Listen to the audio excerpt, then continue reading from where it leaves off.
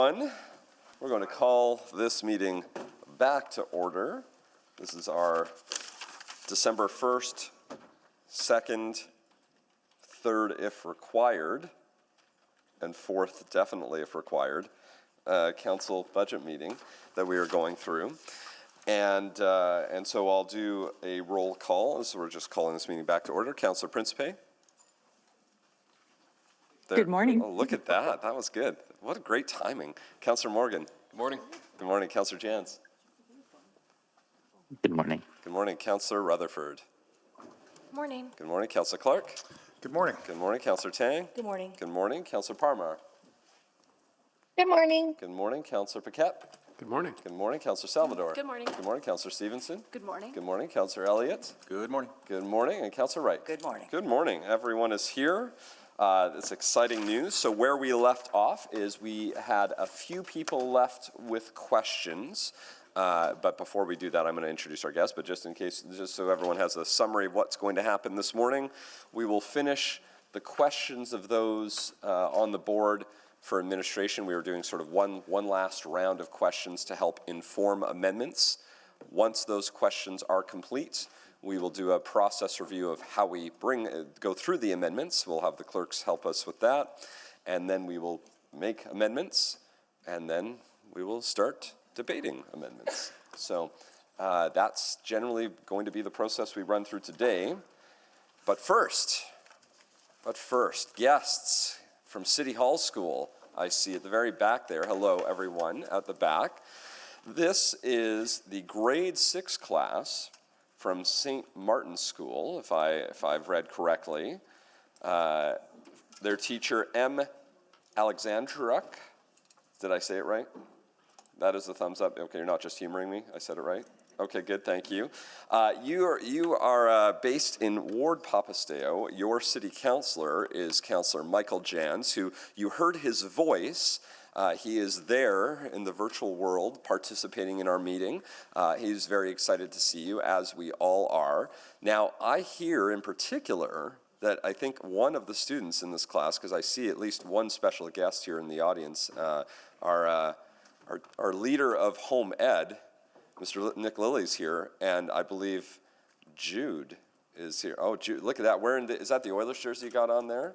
Oh my goodness, welcome. I'm so excited to see all of you, but I got a special note ahead of time that Jude was going to be here, so I needed to make sure that, I believe that's your dad trying to embarrass you and call you out in front of all of your classmates. So successfully achieved, embarrassment achieved. Very well done. Thank you, Nick, for giving us the heads up on that. And have you done a mock council yet? You have done a mock council. Who is the mayor from the mock? You have a deputy mayor? Deputy mayor, are you willing to come down and come chat with us here? You can come down to the microphone here. We'd love to hear from you.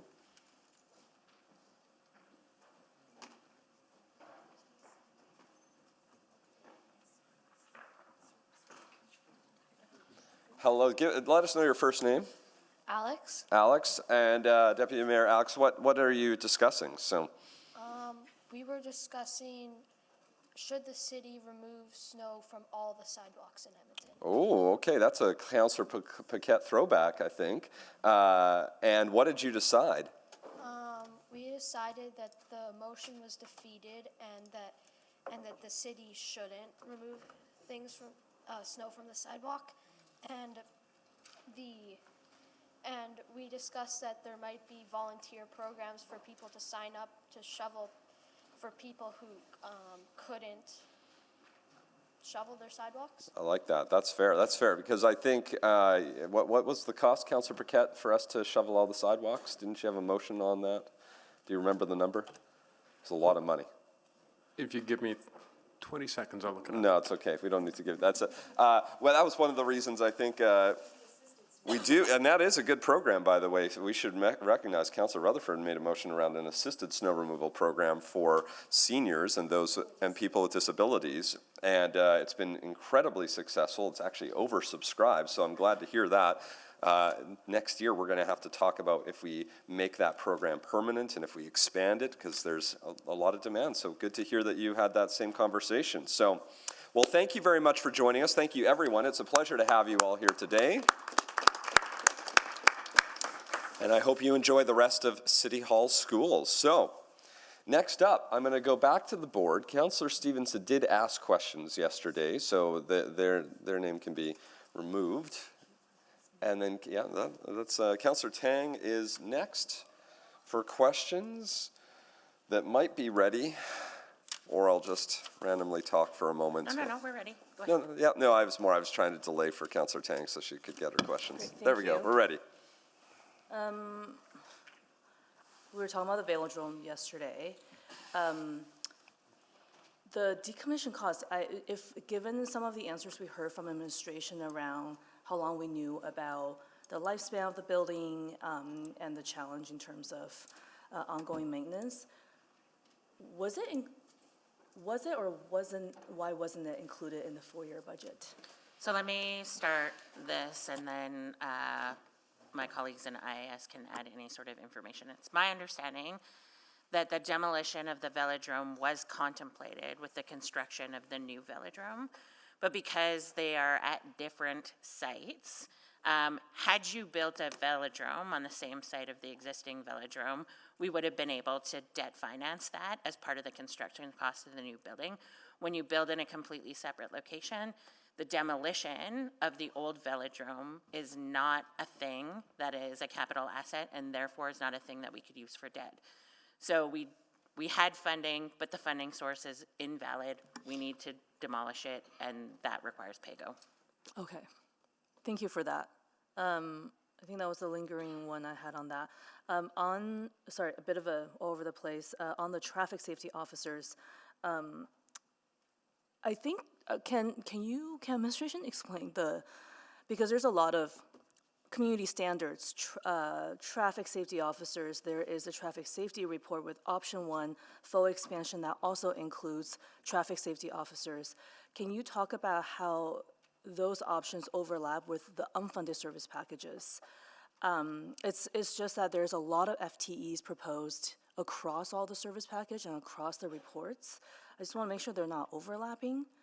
I can give that a start. So there's 2 motions that administration was responding to.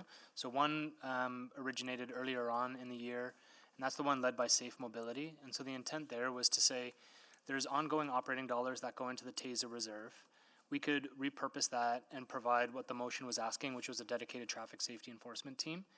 It comes with a number of trade-offs, the number one being what it does to the TASER reserve balance at the end of 2026. So that was contained in that report. But there was a lot of collaboration with the other motion that came following in the year around what would be the ideal number of peace officers. And so what we tried to do is have both of those reports complement one another. So within the Safe Mobility report is largely sticking within the TASER reserve. And then the one at a community standards is like a net new service package to say this is what will be required in order to answer that motion. So the options, like they cross-reference each other, like option 2 references the other report in community services.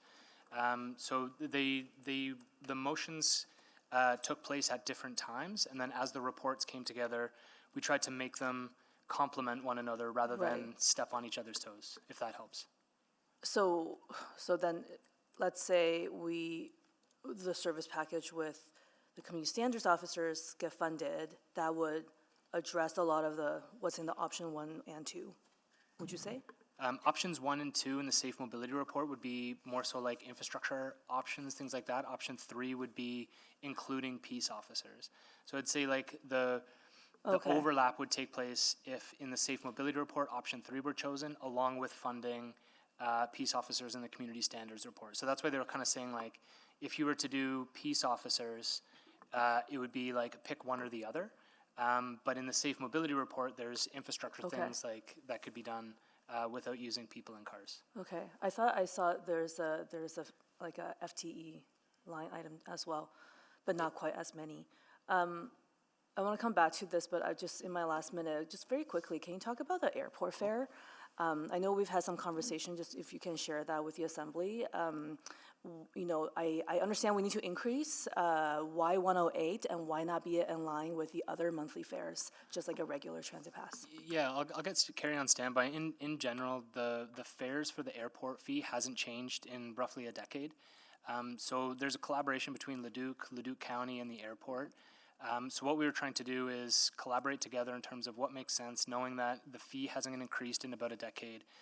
Service levels and expenses have increased.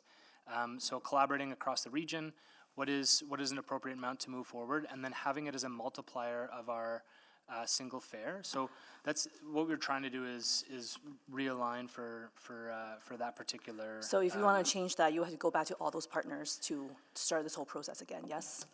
We would need to collaborate with them, yes. Yes, thank you. Councillor Princeway, that was good. Good. Thank you, Mr. Mayor. I just want to show the kids the budget binder here. Pretty interesting, isn't it? So I have a few questions. One of my questions is for the operating impacts of capital for the VLSE, which capital profile is that referring to?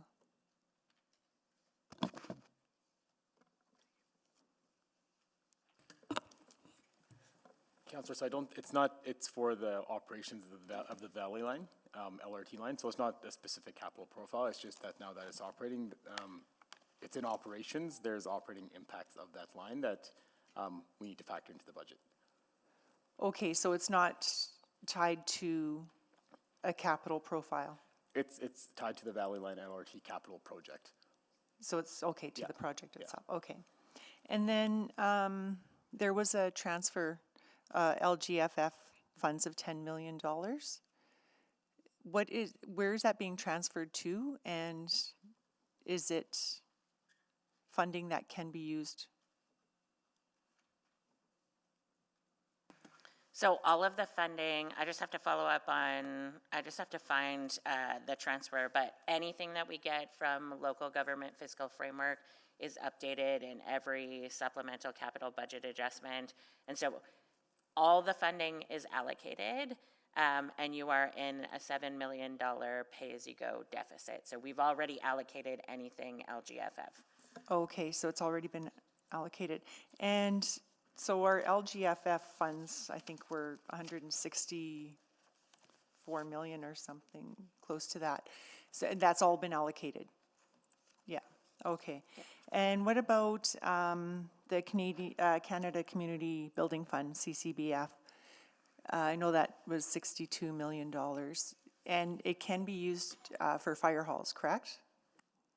It is project specific as well, right? Microphone, sorry. Microphone. Sorry, thought I turned it on. I'm gonna go from memory and just ask the team to supplement. CCBF is like effectively the old gas tax, so you get a portion of that every year. You're currently using about $44 million in that to fund the debt servicing on the Capital Line South, and the remainder of that gets folded into. You remember when we start capital, we determine what are all of our funding sources, and then we do the allocation. So again, that would be already allocated. Okay, and the fire hall wasn't considered a priority? Which one? Like, Either. There are two fire halls in well, the we did capital. fund them with, So that was funded through the CCBF. So it's not project specific then, CCBF? no, you have a pretty, I'm gonna let Harm answer this, actually. Yeah, no, Stacy has it right. It's, so we have close to like $82 million in CCBF funding every year. Majority of that, half of that goes towards funding the debt servicing on the Valley Line South LRT. And the other ones are, the remaining is allocated to specific projects. It's a pretty detailed list of specific projects, so it's already been allocated and approved in the budget, so there's no additional funding that we could have used for the fire stations. Right. Yeah. So, again, it is project specific, but we didn't consider the fire halls as one of the priority? We couldn't because it was already fully allocated over the budget cycle, so there was no additional CCBF funding available for reprioritization to other projects. It's already allocated to specific projects. And when we do so I would just say, like, when we do the allocation, what we try to do is make sure that we're funding, that we're maximizing and optimizing any of the funding sources that we have, and then we'll go to PAYGO. So we could have funded fire halls with CCBF, but we would have then had to fund something else with PAYGO.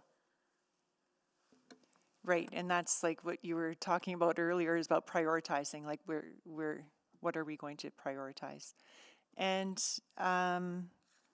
so for the, the ramps project, that was for the 137 Avenue. So is that a scope change, is that right? An increase of 7.7 million? Councillor Principe, it's Pascal Adouceur from IIS.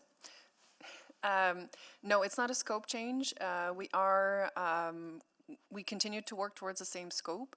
It is a cost increase in the sense that the cost estimate that was provided in the onset of the budget in 2022 was very conceptual, and now we have completed the design, and this is the cost that we anticipate. Okay, thank you, Thank you, Matthias. Councillor Salvador.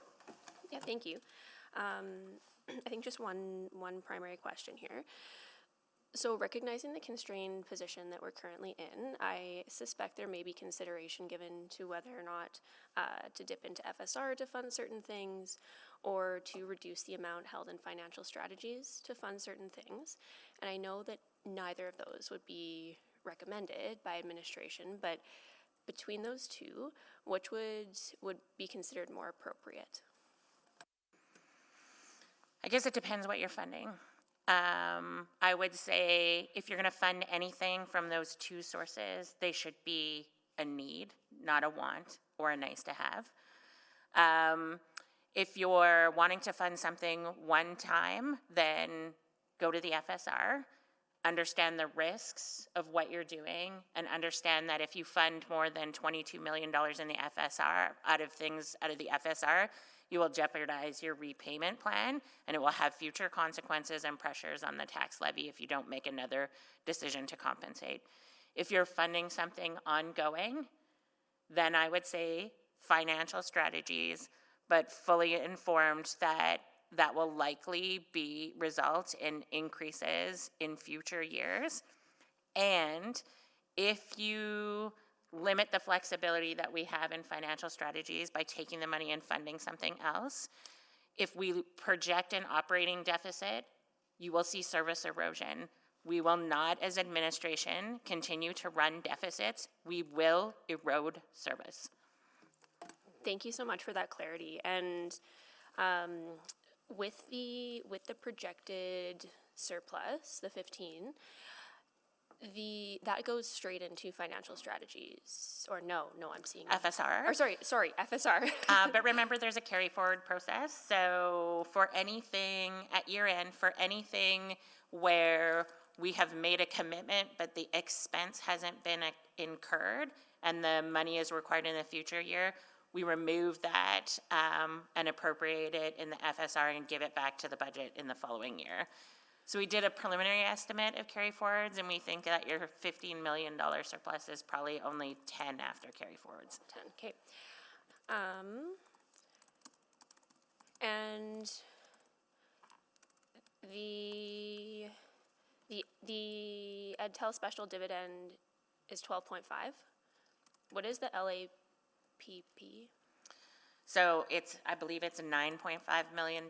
And are you asking me what is the amount, or what is it what's the amount? 9.5 million. 9.5. Okay, and both of those would be going into. Right now, our proposed budget has those going directly into the FSR to rebuild the balance to the minimum. Great. Okay, I think that's it. Thank you. Thank you, Councillor Wright. Thank you. I think last week, Stacey, I'd asked about if you could gather the funding per capita from the province and the federal governments. I don't have that in front of Okay. me now. Sorry. I did find the old slide, but I just don't have it in front of me now. Okay. Yeah, so just to show, how much it has decreased or increased or maintained as our population has grown. And just the question that popped into my mind with the velodrome, that's sort of like with the Coliseum, right? So because Rogers Place was built on another location, the Coliseum wasn't included in the demolition, right? That's correct. So, okay. Yeah. And if we had groups, I think Mr. Jevney talked about, is it Juventus Soccer was interested in it? If we had other groups that might be interested, what would they do? And I'm thinking the Edmonton District Cricket League. I have to double check because it might already be leased to, It is already leased. yeah. Oh, it is? Okay, Yes. so it's not up for grabs. When's that lease expire? I think they just signed it, but is Rogers on the line? He can give you those details. Councillor Chris Hodgson here. It's a 10-year lease, and it commenced in 2025. Okay, so that idea goes out the door. I have your per capita numbers. oh, I do just you? needed to pull it up. Yeah, Okay. sorry. So this is just for unconstrained provincial funding for Edmonton. So this would be MSI and MSI in previous years and now what's called LGFF. And it's inflation adjusted per capita. So the peak year was probably 2010 where we were getting about $400 per capita. And in 24, 25, 26, those numbers hover around, looks to be like 140, not quite 150. Whoa, a third. Kind of. Yeah, the funding from MSI has decreased significantly. And then if you remember back to the fiscal gaps report, we're getting less unconstrained funding, but we are getting significant constrained funding. So funding for very specific projects. Okay, okay. And, okay, that's provincially. Is there anything federally? Or those, federally is more so specific projects, right? Yeah, more specific programs, but I would also say when I go back to the fiscal gaps report, when you start to look at the total transfers, inflation adjusted per capita transfers, once you consider unconstrained and constrained, they're actually trending upward, but it's because you're getting more constrained money and less unconstrained money. Okay, okay. And I did have a question from in private, and I don't know if there's an answer yet. Or I was looking for an answer from an in private discussion. And I'm just looking to see if Salima.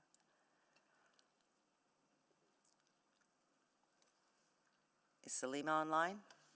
Salima is on a plane right now, Oh, okay. but I can get your answer sent to you. How about Okay, thank you. That's all I have. Thank you. Councillor Palmer? Just a quick question on the velodrome demolition. Is the building included in that demolition as well, or does that building stay standing? Councillor Bartmar, the building remains in operations, and so that will remain standing. It's a clubhouse for the lease that will continue with the soccer club. Okay, and so the transfer was from the velodrome nonprofit to the Juventus team? Is that the lease transfer you're talking about? Well, it's the new lease that Chris mentioned, the Okay. new 10-year lease, yeah. Okay, thank you. Thank you. I know we said one round. I'm going to just double check to see, do people need a second round to help inform whether they're going to put forward amendments? Because I see one, but I don't want to just keep going round after round. So if there's only one, I'm willing to maybe go. I just want to see if there's going to be like 5 or 6 or 7, though, that I might have a different. I'm not seeing anyone wave their hands to me. So if you can be quick, Councillor Stevenson, on yours, Yeah, please. just with some information that came up. So the velodrome has been leased. So are they currently operating with the velodrome there?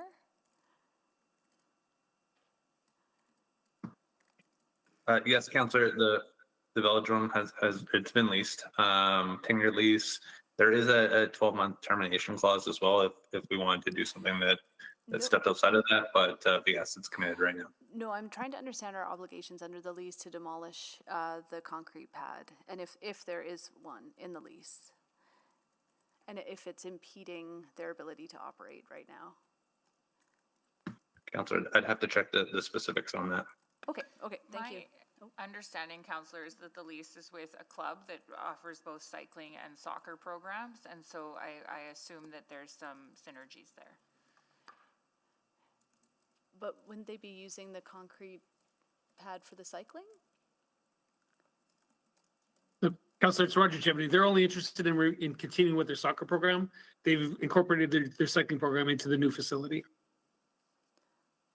Okay, so again, if we could have some clarity just on whether they are able to operate the area as is, that would be helpful. So I heard that the lease started in 2025. So just some clarity on whether they were using it effectively this summer with that existing infrastructure still in place. But we can come back for that. Thank you. Councillor Prince-Fay, here you have a question. Yeah, just a quick question, and it will determine if I make an amendment. It's on the, for the transit facility control center. And I believe that was a scope change. Is that correct? I'll just hand that one to Carrie. Yeah, hi, Councillor. No, that's not a scope change. So this is accessing net new funding available through the Canada Public Transit Fund. We have to spend the baseline funds in the year that it's provided from the feds. So we had to pick things that were ready to go. This has been sitting and waiting for funding. We don't have any growth opportunity in the current space, and this is how we can accommodate Capital Line, South Extension, Valley Line West, et cetera, by seizing this opportunity. Okay, and that's my concern, is us dipping into pay-as-you-go $1.7 million just to use up other grant funding.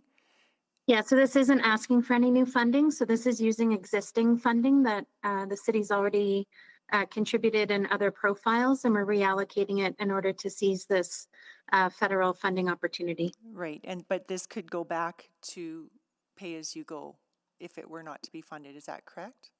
It's coming from existing capital profiles. Finance can jump in, but it's being pulled from existing capital profiles that were already approved. Okay. And Carrie, I just need to double check I don't recall off the top of my head, but Carrie, those profiles I think are funded with federal constrained funding, right? A component of constrained funding? There is a component, yeah, 1.44 million is, and then 1.76 million is pay-as-you-go. So let me just take that away and. Could that, you're nodding. if it were not to be funded, would that 1.7 be able to go back to pay-as-you-go, to replenish pay-as-you-go? It would go back to the corporate funding pool, which is in a 7.1 million deficit, so it would help alleviate that. Okay, thank you. If I may, just because your last question about LGFF and CCBF, Nancy just referenced the corporate funding pool. So the corporate funding pool includes all of those sources together, pay-as-you-go, LGFF, and CCBF. Okay, thank you. The only other thing I was going to add there, Councillor, was like I'd have to look at the profile, but sometimes there's a matching component to some of these federal grants. So if that's our matching city contribution, we may be at risk of losing some of the federal grant. But I just got to double check that. Yeah, and you know, sometimes we do have to lose grants in order to save money ourselves. Thank you. Councillor Clark. All right, thank you. Sort of my favorite topic I'm stuck on and kind of ties into potential amendments here is the EdTel fund. And I know we've kind of talked about this a few times, but I just kind of have a clarifying question. If, you know, obviously the fund is over whatever $1 billion now, and what are we getting this year? 12.5 million, if that's correct? So you get $12.5 million in a special dividend? In a dividend, yeah. But you get almost $60 million in an ongoing dividend that funds pay as you go. Okay. So the 12.5 is just the special. We only get it when inflation adjusted. The fund is inflation adjusted, and it's more than 15% higher than the inflation adjusted principal. And that's good because the returns have been over 40 for a few years now. If we wanted to change the spending formula there on bylaw 11713, that would have to be a policy change, correct? You need to amend the bylaw and you need to have a public hearing. And have a public hearing about it, okay. Okay. I would maybe just follow up with, we have not typically recommended that. This fund started at $465 million. It's now $1 billion. It returns upward of 50, like next year's dividend, we're estimating to be $62 million, like the regular dividend. So it's grown from less than $500 million to over $1 billion, and it's returned $1 billion to Yeah. this corporation in operating spending money. No, I get it's doing well. I'm not questioning that. I'm just questioning in the mechanism if there was a change, if we want to look at it. Okay, that's it. Thank you. Thank you, Councillor Morgan. Yeah, just back to the integrated control center for transit. Do we have an idea of the operational savings that we expect once we consolidate 2 to 1? Councillor, it's Carrie from ETS.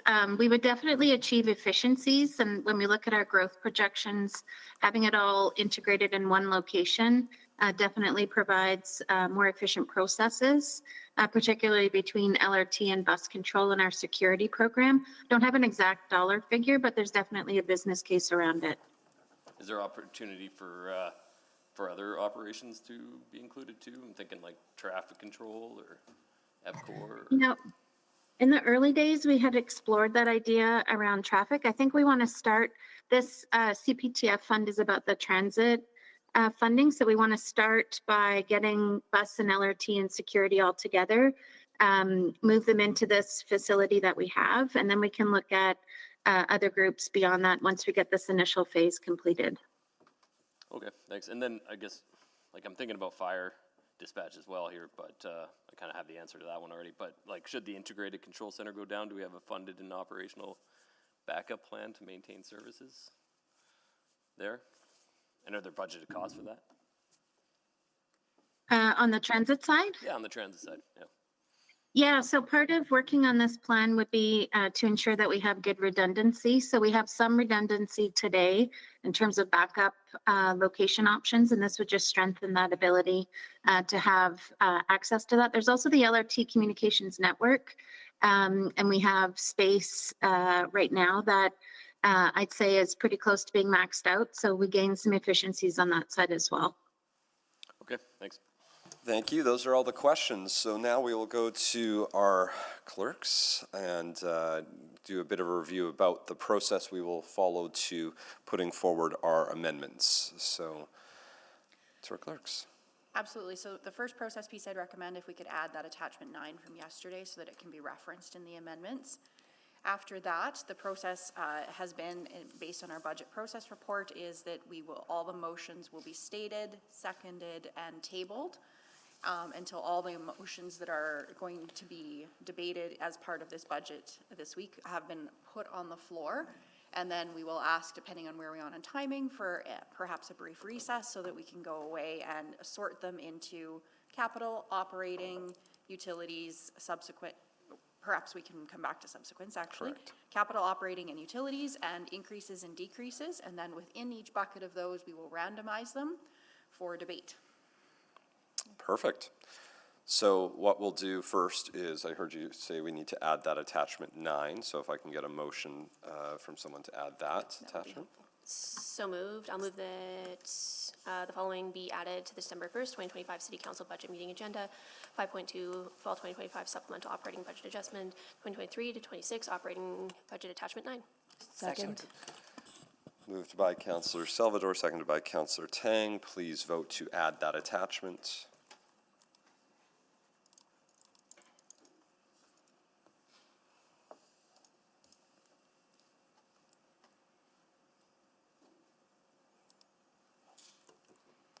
Just waiting for one vote.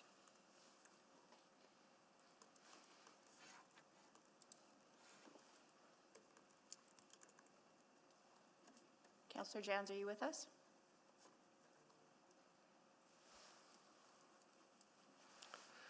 Councillor. Yes, I am. Thank you. We have all the votes. Thank you. Please display the vote.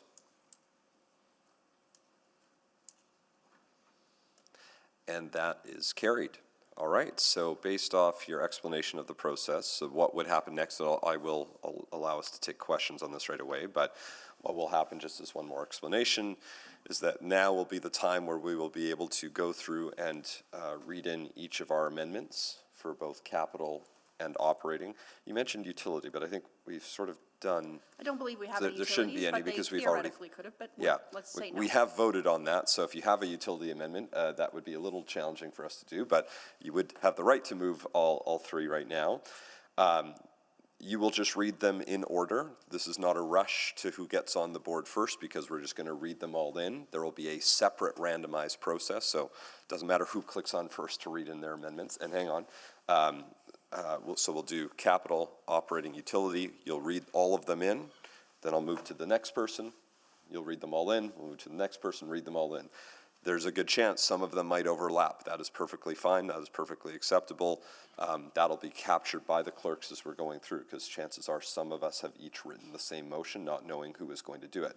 Although feel free, you don't have to then, if the same motion has been read in by someone else, you don't have to move it anymore. The only reason you might still consider it, though, is that there is a randomized order process for who will get to move a motion first. So if for some reason, I'm picking on random example X, motion X, 13 of us want it, we all have the right to move it 13 times at the same time. If 13 people are thinking of moving it, chances are it's going to pass. So we might not each need to read it in. So just use your discretion as you're reading in your motions. If you've heard the same one read in now 2 or even 3 times, you might not need to do it by the time we get to another name. But the funding source might be different, as an example, which might be a reason why you want to read it in. There might be noting that you will have the option to amend whoever moves it first if you want to change funding sources, things like that. Happy to take process questions right now on what we are about to do. I saw Councillor Wright put up their hand. Please go ahead. Dealing with GEF, because it is a separate item of 5.6, do I wait until 5.6 to move those items? Or because it is budget related, I don't know. Great question. I actually think that probably should be done as part of this, because it would have budgetary implications depending on the motion, correct? There's 2 pieces. So any amendments you are moving dealing with the service package should happen now when we list off the operating amendments. And then we will have to vote on 5.6 because you do have to fill in the blank of the correct option. But we will do that after we vote on the main budget motion. So, for example, so if I'm going to go with option 1 for operating. Yes. So if you fund the operating package, if you put forward that amendment now as part of this process when we call for operating amendments, and it passes, then when we come to 5.6 later, we have to select the correct option out of that attachment in relation to their budget. But that has to happen after we vote on the operating. Okay, and then for their capital request, which still is operating for us, that would have to definitely be part of the budget. But if it was to be referred back, then we would just wait till 5.6. Correct. Okay, thank you very much. Yep, thank you for that question and clarification. Appreciate that. Any other process questions? I don't see anyone on the board. So we will clear the board, and then you are welcome to click in to make your amendments again. Don't feel rushed. There's no urgency, but the board is clear. Just for the ease of us, because we are going to put them live into our tracker, can we start with you reading your capital first? And if you can identify the number, that's great. If not, just please read slowly, and we will capture everything as we go. Okay. Thank you. Yeah. So please feel free to click on to eScribe if you are ready to read in your motions. Again, ideally, all of these should have been provided in advance, so there should be limited surprises in an ideal world for our clerks who have been working very hard. Councillor Rutherford is welcome to go first on those. Please go ahead on reading. Start with your capital and then your operating, please. I'm doing both? Oh, sorry, we're going to do you want capital first and Yes, then please. a separate. Let's just all do our capitals first. Yes, please. If you have a capital amendment, this is your time. Don't click on if you have no capital amendments. So, Councillor Rutherford. Okay. It's the only capital amendment that I have. That capital profile, CM 303030, open space planning and design, growth be increased by $270,000 in 2026 to fund the design of playgrounds for the following sites: Secord South, St. Josephine Bakita School, Chappelle East, Garth Worthington School, Albany Village Park, with funding from Pay As You Go. Second. Seconded by Councillor Morgan. That has been read in and received, and the clerks have that. Thank you. Those are all your motions for capital? Yes. Thank you. Councillor Tang for capital. Okay, that capital profile, CN 220000, transportation goods movement, arterial renewal be increased by $5 million in 2026 to fund option 1 of the arterial road paving renewal analysis as outlined on page 5 of attachment 9 of the November 24th, 2025 Financial and Corporate Services Report, FCS 03159, with funding from Pay As You Go. Second. Seconded by Councillor Morgan. And now I do have a Just second want one. to make sure clerks are good. That is accepted. Go ahead. Next one. I will move that capital profile CM 2020 transportation planning and design growth be increased by $600,000 to fund planning and design of a road widening for Parsons Road, 19th Avenue to 91st Street, as outlined in attachment 8 of the November 24th, 2025 Financial and Corporate Services Report, FCS 05139, with funding from Pay As You Go. Second. I hear a second from Councillor Morgan as well, and that is good. The clerks have that. Any other motions? No, I'm done. No, you're done. Thank you. Councillor Principe for capital amendments, please. Thank you, Mr. Mayor. That attachment 4 of the November 24th, 2025 Financial and Corporate Services Report, FCS 03159, be amended to remove item 4.2-5 for the scope change adjustment to add $3.2 million to CM 99-9000 infrastructure delivery growth to design and deliver the Argyle Velodrome demolition project. Okay, do I have a seconder on that? Second? Seconded by Councillor Stevenson. And clerks have that. Great. Are there any others? Yeah, please go ahead. Yep. And that attachment 4 of the November 24th, 2025 Financial and Corporate Services Report, FCS 03159, be amended to remove item 4.2-2 for the scope change adjustment to add $7.3 million to CM-10-1010 facility planning and design growth for the Integrated Transit Control Center. Okay. I have a motion. Do I have a seconder for that? Second. Seconded by Councillor Elliott. And Councillor Prince, and I'll double check. Clerks have that. Great. And Councillor Principe?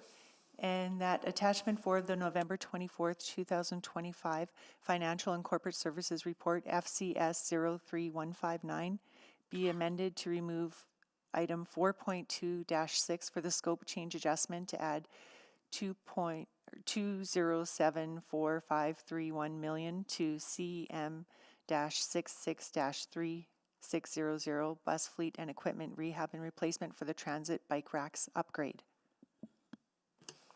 Thank you. And do I have a seconder for that?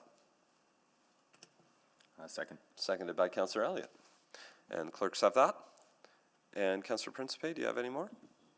One more. Please, go ahead. That attachment 4 of the November 24th, 2025 Financial and Corporate Services Report, FCS 03159, be amended to remove item 4.2-8 for the scope change adjustment to add $1.2 million to CM-66-3400 LRV fleet and equipment renewal for the passenger counters for light rail vehicle fleet. Okay, and do I have a seconder for that? Second. Seconded by Councillor Elliott. And the clerks have that. Fantastic. And that's it. Thank you very much. Great. Capital amendments, Councillor Salvador. Yeah, thank you. For clerks, it's C01. That new capital profile 27-61-3624 growth buses as outlined in attachment 10 of the November 24th, 2025 Financial and Corporate Services Report, FCS 03159, be approved in the amount of $25,223,000 with funding from tax-supported debt. Second. Seconded by Councillor Tang. Clerks have that. Great. Are those all your amendments? Great. Oh, Councillor Paquette for capital. Yeah, just a point of order or process. I'm not sure which this is, but can be a process question right now. As the conversation continues, there may be emerging thoughts, and is this the only time to put forward amendments?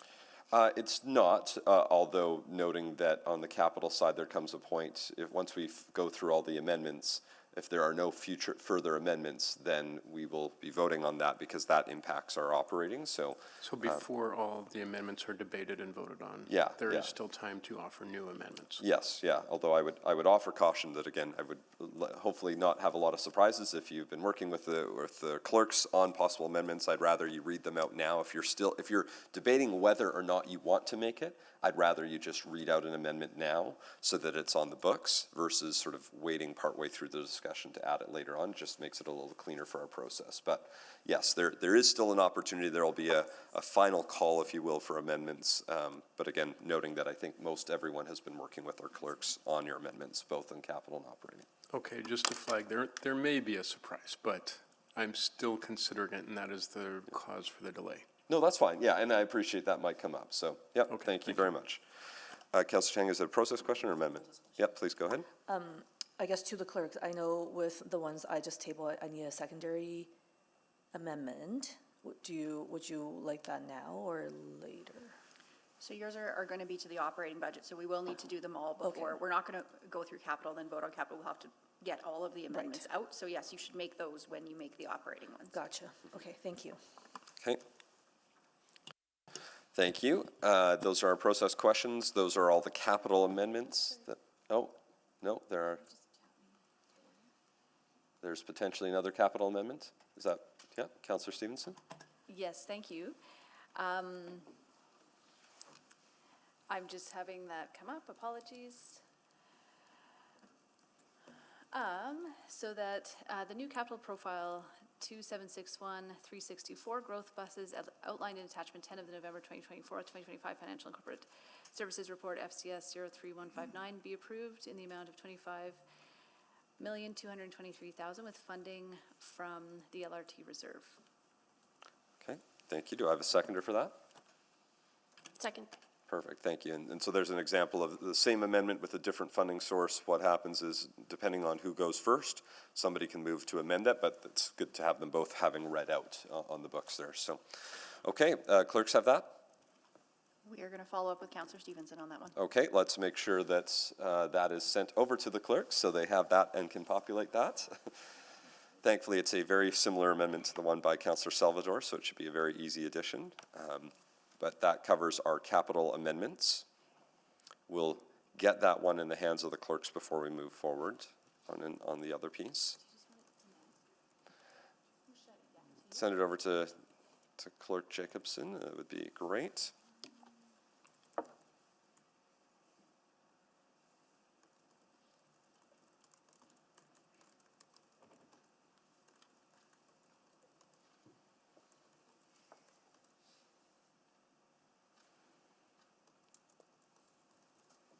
That gives me a count of 9 in total for capital. Okay, thank you. So you have everything you need there on capital. Are you ready for us to start reading out our operating amendments to our clerks? Yes, we can go to operating. Okay, great. So please click on if you have operating amendments.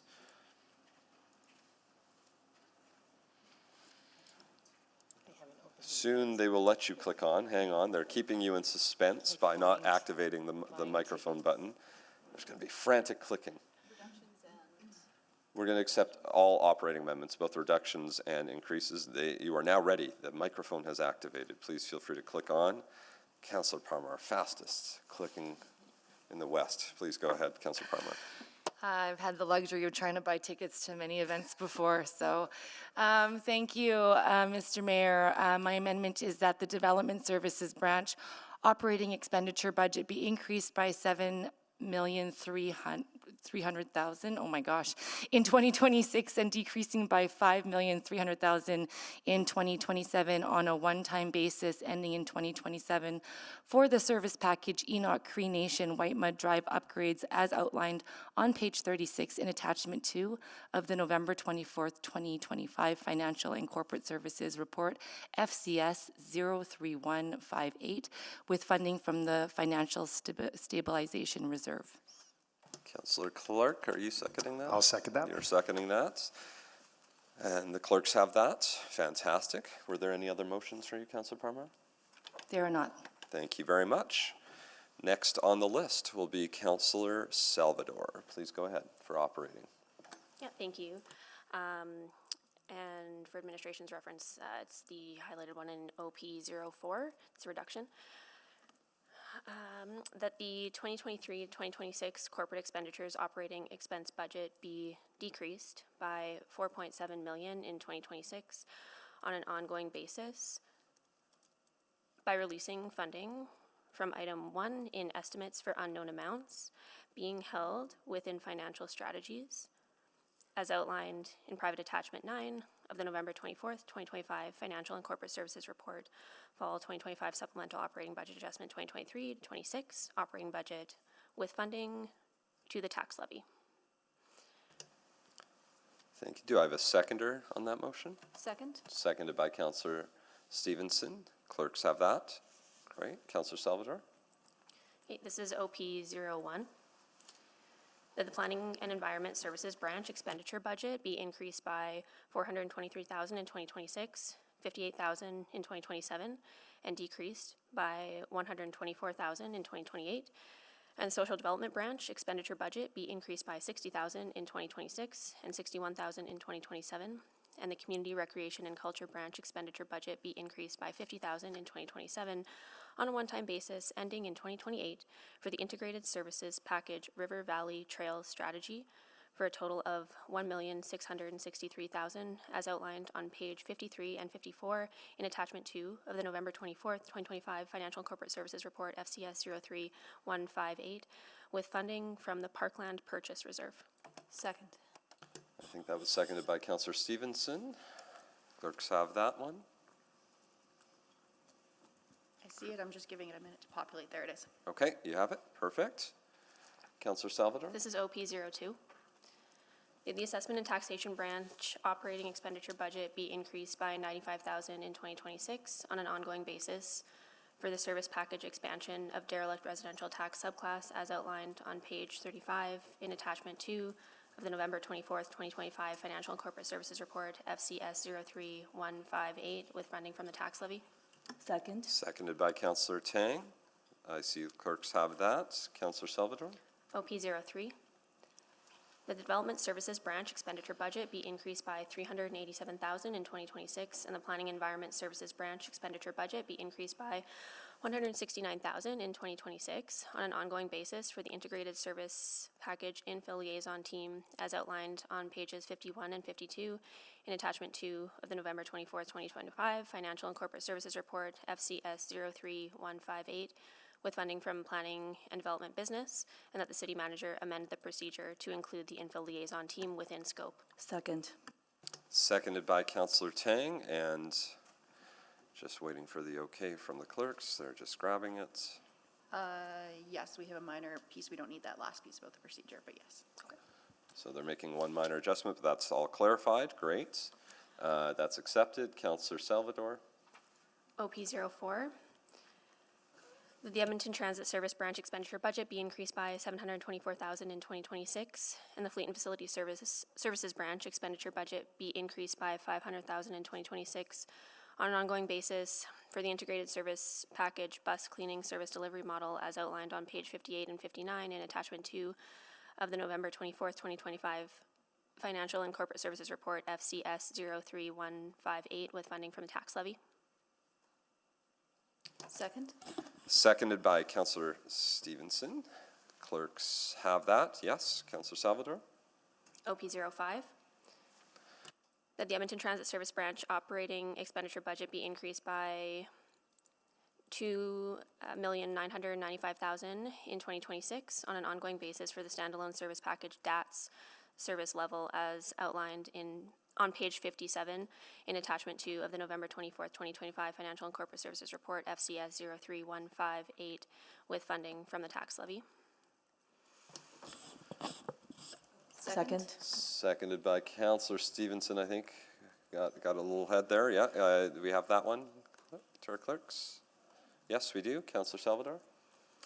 And this is OP06, that the Edmonton Transit Service Branch expenditure budget be increased by $420,000 in 2026 on an ongoing basis for the integrated service package bus service growth operating impacts of capital as outlined on pages 39 and 40 in attachment 2 of the November 24th, 2025 Financial and Corporate Services Report FCS 03158 with funding from tax levy.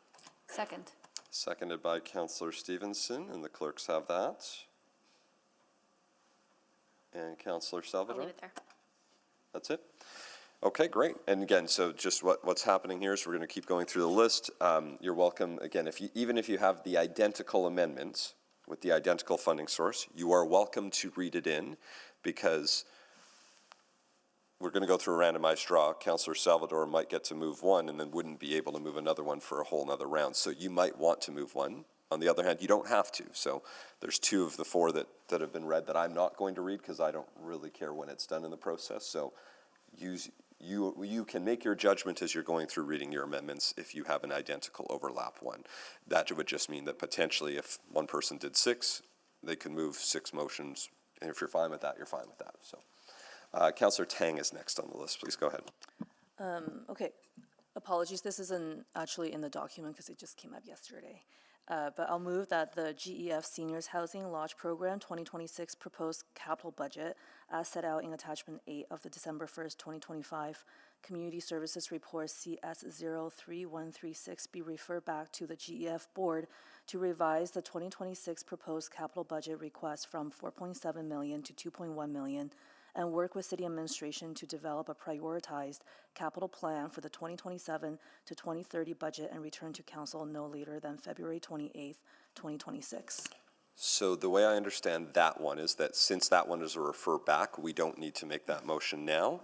So if there is no motion to fund that using the operating budget, then that will be an acceptable motion. I thought I had to put it at operating. Also, it's a little bit different than what's in the report. That's Okay, I'll double check with the clerks. Maybe I'm not. We can deal with that when we deal with GEF, because you're All right, referring the budget back to them, and they will make the amendments. The only thing we need to move as part of this is whether you are increasing your funding to GEF. Okay. Okay. So we don't need If I'm to. not doing that, so then Okay. not touching this. Okay. Okay. All right, then. I might repeat a couple of the ones I already mentioned, that the Explore Edmonton operating expenditure budget be increased by $11 million on a one-time basis in 2026 for the service package Explore Edmonton, sorry, this is OP2, operational support as outlined on page 55 in attachment 2 of the November 24th, 2025 Financial and Corporate Services Report FCS 03158 with funding $1 million from the EPCOR dividend held in financial strategies and $10 million from the Financial Stabilization Reserve. Second. Seconded by Councillor Parmar. We have that. Clerks have it. Please go ahead, Councillor Tang. I'll move that the Edmonton Transit Service DATS branch expenditure budget be increased by $2,995,000 in 2026 on an ongoing basis for the service package DATS service level as outlined on page 57 in attachment 2 of the December 1st, 2025 Financial and Corporate Services Report FCS 03159 REV with funding from the EPCOR dividend. Second. Seconded by Councillor Wright. The clerks are just grabbing that one, it looks like. Hang tight. I believe we're just looking for that one. Sorry. Do you know which number that was? I don't, Okay. because I missed adding it. Oh. If you add that, please send that one to us. So- We'll make a Well, then placeholder I will for now. leave the other one. And then I'll just OP3, that the Development Services Branch expenditure budget be increased by $387,000 in 2026 and the Planning and Environment Services Branch expenditure budget be increased by $169,000 in 2026 on an ongoing basis for the Integrated Service Package Infill Liaison Team as outlined on pages 51 and 52 in attachment 2 of the November 24, 2025 Financial and Corporate Services Report FCS 03158 with funding from Planning and Development Business, and that the city manager amend the procedure to include the infill liaison team within scope. Second. Seconded by Councilor Parmar, and clerks have that. And Great, this is- please this go ahead. I think this might be my last one, just to, you know what, I'll leave it since it wasn't in my document. Okay. Thank you. Thank you. Clerks have everything they need there except the one that will be sent over from Councilor Tang right now, so you have that. But we can, are you okay with us proceeding to the next? Thank you. Councilor Principe is next. Please go ahead. Thank you, Mr. Mayor. I'll start with OP1, that the $5 million EPCOR dividend held in financial strategies for 2026 be released to the tax levy. Thank you. That's moved. Do I have a seconder? Second. Seconded by Councilor Elliott, and clerks have that. Thank you. Councilor Principe? And OP12, that the 2026 operating expenditure budget in city operations, fleet and facility services as outlined on page 7 of attachment 3 of the December 1st, 2025 Financial and Corporate Services Report FCS 03158 be decreased by $2,060,000 on an ongoing basis to reflect vandalism costs with funding returned to the tax levy. Great. That's, thank you for that motion. Do I have a seconder? Second. Seconded by Councilor Elliott. Great. And we'll just make sure the clerks have that. That was OP12, I think that's stated. Or 2, sorry. We have it, it may need some cleanup, but we'll come back to that. Okay. Thank you. Councilor Principe? And then OP3, that the 2026 operating expenditure budget in financial strategies as outlined in page 2 to 3 of attachment 6 of the December 1st, 2025 Financial and Corporate Services Report FCS 03158 be decreased by $11,100,000 on a one-time basis to reflect the winding down of the LRT reserve with funding returned to the tax levy. Okay. Thank you. Do I have a seconder? Second. Seconded by Councilor Elliott. And the clerks are just pulling that. Yep, they have it. Yep. Great. Councilor Principe? And then my fourth and final one is that the 2026 operating expenditure budget in financial strategies as outlined on page 3 to 4 of attachment 6 of the December 1st, 2025 Financial and Corporate Services Report FCS 03158 be decreased. Oh, that's the same. I believe that that might be the same one clerk as 3, just they're kind of, you know what, let me just read it in. I'll just Sure, read finish it in and reading we can see. Yep. Be decreased by $11,100,000 on an ongoing basis to reflect removal of OIC for VLSE with funding returned to the tax levy. Yeah, I think there is a slight difference because one was one time, one was ongoing, I think, in those two, if I recall hearing the two wordings. Yes, so we'll take it, because I think you can't, yeah, you'll only be able to move one of the two unless somebody else moves one of the, and you can choose which one. Okay, great. Sorry, do I have a seconder? Councilor Elliott? Second. Thank you. And the clerks have that one, and that's great. And anything else? You're good, Councilor Principe? Fantastic. Councilor Rutherford, please, go ahead. Okay, I will start with the operating flip to my capital. So that's the one I'm going to start with, Nancy. I'm just looking for what number it is.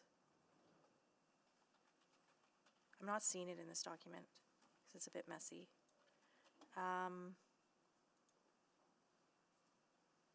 That the 2023-2026 operating expenditure budget for corporate expenditures be increased by $270,000 in 2026 on a one-time basis by increasing the operating transfer of pay-as-you-go to capital with funding from the tax levy.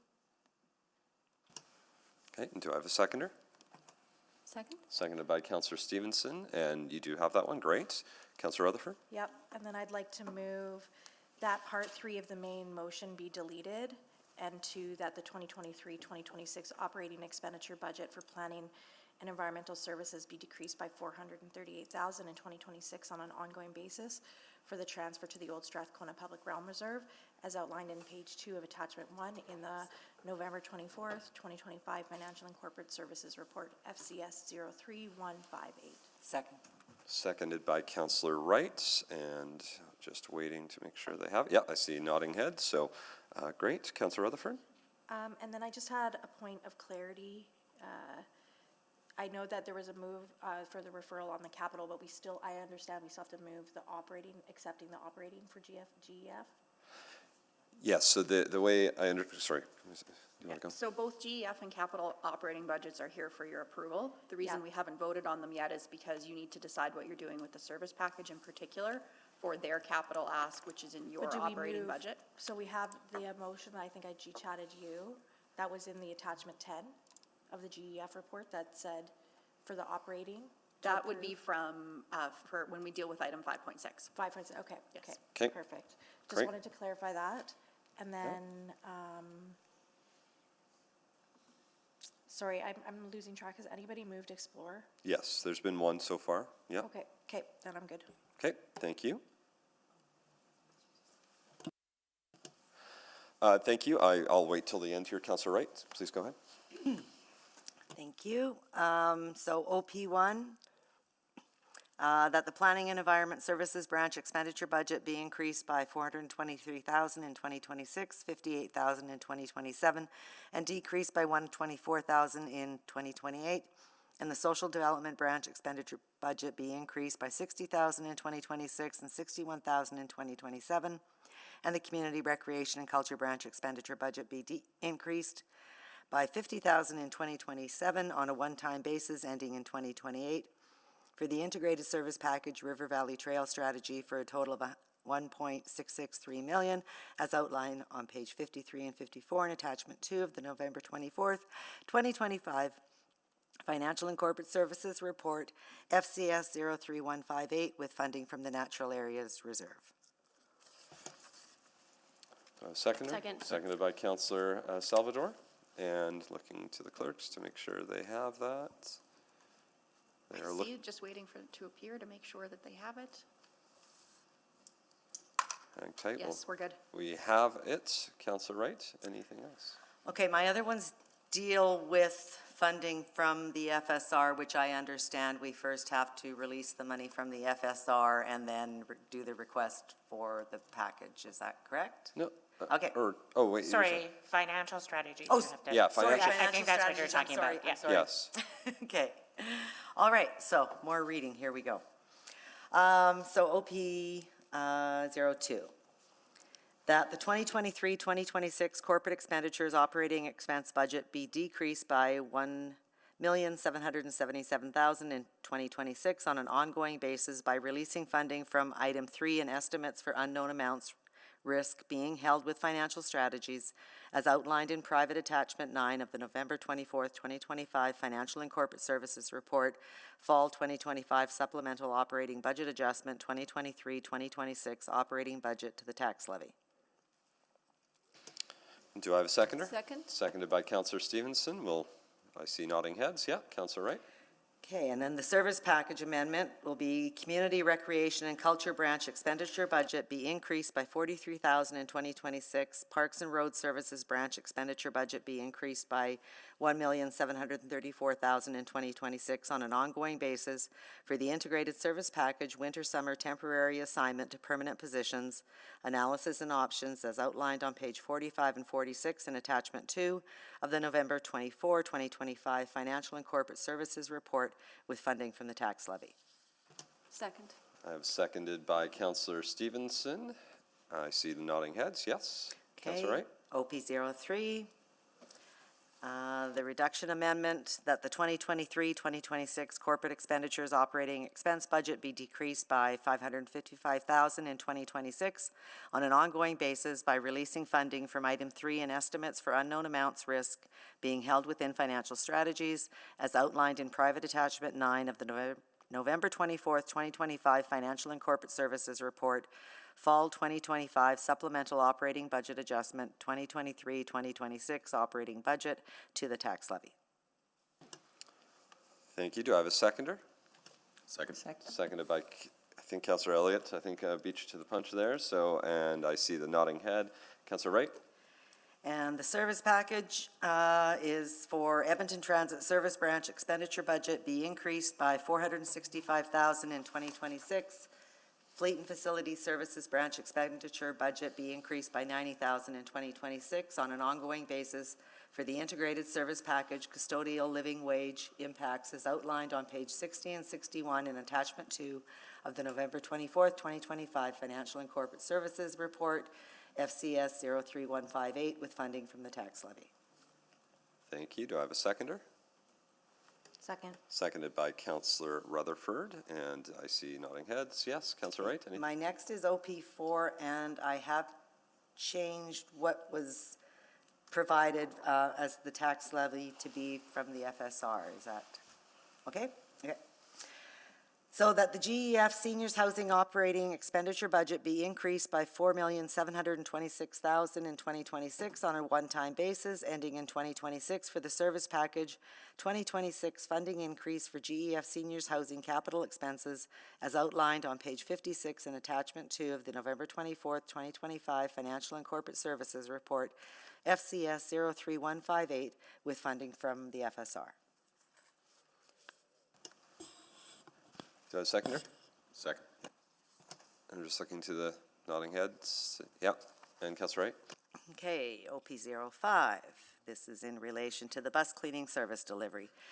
So the reduction that the 2023-2026 corporate expenditures operating expense budget be decreased by $1,224,000 in 2026 on an ongoing basis, releasing funding from item 3 and estimates for unknown amounts risk being held within financial strategies as outlined in private attachment 9 of the November 24th, 2025 Financial and Corporate Services Report, Fall 2025 Supplemental Operating Budget Adjustment, 2023-2026 Operating Budget with funding to the tax levy. Second. Seconded by Councillor Principe. And the service And- package. Just wait. Didn't get Just the okay. wait. No. Now I've got the okay. Now you good? may go ahead. Yes. Okay, the service package is for Edmonton Transit Service Branch expenditure budget be increased by $724,000 in 2026. Fleet and Facility Services Branch expenditure budget be increased by $500,000 in 2026 on an ongoing basis for the integrated service package bus cleaning service delivery model as outlined on page 58 and 59 and in attachment 2 of the November 24th, 2025 Financial and Corporate Services Report, FCS 03158, with funding from the tax levy. And do I have a seconder? Second. Seconded by Councillor Salvador. That's a yes. Do you have further? I have one more Okay. for the permanent enhanced cleaning. Go ahead. And the reduction amendment is that the 2023-2026 corporate expenditures operating expense budget be decreased by $2,704,000 in 2026 on an ongoing basis by releasing funding from item 3 and estimates for unknown amounts, risk being held within financial strategies, as outlined in private attachment 9 of the November 24th, 2025 Financial and Corporate Services Report, Fall 2025 Supplemental Operating Budget Adjustment, 2023 to 2026 Operating Budget to the tax levy. Second. Seconded by Councillor Principe.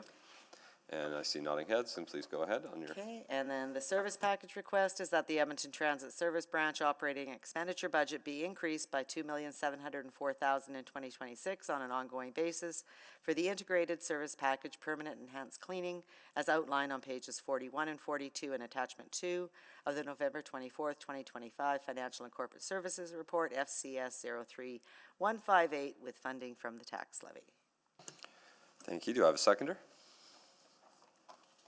Second. Seconded by Councillor Stevenson. Yeah, I see nodding heads. Perfect. That's it for you, Councillor Wright? And I believe that's it. Yeah, Thank you, Councillor Stevenson. Thank you very much. I will move that the ongoing operational costs of capital for the 103A Avenue and 99th Street Pedway is outlined on page 3 of attachment 1 of FCS 03158 be reduced by $253,000, specifically through a $203,000 reduction to community standards, $50,000 reduction to fleet and facility services, with funding released to the tax levy, and that the remaining funds be held in abeyance until administration reports back to Urban Planning Committee on the outcomes of negotiations for an ongoing operating agreement with Qualco. Second.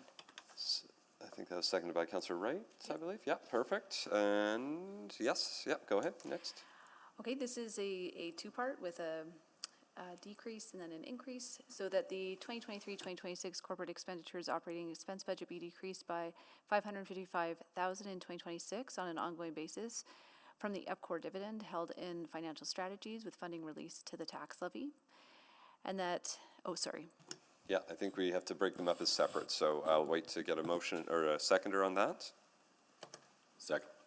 Here, seconded by Councillor Elliott, and I'm just looking, and sorry, just so everyone knows, the reason why we have to do this is we have to vote on all the reductions first. So you might want to support reductions and then not the subsequent increases that members, you know, you've heard members of council move them sort of in succession, but there's no requirement to vote yes on both. You could vote yes to a reduction and no to an increase and just use that, or vice versa. If the increase or if the decreases are not supported, you could still vote to increase, but the funding source might have to change pending our discussion as we go throughout the remainder of budget. So just so you have some context and why we have to keep these two separate. Councillor Stevenson, please go ahead. That the Edmonton Transit Service branch expenditure budget be increased by $465,000 in 2026. Fleet and Facility Services branch expenditure budget be increased by $90,000 in 2026 on an ongoing basis for the integrated service package custodial living wage impacts as outlined on pages 60 and 61 in attachment 2 of the November 24th, 2025 Financial and Corporate Services Report FCS 03158 with funding from the tax levy. Second. Seconded by Councillor Wright, and we'll make sure, yeah, we have that. Councillor Stevenson. Thank you. Another reduction, that the 2023-2026 corporate expenditure operating expenses budget be decreased by $2,704,000 in 2026 on an ongoing basis from item 3 of the estimates for unknown amounts with funding released to the tax levy. Thank you. Do I have a seconder? Second. Seconded by Councillor Wright. And yes, we have that. Go ahead. And that the Edmonton Transit Service branch operating expenditure budget be increased by $2,704,000 in 2026 on an ongoing basis for the integrated service package permanent enhanced cleaning as outlined on pages 41 and 42 in attachment 2 of the November 24th, 2025 Financial and Corporate Services Report FCS 03158 with funding from the tax levy. Second. Thank you. Seconded by Councillor Wright. And we have that. Fantastic. I think that's it for you. Okay. Okay. Councillor Paquette, can you take the chair? I have the chair. I will just go through two of them based off the others that have been moved. I know this one is a repeat, but I want to make sure it's still there. So I'll do start with OP3, please. And I'll move that the Explore Edmonton operating expenditure budget be increased by $11 million on a one-time basis in 2026 for the service package Explore Edmonton operational support as outlined on page 55 in attachment 2 of the November 24th. Oh, sorry. I'm reading the highlighted one that you've just done down here. My fault. Yes, I think we're still okay. In attachment 2 of the November 24, 2025 Financial and Corporate Services Report, FCS 03158, with funding from $1 million from the UPCOR dividend held in financial strategies and $10 million from the Financial Stabilization Reserve. Second. Actually,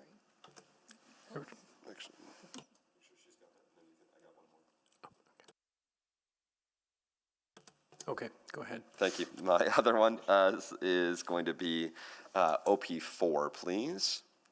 And that is that the Community Standards Branch operating expenditure be increased by $5,844,000 in 2026 on an ongoing basis for the Integrated Service Package Community Standards Peace Officers contingent as outlined on page 47 in attachment 2 of the November 24th, 2025 Financial and Corporate Services Report, FCS 03158, with funding from increasing fine revenue and corporate revenues by $5,844,000 in 2026 on an ongoing basis. Second.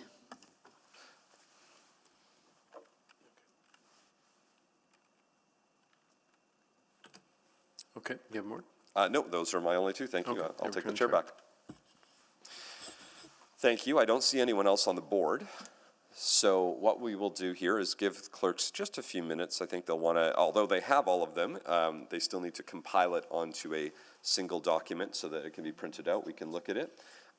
We can see where there's overlap and all of that. So I think we probably need a 10-minute recess. I would say if we could do at least 10 minutes just for us to clean everything up and give you a consolidated list, and then we can begin the randomization process. Let's take a 15-minute recess to give the clerks enough time to do that. We will be very firm and coming back at 11:05, and we'll get that information. Thanks, everyone. We'll take a recess till 11:05.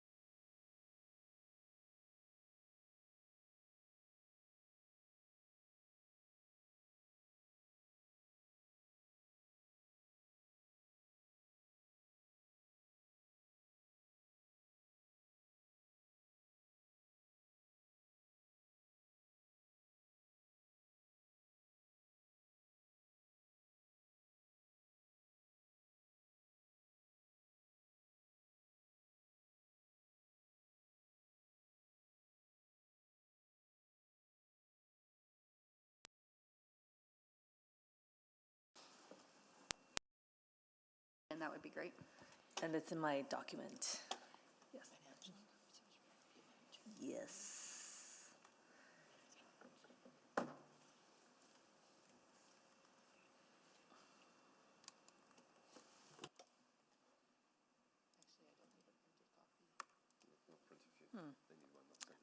I'm not sure where that is, but it's what I stated earlier. So I'm a little bit confused about whether I need to restate that one or not. Okay, If it's exactly as you stated and sent to me, then it's already in here. Okay, great, thank you. okay. And then I will just add on the operating side, two separate motions. And this is to respond to the two road ones on the capital side, that the 2023 to 2026 operating expenditure budget for corporate expenditures be increased by $5 million in 2026 on a one-time basis by increasing the operating transfer of pay-as-you-go to capital with funding from the tax levy. Okay, do I have a seconder? Second. Seconded by Councillor Wright, and before you go ahead, I'll make sure, do you have that one yet? We did, I'm just waiting for it to appear in our tracker. Yeah, no problem, take time, we've got, rather have it show up right than rush through.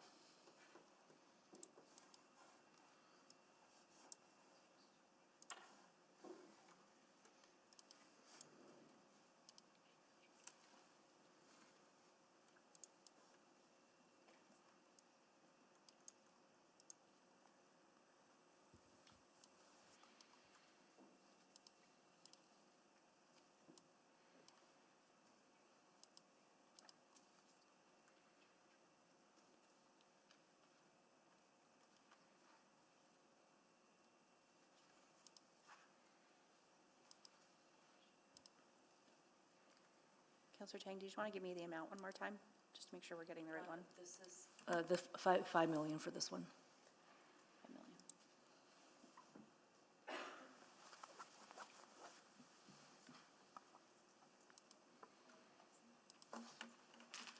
It doesn't actually say what the item is in that motion, so I'm assuming you know it's tied to the arterial road paving one.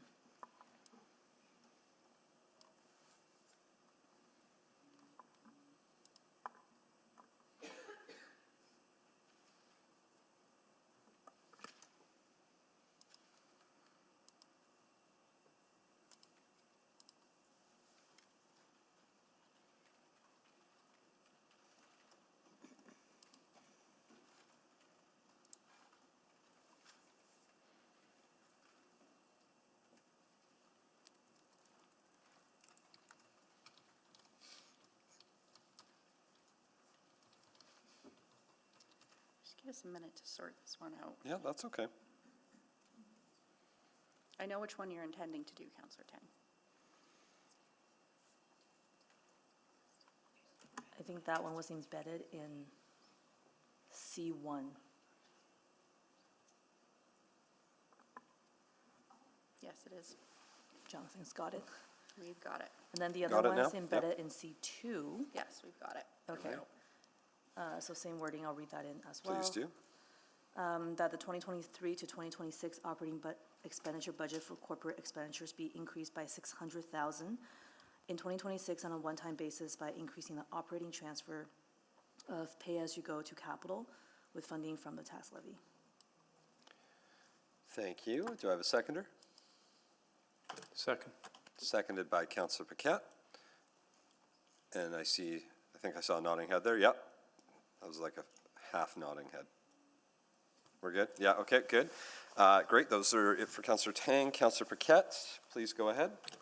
Yeah, thank you. That the funding for the structural budget variances is detailed in the December 1st, 2025 Financial and Corporate Services Report. FCS 03158 RAVB approved for the following amounts: $27.7 million as outlined in Public Attachment 3 and $11,131,000 is outlined in Private Attachment 4 with funding from the tax levy. Okay, I'll wait for a seconder. Second. Seconded by Councillor Wright, and I want to make sure, do clerks have that? Yes, it's just going to take us a minute to get it into the tracker. Yeah, that's fine, yep. Hang on for a moment, and then once they have that, we'll do the next one.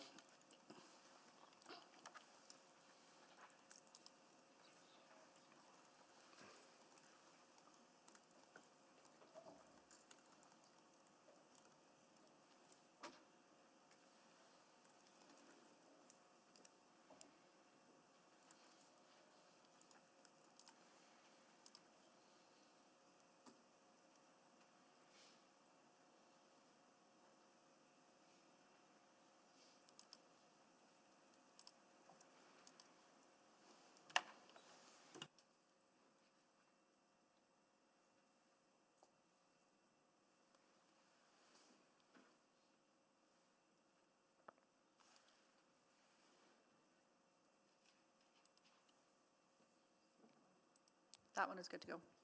Thank you. Councillor Paquette, I think you had another one? Yep, that an ongoing annual contribution of $15 million be allocated to the pay-as-you-go reserve with funding from the tax levy.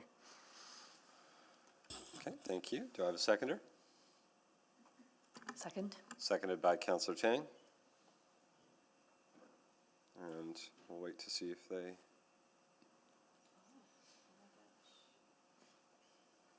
You have that? Perfect. Councillor Paquette, others? Yep. That a 3-year plan, in accordance with policy, be approved to replenish the financial stabilization reserve to its minimum required balance, comprising equal annual payments of $21.5 million for each of the years 2026, 2027, 2028, for a total replenishment of $64.5 million to be funded from the tax levy. Thank you. Do I have a seconder? Second. Seconded by Councillor Elliott. And we'll wait. Yeah, we have that. Councillor Paquette, any others? I mean, I'd make one for fully funding. Sorry? I'd make one for fully funding the FSR, but that would be 2 motions of the same concept, just different timelines. Yep, so you'd be able to either amend or restate, you know, if you decide you want to make a different one. If I decide, yep. Yeah, So, but okay. we'll leave it at that for now. Okay, thank you. Councillor Stevenson, do you have another amendment? Yes, apologies. I think I just missed. I had a reduction, but did I not do the corresponding increase? Which one is this? So this would be for the 555,000. Yeah. Apologies. I'm just having trouble searching this document. Decrease.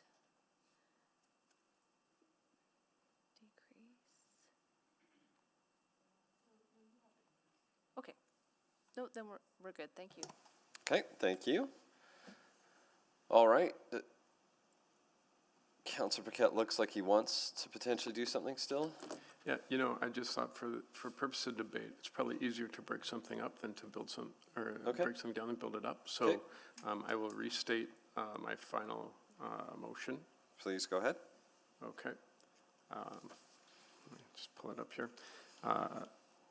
That a 3-year plan in accordance with policy be approved to replenish the financial stabilization reserve to its minimum requirement balance by adding $64.5 million to the financial stabilization reserve with funding from the tax levy. Okay, so that's a restatement of that motion. Yeah. And that's 64 million in 2026, I think. I didn't hear the year, but yeah, so it's all done in 1 year instead of split over 3 years. Rip off the Okay. Band-Aid, yeah. Councillor Elliott had seconded that. Are you comfortable with that still? Yep. Second. Thank you. And that's being updated. Are we okay if I go to Councillor Principe? Yes. Okay, Councillor Principe? Thank you, Mr. Mayor. I just see that one of the operating amendments is under me as a mover, and it was not me who moved it. Okay, thank you. Can you let us know which one that was? Number 14. Number 14. Yes, the 95,000, I think that was Councillor Salvador, if I remember correctly, moved that. Was it, oh, maybe it's just a duplicate then? No, I didn't move that. Well, I'm saying, yeah, it might have, yeah, you didn't move that, so, okay. We will clean that up. Yeah, we'll clean that up. That was not moved by you. Yeah, and Councillor Salvador has a separate one already having moved that, so, okay. Oh, did you move it, Councillor Tang? Councillor Tang might have moved that. That might have been it. Okay. We can go back and double check all those. That's not a problem. Okay, thank you. So I have to see which one of mine is missing, though. I'm missing Okay. one then. Because you had 4 in the reductions, if I Right. remember, yes. So let's double check.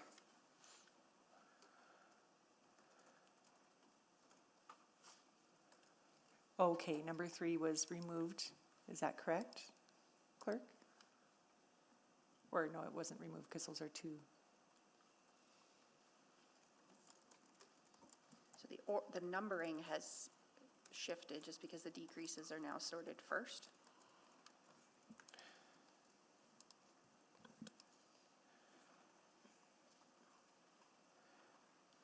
Yeah, you have a EPCOR dividend to the tax levy. You have the removal of the vandalism costs and the removal of the OIC for Valley Line Southeast. So there was a 4th that was bike rack piece, I think. Or is it there as well?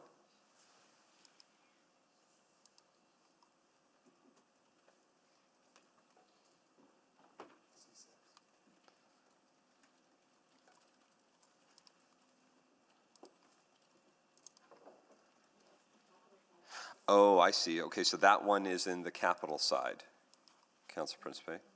Yeah, so there's still one more, Yeah, though, but right? there is still one more. You had Yeah, one that's more. right, that was the capital side, but there is still another one, and that's in reference as well to the LRT reserve. Okay.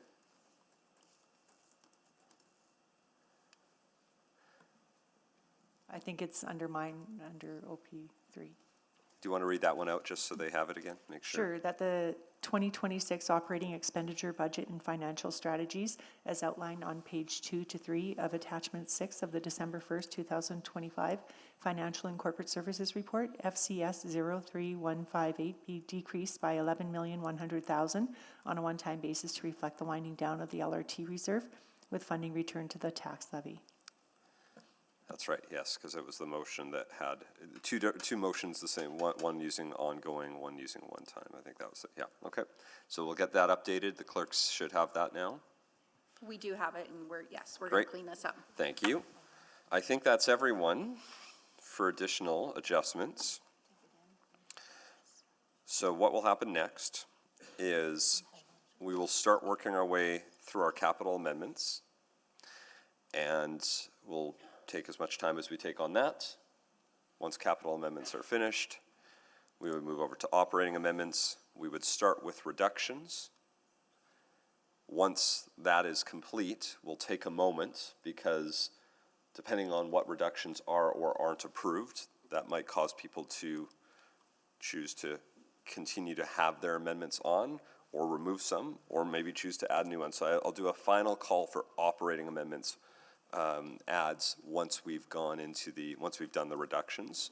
And so people have that, are aware of that. But we won't be there right away. We're going to start with capital amendments and work our way through those first. We've got a randomized process to, I think we have a total of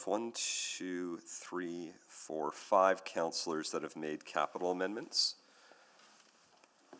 So we're going to do a randomized draw for those 5. Oh, decreases, yeah, sorry, we have all the decreases first. Yeah, because the others are increases. So yeah, the 4 decreases are all from one councillor. So at this point, we don't actually have to randomize anything for the decreases because we can just do it.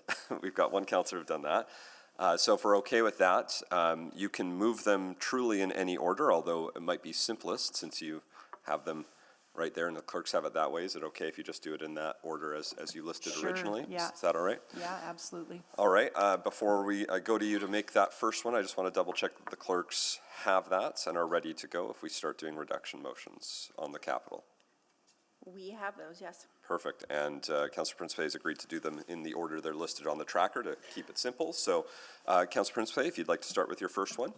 Thank you, Mr. Mayor. Yes, should I read it in again? I think we Preferably. are you okay without us reading it again? Okay.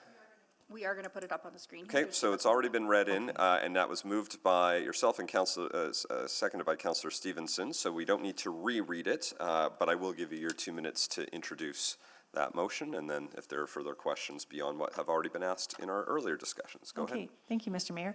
So I'm moving this amendment. I heard some questioning from my colleagues as to if this was the right timing, if this was the right decision to be demolishing the velodrome at this point.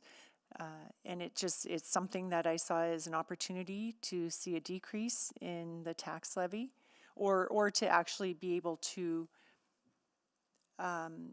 put it towards pay-as-you-go or financial stabilization reserve funds. So it's just about trying to help the financial stability of this city. So yeah, and just I heard some questions from my colleagues that this might be something that others would support. Thank you very much. So this is the point in which, again, if there are any additional questions, knowing we've asked, so hopefully we're not re-asking the questions that were asked to help inform the amendment. We're asking any new questions that folks might have. Councillor Wright. Hi, Councillor Principe. I'm just wondering, because I did ask the question about this is similar to the Coliseum and the Rogers deal. And we've seen the cost escalate to demolish the Coliseum. I'm just wondering if, when you would anticipate that we could then do the demolition of the velodrome and what those escalated costs might be. Yeah, and we don't even know 3.2 million is enough, as a matter of fact, for the demolition, and we've seen that in the past. However, I'm not convinced that this is the right approach at this time, and maybe it's something in the spring or the next budget that I would consider, but at this point I'm not fully convinced that this is the right approach at this time. Okay, and I guess to administration, what would be the ongoing maintenance costs just to leave it as is?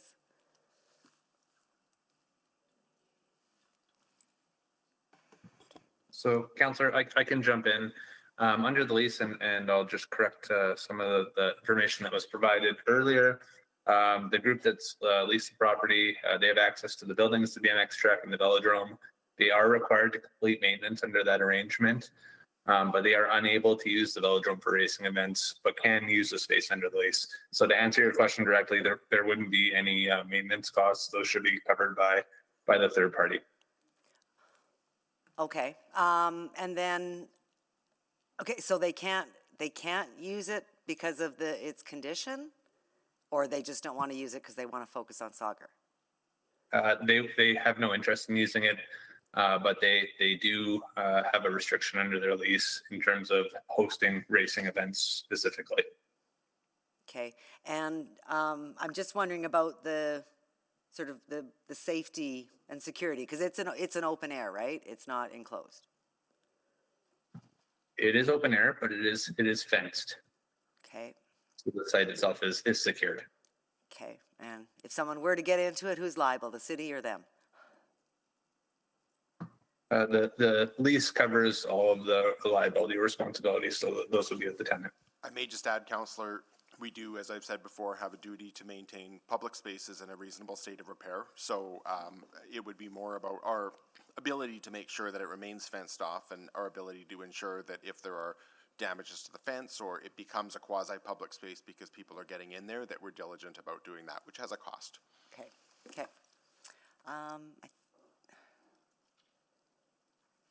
Yeah, and then if we were to demolish it, to maintain it, and then the soccer association would have to sort of maintain the parkland? Councillor, the intent is that if the velodrome is demolished, Eventus would utilize the field space for soccer. Oh, so that would mean more fields for kids to play on? That's correct. Thank you. Thank you. Councillor Rutherford. I guess just jumping off of that, so it's the demolition and then the building of the new soccer facilities or the fields? I know they're not as high scope. I'm guessing it's just like the turf and nets. correct? Councillor Rutherford, the scope of the project is to turf the area. That's it. Just to turf the area. Okay. And then, but the maintenance of that turf is under the lease agreement with this new leasee. To Mr. Hodgson, I guess. The tenant is responsible for maintenance. Yes. Okay. And so this is a different leasee than before? Or is it the same leasee? I believe it's a different lessee. Thanks. Okay. That's all my questions. Thank you. Councillor Palmer. Thank you. I just had a question of how much is it going to be to turf the area? Is that also included in the demolition costs? Yes, it's included in the 3.2 million. Okay, and so, and then it would be like soccer fields as well, or? From our perspective, it will be an open, like a turfed, open grassed area, and then the group will be able to use it as a soccer field. Okay, and what would be the ongoing operational costs of that? That will be for the tenant, the leasee. Oh, the leasee is responsible for maintaining that area. Yes, Chris? that's correct. Okay, and I just wanted to state that there are many soccer fields right beside the velodrome as well. It would be an incredibly large area. So it's not like there's new soccer fields. It would be, there's already very large soccer fields at the area. Thank you. Councillor Tang.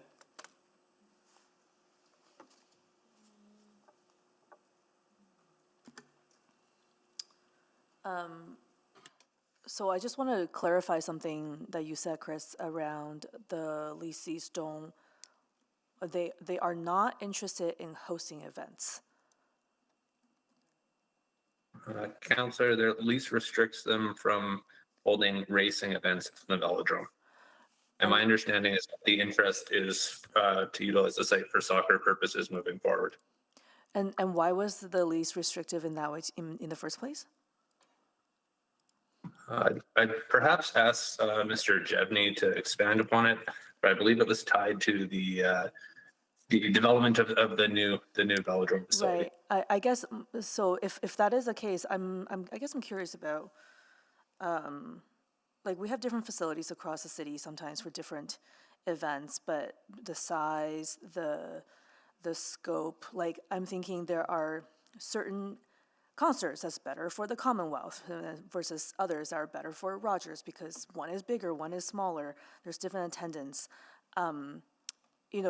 Is there no opportunity here to attract maybe a different level of events that would differentiate itself from the new velodrome? So Councillor Tang, I'm going to step in first. Sure.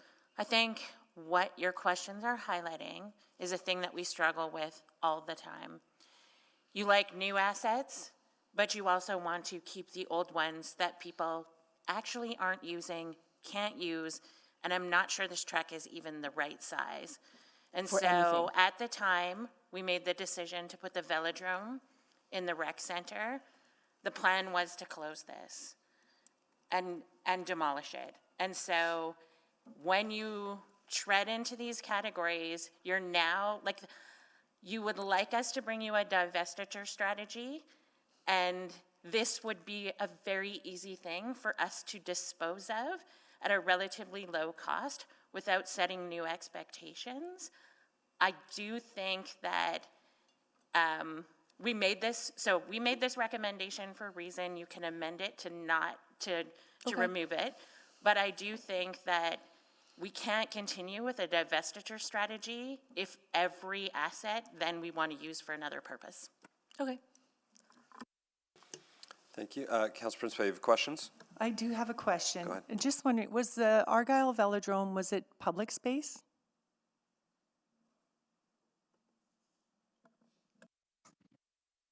It was operated by the Argyle Velodrome Association, Councillor. Okay, and with the new leasee, it will not be public space. It will be, is that correct? It will not be open to the public. It is. leased by an entity? Councillor Principe, I don't believe there was ever a time that you could just go and put your bike on the velodrome and access it. It was always restricted to the club that was operating it. Okay, so, however, this space would not be open to the public, is that correct? It would be, is that correct? The tenant's responsible for securing the facility, so yes, that's correct. Okay, thank you. Thank you very much. Councillor Paquette, can you take the chair? I have the chair. Sorry, just my last question. So the lease started in 2025, which means they used it this year, like they used the green space this year? Is that correct? Well, I know that earlier in the year, the velodrome was being used, but I think they've now moved all of their operations. Not the velodrome part, sorry, the field part, because if they were doing soccer, because I guess what I'm just trying to get a sense of, did the leasee use the field portion this past year? The tenant does have access to the field portion, Mr. Mayor, yes. Yeah, and so I guess the question, and I'm not an expert in this, so this is why I need help with it. You know, looking at the picture, I've never been to the old velodrome site. If that is removed because that's at a fairly significant slope, like I guess the question about like field space, are they actually adding field space, or is that just more of a, this is more of a, I don't know, quote unquote cosmetic upgrade? Or does it actually turn into additional usable space that wasn't able to be used before by the group that's leasing it from us? Councillor Roger Jevney here. The space inside the cycling track is too small for a full-size pitch. There's a couple buildings on it, a timing building and that building for the announcers. They have used it for some small-sided training, but removing the track, creating a full-size pitch, turfing the entire area would open it up to the public. So and they change out the grading and all of that to make it into a fully usable space. So That's right. that is why they are viewing this as valuable to remove the concrete around it, because it can be turned into usable field space and then used a lot. Okay. All right, that's it. I'll take the chair back. Thank you. Councillor Clark? Yeah, just to the mover, Councillor Principe. So if we don't do this, when do you suggest that we do? Do we move this into the next budget cycle? It seems like it needs to be done. in my opinion. Yeah, as I said earlier in my opening, it is something I would consider later, possibly. However, I don't feel confident that this is the right move at this time. I'm a very big supporter of sports in the city. However, from what I heard today, it would not be public space. It would be the leasee that would have, is that from my understanding. So I would be very supportive if, or I could be supportive if I knew it was public space. However, it's not. I'm just not comfortable at this point. And it is possible that I would consider it at the next budget, and just not at this point for myself. Thank you. Councillor Stevenson? Yeah, thank you very much. I think the additional clarifications on the lease were helpful. I just want to confirm again, this was leased as is? Like there's no obligation to demolish under the lease agreement? Council, that's correct. Okay, great. Thank you very much. Thank you. Seeing nobody else on questions, anyone wishing to speak to it? We'll clear the board and reset it. So I think I saw Councillor Rutherford go on the board. Councillor Rutherford, please go ahead, speaking to it. Yeah, I appreciate this, but I think for me what convinced is that we have said that we have a growing renewal gap, and part of that renewal gap is going to be addressed through the things that we've started in motion, like the dedicated renewal fund. But it also does take acknowledging that our asset inventory is perpetually growing. And, you know, I think about this exact same thing happened with the Century Place, and we still haven't disposed of that now. And now it's not even, and that was a recommendation from, so everything that I'm seeing is coming forward as potential disposition to fill that, to lower that renewal deficit is constantly, there's only one that we've actually done, two two that we've actually done, and one was only a half done with the hangar. So I think I take and I heed the advice of our administration that we do need to be courageous and start to say, as much as these are well-loved facilities, can we continue to sustain them? And if it was a sale and lack of demolition, I would be for that. But we are still leasing it. We still have the liabilities on the book. And as per our legal advice, not only the liabilities of once this lease is over, do we still have to demolish it? And then, as we saw, probably at double the cost it is now today to do that. But also, we still, because we are still the owners, have legal liabilities. And this is a facility where the probability of somebody being injured on a velodrome track are probably higher risk than other assets that we have. And so for that reason, I can't support this amendment. Thank you. Thank you. Councillor Wright? Thank you. I'm not supportive of it either. I think the time is now. If we do delay it any further, costs will only escalate. And although it won't be a public park space, the resulting turf, I think it'll be used towards other soccer programs within the city with different groups and organizations, and our requirement for turf and other soccer pitches and cricket pitches, it only keeps increasing as our population grows. So I think the more that we can have available to youth and adults, I think that's all the better, and I do think that this is the right time. Thank you. Councillor Stevenson? Yeah, thank you very much. Appreciate the mover bringing this forward. I do plan to support the motion. I think it's a good conversation and certainly some tensions that exist. I appreciate administration's logic in terms of, closing the loop with the new velodrome being built. The reason I don't feel the urgency on this is that we have a leasee who is happy to take it as is. It is fenced and secured. It doesn't pose any hazards that have been brought to our awareness, and I think we've asked quite clearly about that. I also don't think it's counter to the really challenging work we have ahead of us around disposition. I don't anticipate, and perhaps I'm wrong, but I don't anticipate that our plan is to demolish every building that we're disposing of. I think that we look for partners to take it on as is. So again, I don't think this is moving away from that direction. We have a leasee for the next 10 years who's meeting maintenance costs. Again, our liabilities are mitigated by the fencing that's in place. And again, I don't think anything precludes us in the future, if someone wants to take this on permanently, that it's provided on an as-is basis for them to do any remediation work that they wish to do. So thank you again to the mover. Thank you. Councillor Paquette? Oh, thank you. I appreciate the concept. Maybe I've just been around too long, but I recall multiple incidences of buildings that we owned that we were potentially going to find a partner for, and it's never actually, well, I can't say never. It often doesn't work very well, and a lot of folks just don't want to take on the liability of an aging infrastructure project.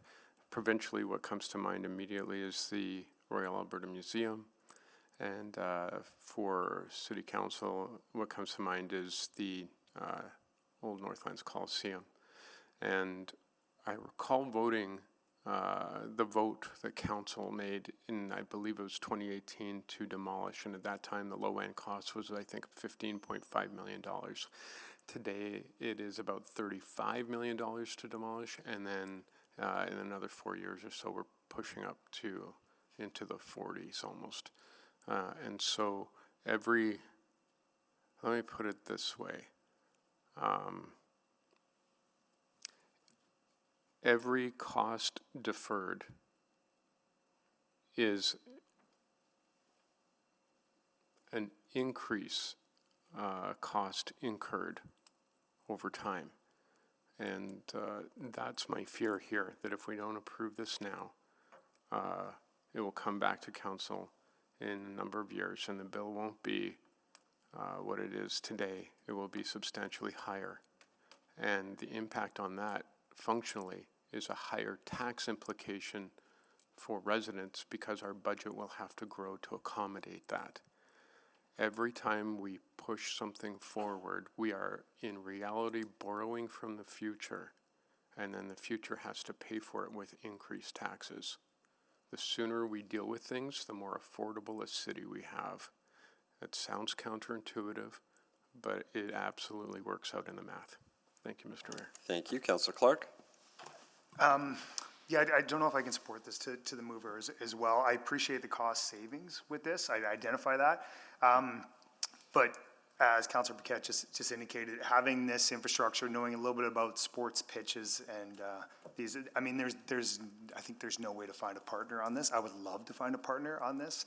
And even though they're leasing it right now, I mean, leasing a small soccer field with a concrete track around it is probably not ideal. And I think where this is going to go with new turf is this could actually become a pretty premium outside soccer field and facility. And though it might not be entirely public, this is going to serve a whole bunch of different teams and become kind of a premium outdoor space, which I think I know we actually need in this city. And if the parking and everything stays on that, I think it's going to be a really good thing for us on that. So yeah, as much as it sucks to bite the bullet now on it, I would say that because I don't really want to be going into the next budget cycle with this on the books, knowing that we have to do it at some point. Thank you. Thank you very much. Councillor Principe to close. Nothing further. Thank you. Thank you very much. Please vote.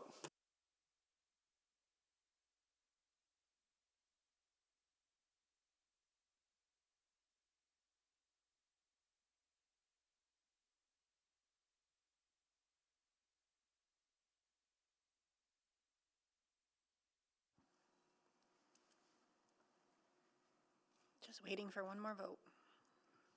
I'm a no. Thank you, Councillor Jans. We have all the votes. Thank you. Please display the vote. And that motion is defeated 5-8. All right, so we're 11:55. We can at least read the next one and do the introduction. So might as well maximize every minute here on this. So, Councillor Principe, do you want to? I guess we don't need you to read it, but you can spend your 2 minutes introducing that one. This is on the Transit Control Center, moved by Councillor Principe, seconded by Councillor Elliott. Please go ahead. Thank you, Mr. Mayor. Yeah, just looking for ways at how we can save some money in this budget. And it was a pretty tight budget to begin with. And this was just one that stood out to me as it's $7.3 million. And something that I heard from my understanding is ideal, but not maybe necessary at this time. And so that was one of the amendments I brought forward. Thank you very much. Are there any questions? There might be. Yeah, we've got a few minutes. I've got enough minutes for one. Now we don't have enough for a full 5. So why don't I? Oh, do you have a quick question? Well, let's go ahead, Councillor Tang. If others have a question, click on, but we can get to them after lunch. So. How much do we lose on the Canada Public Transit Fund? I think it's $16.4 million, just let me double check. Okay, and then that is requiring city funding to just access that. Okay, that's all I needed. Thank you. Thank you very much. Let's leave it there just in case anyone does need to take a full 5 minutes. So what will happen is we are taking our recess till 1:30. When we come back, we will finish the questions on this item and continue making our way through any of the additional capital amendments. And yeah, so there we go. We are on recess till 1:30, everyone. Thank you very much.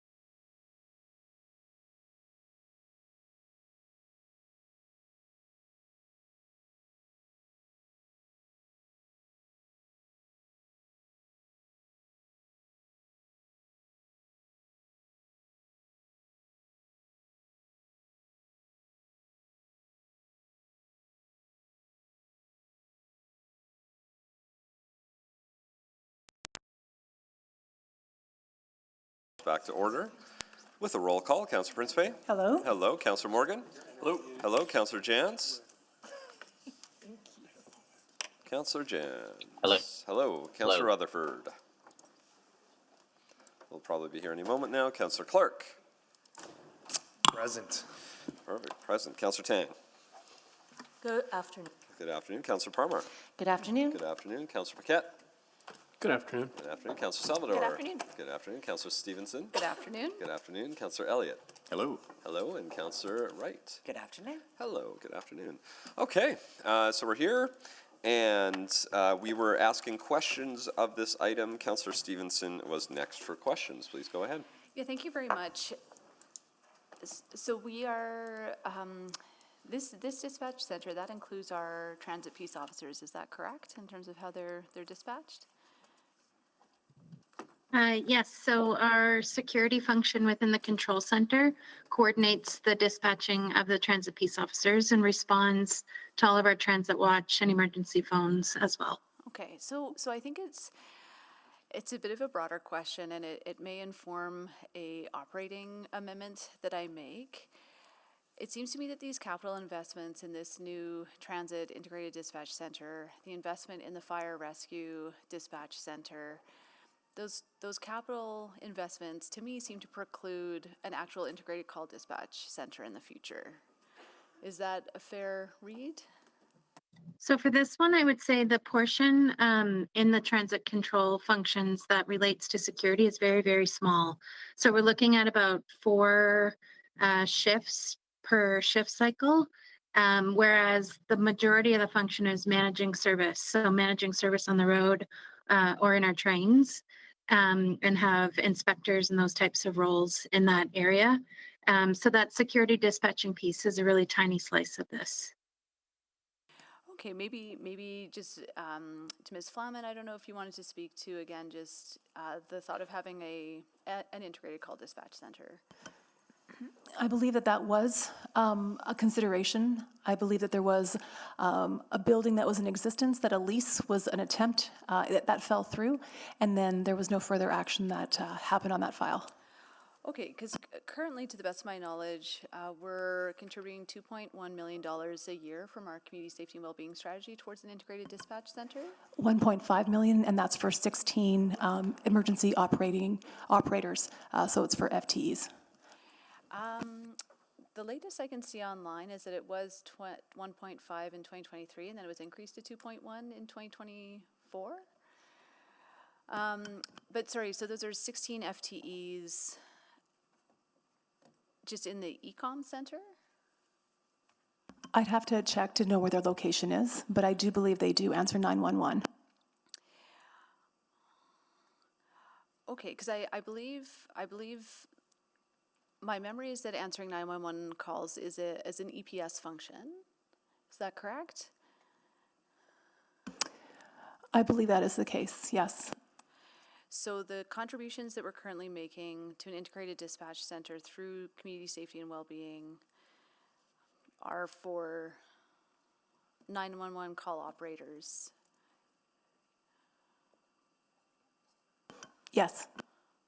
Okay. Well, thank you. I'll just take that away. Thank you. Thank you. Councillor Morgan.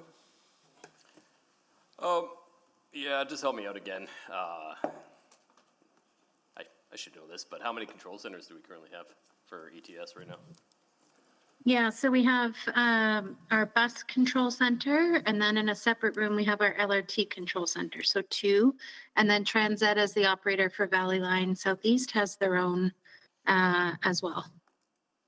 Okay, will all 3 of these be in the one room, or this integrated control center? So the integrated control center would be for the ETS delivered service, so high floor LRT as well as our bus, and not include the Transat control, but they interact often and coordinate together. Thanks, Carrie. What were they previously integrated?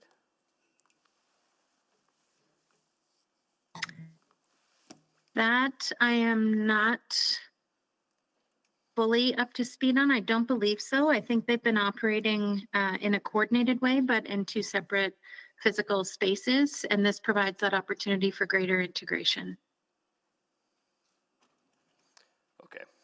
Can I help out? You could, Please do. if you have the answer, you can ask They were it. previously integrated, so, for a lot of years, and I guess like, and I'm hoping somebody can answer the question is why they're not integrated anymore. But if anybody. I can follow up with that. I'll take it away and get the history, and then I can follow up maybe via memo with that. Okay, yeah, that sounds good.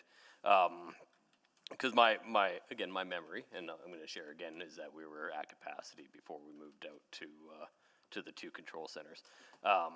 Just given my own ETS history. I guess my question is though, are we at, with our 2 control centers we have now, LRT and then bus and security, are we at capacity right now? We're fully at capacity, so we had added incremental growth in the last, in terms of position support. As we've grown our operation, there were slight increases squeezing in as many desks as we could, but there's physically just no room to accommodate any more growth. And with the incoming Valley Line West, we're adding a lot of stations, a lot of kilometers of service. We're going to need more screens. We're going to need more people to support that. And then the Capital Line South extension, the same thing. There's just physically no room to put these extra desks and extra people to be in that control function. Okay. And this funding, I don't have it in front of me right now, but the funding for this control center is going to go to the. I'm going to ask you, do we have a breakdown of what this move is going to cost us total? Yeah, so the amount that's listed here is to finish the physical space in an existing facility and facilitate the transition and get everybody in that space and get it fit out. We're doing a like for like. We're not doing enhancements. We're not doing additions. We have 40% offset funding from the federal government through the dedicated allocated baseline stream of the Canada Public Transit Fund. Those commitments remain intact. It's an annual distribution, and we have to have things ready to go that we can spend within the 12 months. So every year for 10 years, we're going to get this allocation from them and need to have items that we can fund in order to advance them. Will this include like computers, monitors? So we'll lift the existing elements and put them in this new space as much as possible to reduce the costs. So this is really about the capital costs. It's an unfinished space. It's literally just, the joists are there and there's literally no walls or anything finished. So it's going to finish the space so we can then take all of the people, equipment, desks, computers, and put them in the new space. Okay, and this is before my time, so I'm going to ask like, how long have we been waiting for this? How long have plans been in the works to get this integrated? Since at least, I'm going to say 2018, when we were talking about one of the garage facilities. This got de-scoped because of budget constraints at the time. And we've been waiting for other orders of government to give us a funding opportunity, essentially, to try and advance this and bring it forward. Sure, so 2018, and then how long have we been at capacity for staff in these control centers? Yeah, at least the last 2 years. And like I said, the last time we added a desk and squeezed some people in, we were fully maxed out. Okay, I think that's my time. Thank you, Councillor Elliott. Thank you. Since Carrie, you're on the line, I'd like to keep you there for a moment. Just got a question. So if we were not to move forward with this, because the way you explain it right now, we are going to require or obtain the 2.9 from the Canada Public Transit Fund. If we were not to move ahead with this, would we risk losing that 2.9 fund, or would that always be available for us, say, hypothetically, in the next budget run for next year or 2028, for example? Yeah, you have to spend it in the year. In their 12-month cycle, you have to spend it. So you have to have things ready to go. So we're essentially saying we'd be walking away from this funding if we couldn't proceed. We went through all of our project lists to try and find things that were ready to go so we could execute it right away. And this is, as I said, a 10-year, year-over-year funding commitment from them. I am worried if we leave money on the table and we're not able to advance it. I think it does introduce a bit of risk in terms of future funding opportunities with them. So just to be aware, we did, like I said, try and find those things that were good to go And I'll just clarify, they don't actually allow us to do replacement buses with this. I know sometimes we're thinking, oh, well, we have to replace buses, but right now they're not permitting replacing for diesel buses. So the list of like potential projects was really small for things that were good to go right away. Okay, thank you. And Carrie, I'm not sure if this is for you or somebody for administration. I just looked up the 4.22, and in it, it says the new budget requested is 2.92 from the Canada Public Trust Fund and 4.08 pay-as-you-go. However, I'm just looking for clarification unless I'm misunderstanding the numbers. When I look across, this is on page 48, by the way, the pay-as-you-go was 4.38, and I was just wondering, I know I brought up just before we broke for lunch, is there a discrepancy or something there that I'm missing that I don't understand the two different numbers? No, it's a discrepancy. So the 4.38 million stated in the table is the correct number.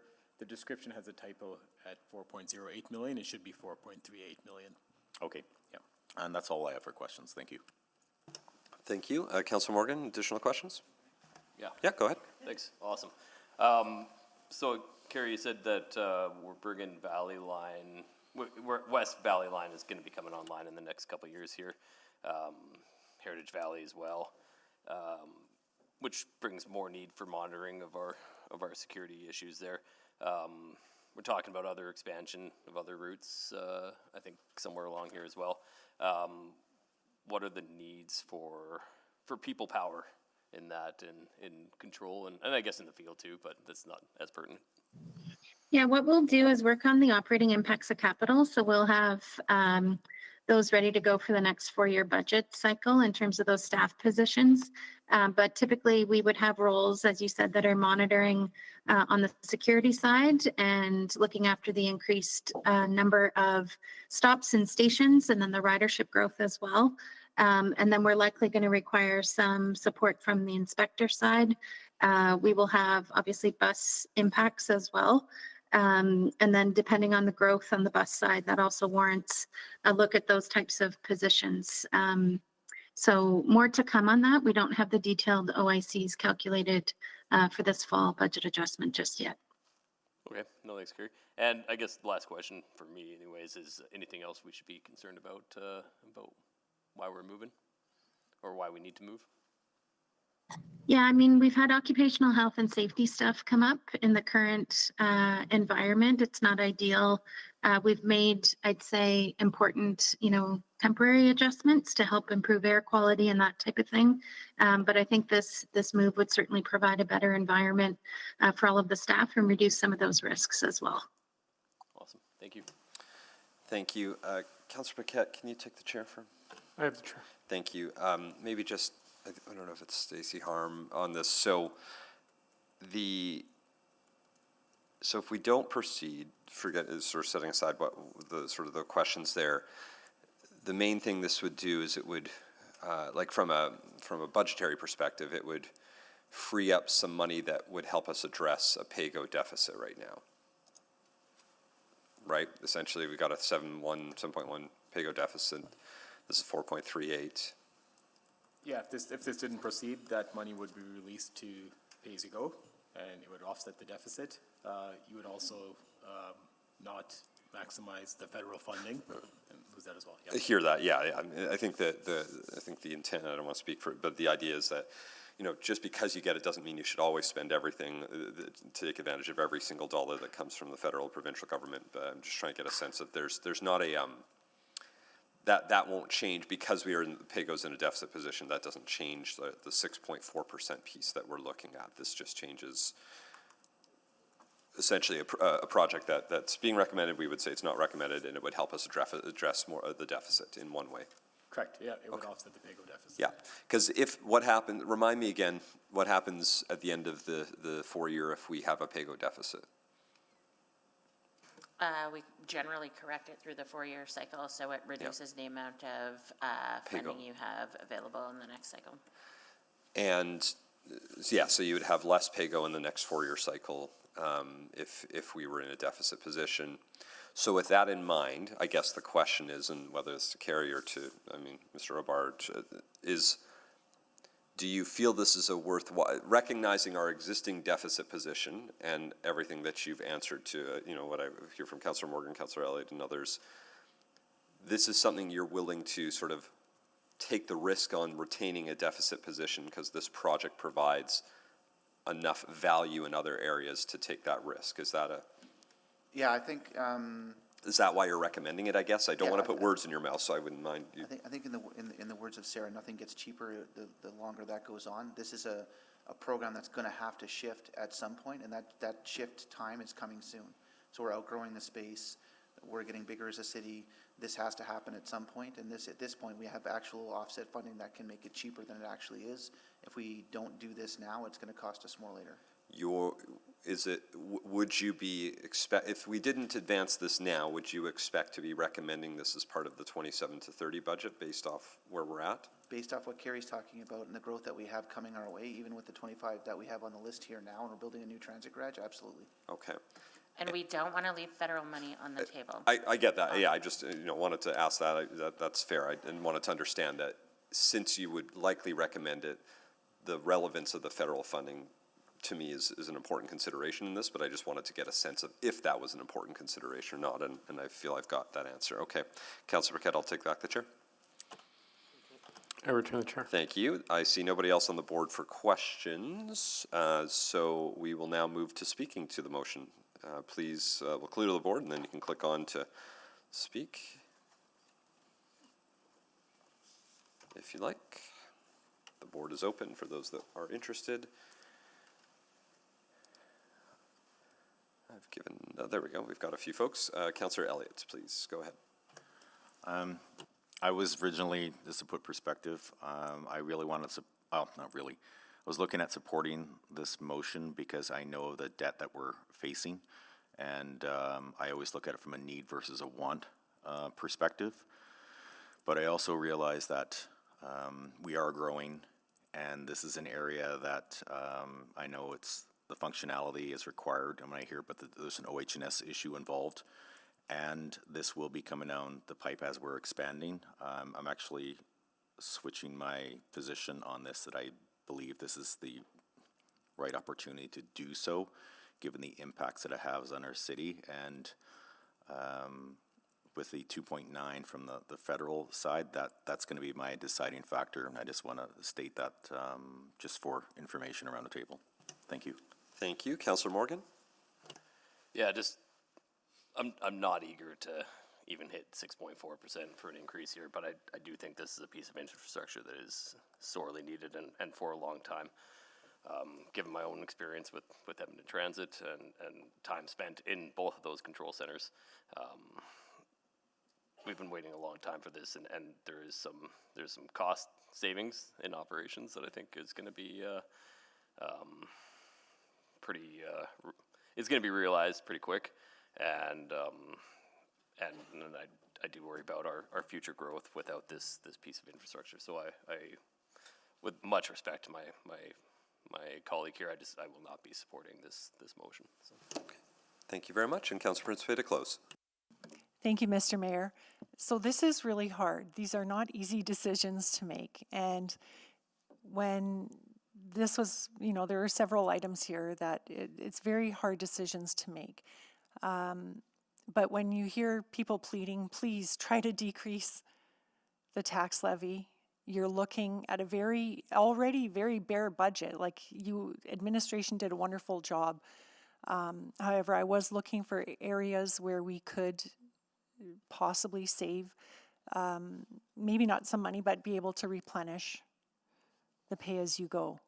And when I asked the question, what I heard was that we were trying to find things that were good to go, that we could fund to use the federal grant. And I just think that that's the wrong approach we're taking. I think what we need to do is find what really needs to be done and then look where the grants are available and then make decisions based that way, not based on what grants are available, but what we actually need. And no, I hear that there is a need for this.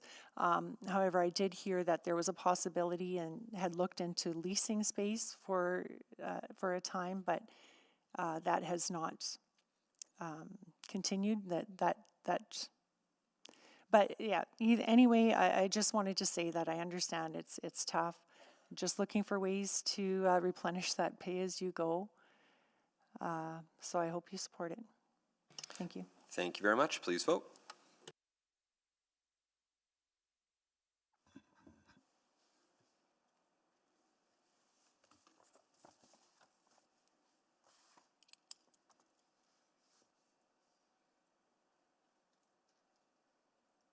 We have all the votes.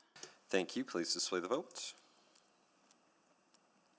And that motion is defeated, 1 to 12. Next will be the next one from Councillor Principe. Go ahead. Moved by Councillor Principe, seconded by Councillor Elliott. Please go ahead. You have 2 minutes to introduce. Thank you, Mr. Mayor. Oh, yeah, right. I don't need to read it out. So again, it's going to be very similar to what I had said in my last closing, is that just looking for areas that maybe there is, unlikely there is a need, but is it an absolute priority? I'm not certain that it is. And looking just for ways to replenish that pay-as-you-go. And that's my introduction. Thank you very much. Any questions on this? Councillor Wright. Thank you. I guess to administration, in Councillor Principe's closing notes about the previous one, she talked about people wanting us to reduce the tax levy. With these being capital requests, how much does that impact the tax levy? So unless you actually free pay as you go back into the operating budget, it doesn't impact the tax levy in the current year. It would have implications in future years. So if you re-released funding back to the corporate funding pool, it either manages our deficit and allows for more flexibility in the future to fund other things. Okay, but for this year's tax levy, it would stay the same? Correct. Yeah, okay, thank you. And, yeah, no, I'm just Thank you. speaking to it. Yep, thank you for self-managing. Councillor Rutherford. I guess a question just to the mover. If you want to replenish the pay as you go, which I don't think is a bad thing, how come you didn't make a motion for the FCOR dividend to go to pay as you go? Because that would be $20 million over the next 4 years in pay as you go, as opposed to releasing it to the tax levy. And I'm asking this because, I'm just trying to get a picture. So as Councillor Wright was mentioning, that these actually won't go towards the tax levy. That's why I had put an amendment forward for the $5 million to go towards the tax levy, and then hoping that these would replenish pay as you go. Okay, so your vision was that would be the way to do both, as opposed to just doing one. Right. Okay, that helps me understand your line of thinking. That's all my questions. Thank you very much. Councillor Paquette, sorry, can you take the chair again? I have the chair. Thank you. Maybe I sort of just want to ask a similar question, and it might be valid for me for each of these ones. And it's again, similarly, I'm hearing the movers trying to find things that say, is this really needed? Is this particular one needed? Even if there's federal funding. So I guess maybe the Ms. Houghton McDonald, where are we at? Are these items that need to be replaced? You've exhausted the options. We're truly at the end of the life cycle, or is this well, we actually have 5 years left, but we got federal funding, and so we're trying to maximize it. Where are we at in the life cycle of these pieces? Yeah, so the CPTF baseline fund, their perspective is that it enables us to go farther and do more. Okay. So this accelerates our bike rack replacement. We have a lot of older bike racks that are on our fleet. I'd say the vast majority, probably upwards of 90%, that don't accommodate a wide range of bikes. The city's portion of this is being funded through the Internal Climate Fund. And then we would use the baseline fund for the remaining 40%. So we saw it as a critical opportunity that we could again, be able to spend the funds within the 12-month cycle of baseline and put this one forward. Okay. The natural follow-up question, and this is maybe less to Ms. Houghton McDonald, but broader in our climate objectives, if we've got, so let's set aside the federal funding, because I hear what, we're trying to maximize that, but for fun, let's set it aside and say we were just going to take, what is this, 1.244 million for this particular item. Do we see this having a maximum benefit on environmental impact versus other investments? There's a leverage piece that we're tapping into federal funding, but if we only had 1.244, would this be something we see does provide greater economic or environmental returns? Does someone offer that thought? Maybe this is a carbon budget question almost, but yeah, I can try to answer that. Sure. Mayor Knack, it's Kent Snyder, Branch Manager, Planning and Environment Services. So for the value in terms of just over $1 million of investment from the city, we do view that it represents a significant value in achieving our climate goals. Specifically, it's investing in corporate assets, corporate facilities, and how we serve the community. And it gets on the transportation element of our emission reduction and energy transition. And as we know, emissions in the community for transportation is about 40%. So it's really critical that we provide as many different transportation mobility options for folks to take low carbon trips if that meets their need. And so this really does, we think, offer a lot of value for connection between bike infrastructure and transit infrastructure. thank you. I guess the final question is so when you're weighing which of these to recommend, I'm guessing it probably goes without saying, but I wouldn't mind still asking it out loud. You went and sort of said, okay, well, yes, there's federal funding, but if we were going to spend this money based off all of the needs that we have for environmental impact right now, you weigh this against other things internally and are coming forward with this recommendation. You're not just, maybe to get clarification, you're not just looking at this and saying, we have federal funding, this is our top piece if we had federal funding. Meanwhile, there's something else that's on the books that might have a better impact that you didn't fund, but there's no federal funding associated. You're doing that type of analysis? Yeah, we're doing that type of analysis and also looking at scale. So if we're looking at $20 million investment, there would be a different choice. But for an investment of $1 million, yes, this is a high priority, impactful investment. Okay, thank you. Those are my questions. I'll take the chair back. Return the chair and log on for a Thank quick you. question. I have a feeling Councillor Paquette's clicking on to ask a question. Councillor Paquette? Thank you. Just curious about the demand for the current bike racks. Are they being utilized? Yes, they are. They're well utilized. And I've actually had multiple points of feedback asking, why don't they accept kids' bikes, fat tire bikes, e-bikes, et cetera? And the new model of the bike racks will do just that. Okay, is it fair to say the demand is outstripping the supply? I mean, we haven't measured that, but I think in general, there's definitely an appetite for these and good usage. We've done demos at different events, and people are quite excited when they see them. So I do think they'll be well utilized. I guess to rephrase the question, if we don't have capacity for all those different types of bikes that people are utilizing and asking about spaces for, the demand is there. We simply don't have the supply. Correct. And it's a first K, last K solution as well for a lot of folks. So they'd like to be able to cycle and then catch the bus for the remainder of their trip. Yeah, this is the first mile, last mile conversation. Yeah. Yeah, and so, I mean, maybe we haven't measured this, there's no way to know, but is it fair to say reasonably that if there isn't the supply, that means that we are dissuading people from using transit by not having the accommodation?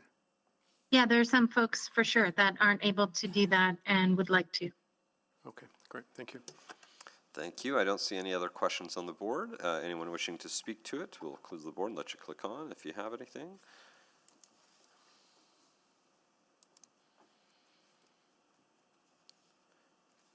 Not seeing anyone click on. Councillor Principe to oh, sorry. This is speaking. Yeah. Yeah. Okay. Councillor Paquette. Yeah, very quickly. So I appreciate the effort to find savings. This particular piece, if it were to go into tax today, would be a 16-cent monthly increase for the average or the typical residential property, which is not nothing. It's money, but at the same time, the question must be how much are we recouping from people who would now be able to use transit if such facilities existed, and over time, how many people would that be? And even if you're just looking at one bus fare, for example, that pays almost double the impact on a home. So that's double the benefit for Edmontonians on the budget line. So I'll leave it at that. Thank you. Thank you. Councillor Principe, the close. Nothing further. Thank you. Please vote.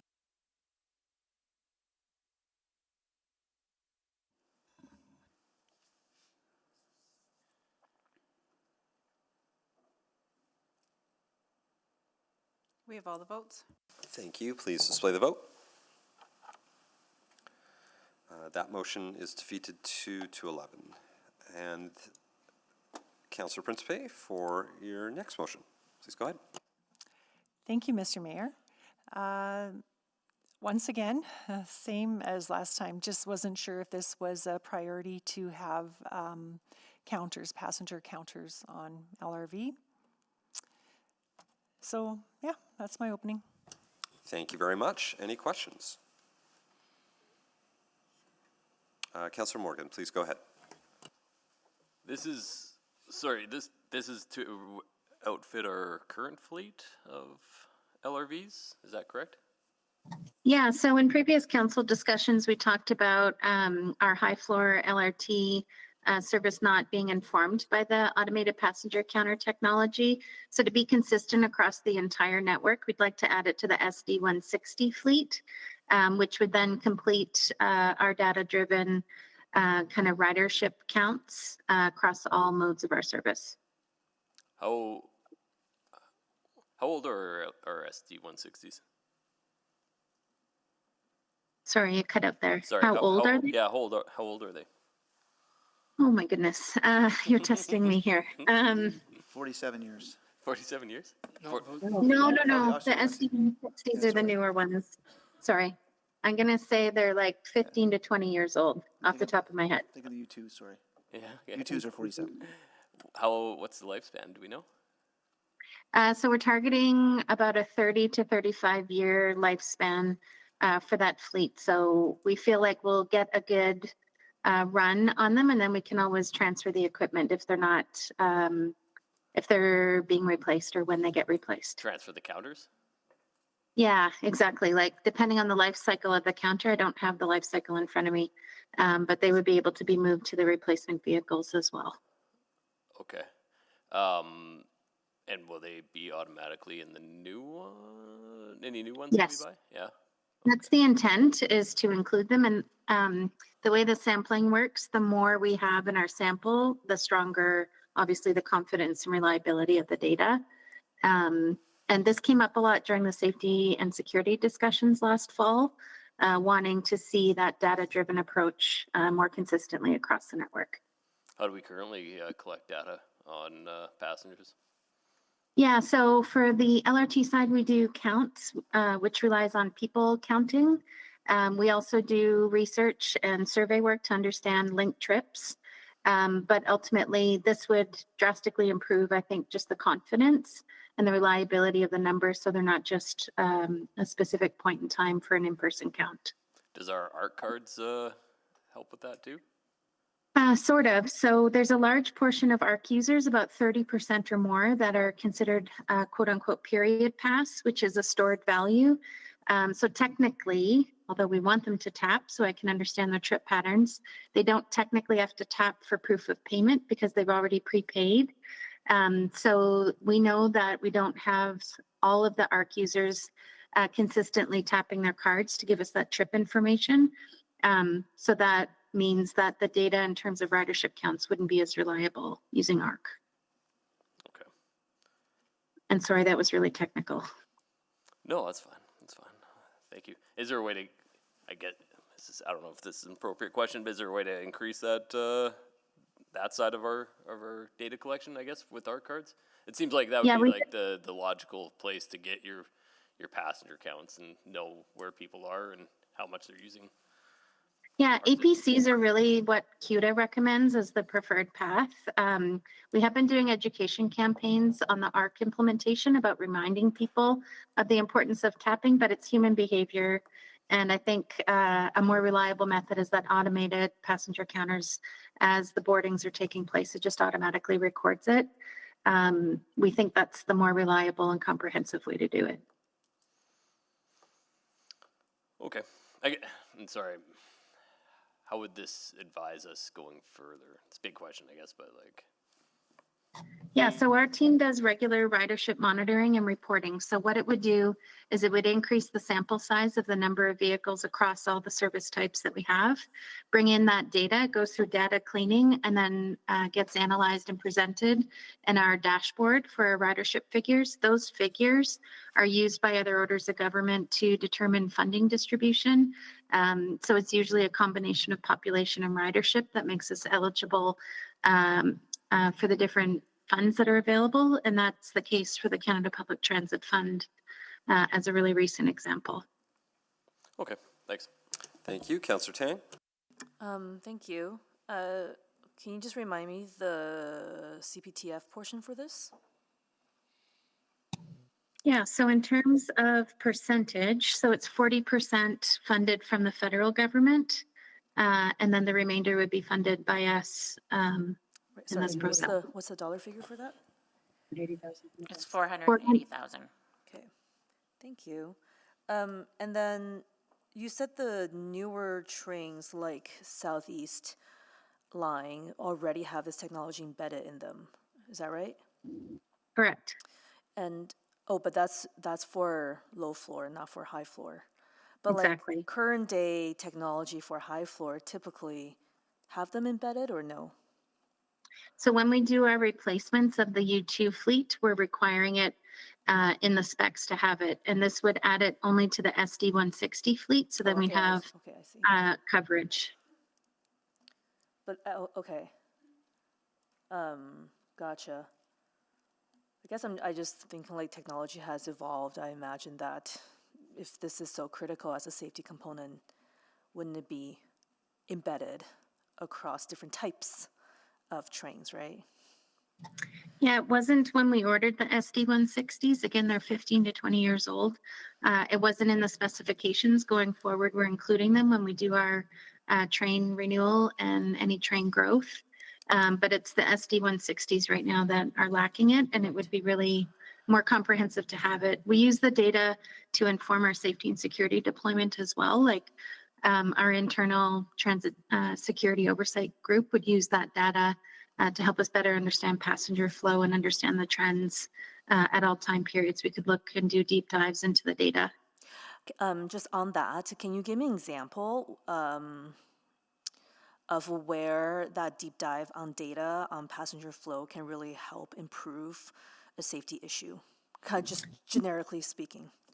Yeah, for sure. So determining our train lengths. So we call it the consist, the number of train cars to be in service. So as an example, if we knew the data said that our off-peak ridership, let's say at 7 o'clock at night on a Friday, we could do a deep dive and understand the numbers of people using the service from, let's say, 7 until the stations close at around 2 a.m. We could reduce the train consist length, which would create an environment where it feels a bit safer. There's more natural surveillance by having people on one train car instead of spread out across, let's say, 3. That's one example. In terms of the joint deployment between EPS, as well as our transit peace officers, we could also share similar findings with them, which could inform their activities in terms of when they need more coverage or less coverage, comparing peak, off-peak, weekend to weekday, that type of thing. And so right now, in the absence of this more precise data tracking, some of that deployment of resources is just a bit sporadic, would you say? Well, we know roughly the patterns. We just don't have the exact figures. So figures by let's say, type of service. It just gives us more granular level detail. We're also doing, as I said, in-person station counts.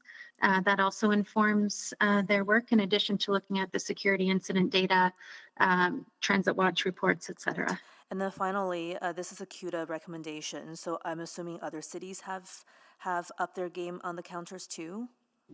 Yes, this is the direction that we're all kind of working towards. It's in a national study that they Yes. produce. Yeah, I recall Recommend that. technology-driven ones. And Yeah. then just with these other cities, it's just through your colleagues within, the transit network, have you heard effectiveness of this investment? For sure, it's the way to go and what we're all working towards. It just provides, as I said, more consistent, more reliable data that we all want to use. Great, thank you. Thank you. Councillor Elliott. Thank you. I know Councillor Morgan asked a couple questions in regards to the, if it's possible to do the count through the ARC cards with the tap.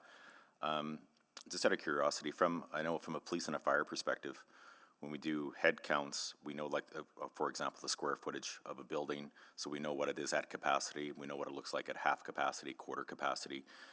Has transit ever looked at, and if you are doing this, I just want to ask for education purposes, are you teaching current transit peace officers what a full count on an LRT looks like, what a half count, quarter count? And in addition, using the camera systems that we have, because I know the camera systems are very high quality, that you can actually look at the trains and make a very good determination of the actual numbers of people on the train at those exact times. And so has that ever been taken into consideration to offset costs that we're seeking here for the counters? Yeah, we've worked with all of those. That's a really great point, and we've looked at all of those factors. I think what this does for us is just give us, again, that consistent kind of data collection and data-driven perspective coming from the counters as opposed to doing observational things, whether it's looking through cameras or doing the in-person station counts. It's just a different approach. And it would be more consistent with the direction that we're taking nationally as well. I know you said it's looking at a different approach, but would the current approach still provide quite accurate numbers, plus or minus? I know it's going to be fluctuating, because I'm just trying to determine, can we acquire pretty consistent numbers now versus putting the additional cost in to put these counters? Because I see benefits on both. I'm just trying to find out, just like my colleagues here, where we can potentially save. And I also understand the 1.2 for the counters are going to be for accuracy, but I'm just trying to get more, I guess, clarity for myself as well. Yeah, for sure. I think, to date, we've been relying on those observational methods. Technically, we could continue to do that. It's not as reliable and it's not as kind of certain. And I think the granularity, what I see on the bus side is there are fluctuations at different points in time throughout the day. So getting to that level of detail on the trains where, again, we're not relying on people counting them would just provide us with more certainty.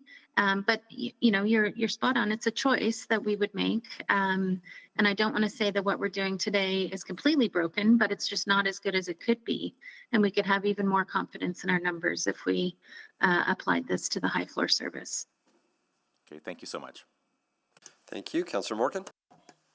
Maybe Councillor Elliott kind of asked this already. I can't, if it's been asked, just let me know. But I guess my question, is there operational savings for people power again if we do this? Because I can recall people out there probably twice a year counting people, like dedicated riding trains, counting people and such as well. Are we saving money on that with this kind of project, or? Yeah, we used to get temporary staff hired to do those cyclical counts that you're referencing. So we wouldn't do that with APCs. We've been trying to use existing staff roles that are already out at the stations. So it would free up their time to do their core job, looking at facility kind of improvements and related maintenance activities, and not needing to kind of schedule these in-person counts. So it definitely automates those processes. Okay, thanks. Thank you. Councillor Palmer. Thank you. One of the first questions I had when I came into council is to ask about how many people were utilizing our LRT and our buses. in something that is the most expensive investment of the city council is building these LRT and our public transit, I thought it was really important to actually get accurate numbers. At the expense of not putting in, gates at the stations, as that ship has sailed, this is the most accurate way that we could get numbers. And I think it's important that we have the numbers to be able to do that. And so my question was, what are the expenses of the counters that we have, that we're currently spending on every year? I don't have that figure in front of me, but can follow up with that amount. The operating impacts are very, very minimal. But I can follow up with that detail. If this helps, on the bus fleet, I think it's about a third or 40% or so have counters. And so what we'll do is extrapolate that data and get a pretty good count for what's on the buses. And so the idea here would be leveraging the federal dollars, install these counters on the high floor LRT until the replacement fleet comes in. That'll give us a better opportunity to extrapolate that data across the entire fleet. So we wouldn't put them on the old trains, we just put them on the newer ones. I say newer in relative terms here. And then we'd have that more rich data in terms of what that would look like. So right now it's manual. Like Councillor Morgan would have seen, and experienced inspectors would look at, how full a train is and do an estimate. We'd do those counts where we have those temporary staff on platforms physically counting, so there's like people at every doorway. We'd be able to save some of those. Those are minor relatively, but that's the intent behind this, is leveraging those dollars for this purpose. No, that's great. I think in today's world we need to modernize the collection of data, and so thank you very much for the response. Thank you. There's no further questions on the board. Anyone wishing to speak?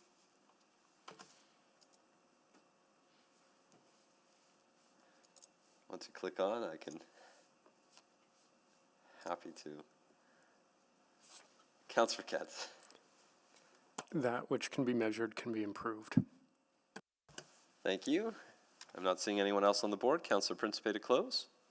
Nothing further. Thank you. Please vote.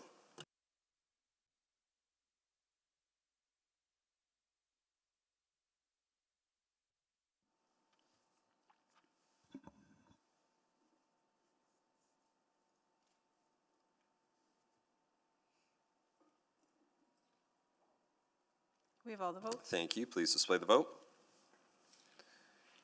And that motion is defeated 3-10. Okay. Next will be our randomized process for who gets to go first, because I think everything else is on the capital is an increase. There are 4 councillors who have motions, so we only need to do a randomization of the 4. Do we? I think, Do you want us to? 4 people. I'm hearing at least one, yes. So yes, Sure, we are we will about to get the randomize. machine Let's see. ready. Yeah. I see Rutherford, Councillor Tang, Councillor Salvador, Councillor Stevenson. But Councillor Salvador and Stevenson have the same motion, but in different wording. Did you spin it? Just computering with the randomized. Oh, good, yeah. Okay, there you go. So, Councillor Tang, then Salvador, then Rutherford, then Stevenson. Okay, Councillor Tang. You don't have an increase, do you? Oh, everyone is there. I just didn't go. Yes, sorry, that's why. Yeah. No, that's okay. Don't worry. It's all good. All good. We have 5 total motions from 4 councillors. Councillor Tang has 2, so you get to choose which one you want to make first. And then do I just keep going until I'm done? No, you do one, and then we at go a to the time? next person to do one, and the next Okay. person next, and then we come back to you afterwards. Sure. I'll start with the paving one, so that's C2. C2, yeah, and that was moved by you, seconded by Councillor Morgan. We'll put it up on the screen. You can take your 2 minutes to go ahead and introduce. Sure, great, thank you very much. So this is about arterial roads paving. Arterial roads are an important municipal asset and core service. We need to see them properly planned, maintained, and renewed. Many of you have heard me talk about arterial road expansion and widening, and that's something I'm keen to dig into for the next 4-year budget, especially in the south, which is seeing higher than average growth. But I also think it's important to maintain our current arterial road inventory. I have no doubt that everyone has experienced the poorer than average road conditions this past winter, exacerbated by population growth and climate change. To date, we filled close to 650,000 potholes, while exceeding last year's number by more than 100,000, and claims have skyrocketed by more than 5-fold. When I did my ride-along with the pothole crew earlier this year, I saw firsthand how time-consuming, costly, and temporary reactive measures like pothole filling can be. And we must do more on the proactive side for roads that are significantly more used. And the road conditions are this way for a reason. Each 4-year budget cycle, we've funded this portfolio less and less. And this budget cycle, given the pandemic, housing crisis, among others, we've only funded the arterial renewal at 24% of its ideal investment level, and we cannot wait. And this is why I made this motion several months ago for a greater investment in proactive road maintenance that resulted in Attachment 9. Attachment 9 outlines several options, and I'm going with the lowest option to get this work started. And it will address a number of roads citywide, not just for one ward, not even my own ward. But the goal here is to extend the life of some roads by 10 to 15 years so that we can focus our limited renewal dollars on roads that really need it, and down the road, no pun intended, reduce the burden and cost spent on reactive measures. Thank you. Questions? I actually have some. Councillor Paquette, can you take the chair? I have the chair. Yeah, thanks, Councillor Paquette. So, I just want to make sure I fully, because I remember, and I pulled it up again to make sure I'm reading it right here. So, I know we got asked about this during the fire hall opening, and I want to make sure my numbers are right. So, we used to put in for road renewal. We have the budget. Can you remind me what our annual budget is right now for arterial road renewal per year? Does, Jason, do you want to jump in? We're just gathering the information. Okay. We don't usually talk about like yearly budget, but for the 4 years it was, if my memory serves me right, just under 70 million, if I remember correctly. Just under 70 million for arterial road renewal. So I want to double check because I remember, so forgive me as we go down memory lane. So December 2014, we had a report that said at the time we were putting in $25 million a year to arterial renewal. In that report, it identified that we were falling behind and that we needed to make a permanent increase of 55 million, which we did going into that 4-year budget. If we've put in only that amount of money in this last 4-year budget, I'm just wondering, like, how did that change occur? Because the money was there, and I'm trying to get a sense of, like, where did it go? So, Mayor, I'm not sure I understand quite your question. Okay. I want to flag that from a overall renewal investment perspective. In the 19 to 22 capital budget, we funded all of our renewal at 90%. Yes. By the time we got to 23, 26, we funded at that, between 50 and 24%. And so there's a few things happening at the same time. The city's capacity to fund our renewal budgets went down, but our renewal needs also went up significantly. Correct. With the aging of our assets. Yeah, so, I think maybe why because we get our annual report on state of infrastructure report, roads overall quality, arterial roads overall quality, has actually improved from 10 years ago. 10 years ago, we were at 18% of our arterial roadway network rated in poor condition, DNF. As of our last one, we were down to 11%, which had suggested that we were making progress, but at the same time, roadway inventory, the number of kilometers has certainly increased. So I think we need to do it. I guess what I'm just wanting to double check, I think where my biggest confusion is that the reason it started to improve is that the Council of 2014 made a decision to substantially increase on an ongoing basis that permanent funding source for arterial road renewal, not the other renewal that we're down on. it sounds like this four-year budget was much less, and I mean, that's probably on me then, reading that last four-year budget. I'm just trying to get a sense of how and why did that change? And, you know, is it just I didn't read 4 years ago and somehow I missed that we were substantially reducing what we used to put into that fund? Is that?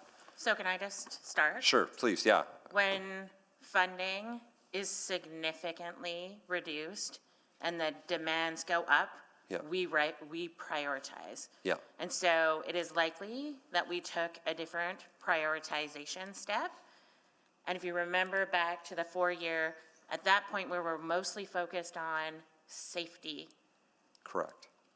And so I just, like, this notion that you make a decision and it rides for forever is, Maybe, I'd love to yeah. do that, but the reality is when the expenses exceed the money we're taking in, we have to prioritize. Absolutely. And we didn't prioritize that. Maybe where my confusion was is I viewed it the same way as I viewed neighborhood renewal, which does sort of track as But we built it. neighborhood renewal has a it's very ongoing. specific policy Yeah, assigned with it. I guess what I want to make sure is how do we make, and this is probably part of the next 4-year conversation, how do we make sure we don't, I'm going to be out of time to ask the question.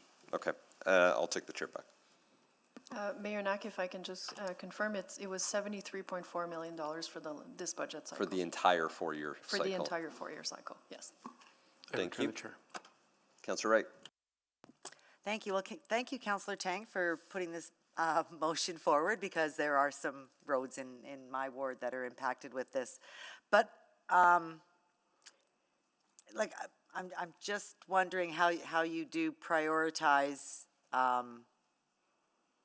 yeah, how do you prioritize? And are these emergent that it couldn't maybe wait till the next 4-year budget cycle?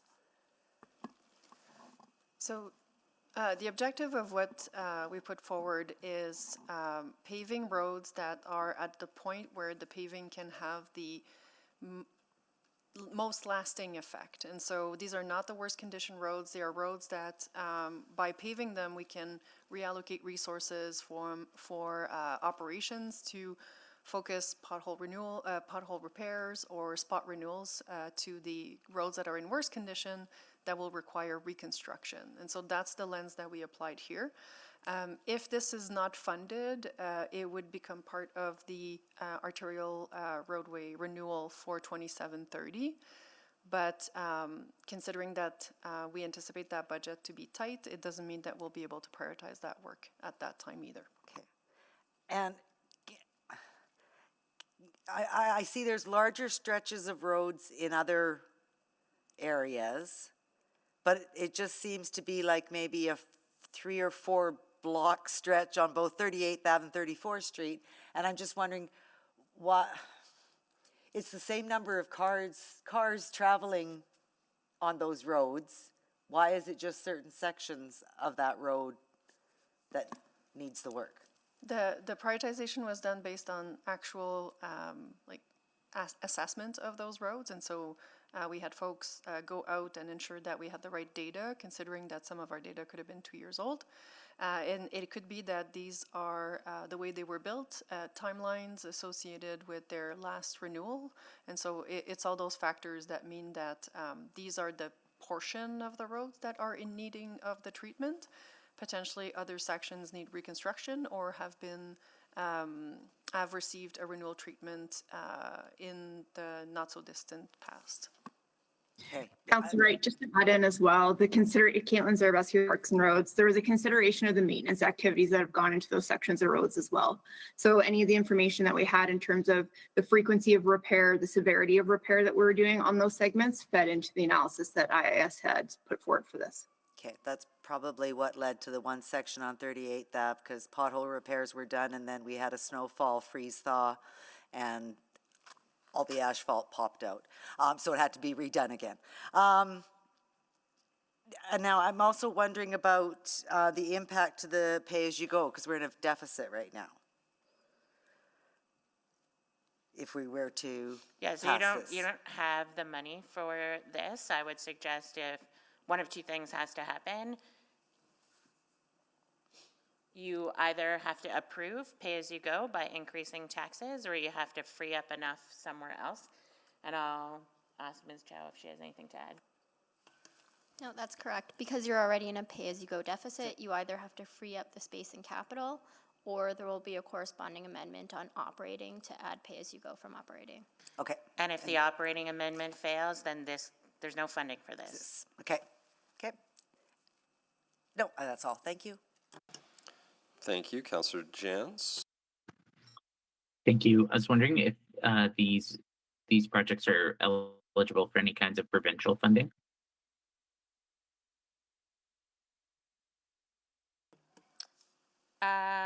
So they would be eligible under things like local government fiscal framework. And so the unconstrained buckets of funding are what these projects are typically eligible under, and that is what we applied, and that is what we've prioritized. And I would just say, based on our proposed budget, this particular item didn't make the cut in terms of prioritization. Okay.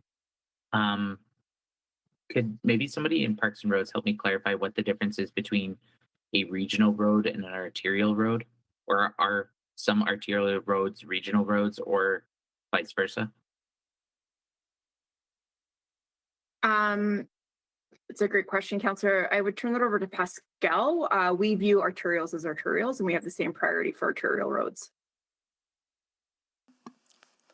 I guess I'm looking at the fiscal gap report, and it talks about on regional roadways, 90.9% of vehicle kilometers traveled on regional roadways is from regional residents. So if 91% of the traffic on regional roadways is from regional residents, I'm wondering, how do we then prioritize making sure that we're not putting too much money into repairing regional roads and then neglecting arterial roads used and driven by tax-paying Edmontonians? Councillor Jans, for clarity, we don't have regional roads on our transportation system bylaw, but we are validating, like, probably a loose definition of regional road would be things that serve Edmonton and neighboring communities. And so most likely they would be arterials and highways. Okay. And I can confirm, Councillor, that we do repairs on things like Yellowhead or Shore Park Freeway as it comes into the city. However, we assess the network across the city in terms of size, severity, and location of those potholes, and we ensure that public safety as they're passing on the roads. That's how we prioritize for service level. Councillor Jans, just one more confirmation. So from the fiscal gap report, the roadways described as regional are actually outside of the city. And so that was used to kind of feed into the city, if you want. So, and are those the ones? Because it talks about in the fiscal gap report that our road network is overbuilt for the region. And I guess I'm trying to figure out, how do we make sure that local Edmonton needs are prioritized first? And is there a way to give direction, maybe it's a subsequent motion or something else, to take care of the arterials, and like a road in Millwood should be a priority before a road facilitating a commuter from Sherwood Park? So Councillor Jans, I think we've got some work coming back on the fiscal gaps work plan. I think you would see this type of information start to come into play in that work plan. Okay, thank you.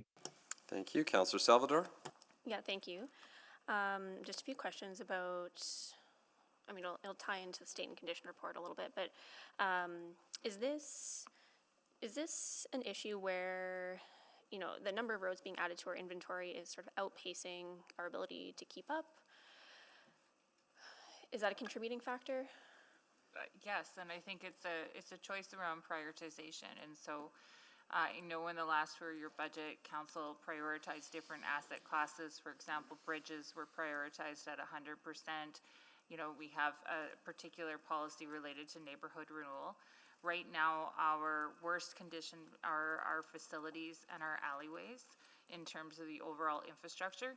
And we will be having a report coming back to council on the state of our infrastructure in January. And that state and condition report, will that also include contributed assets? Yes. Yes, so when new communities are being built out and those are passed back to us, it will include that?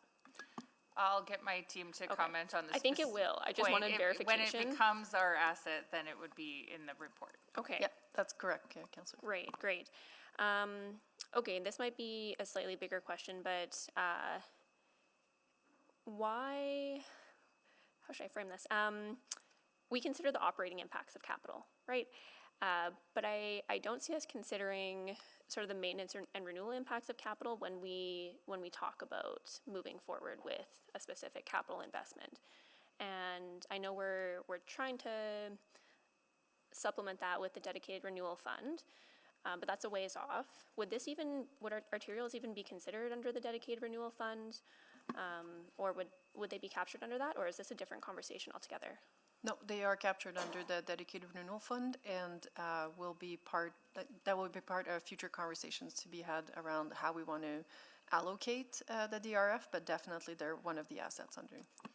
And if I just make a comment, that's also the role of council in both planning for the future, managing the present, and inheriting things from the past. That work on, how are we planning our communities and what are the requirements is important for the infrastructure assets that we end up running and maintaining in the future. Yeah, absolutely. Have we ever contemplated setting aside a certain amount or percentage of funding for renewal every time we take on an asset? I think we've written a number of reports on building renewal funds. And I don't mean to sound like a broken record, but you reduced pay-go, so I'm getting mixed signals. Well, and I guess what it comes back to for me is the dedicated renewal fund enough? And I don't think it is. No, it's not. It's not even close. Yeah, so I'm just thinking about if it's prudent to consider other mechanisms above and beyond that. So again, I know that's a larger question, larger conversation, but just wanted to plant that one. I think that's it. Thank you. Thank you. Councillor Tang, you have questions? Yeah, just a question mostly to operations.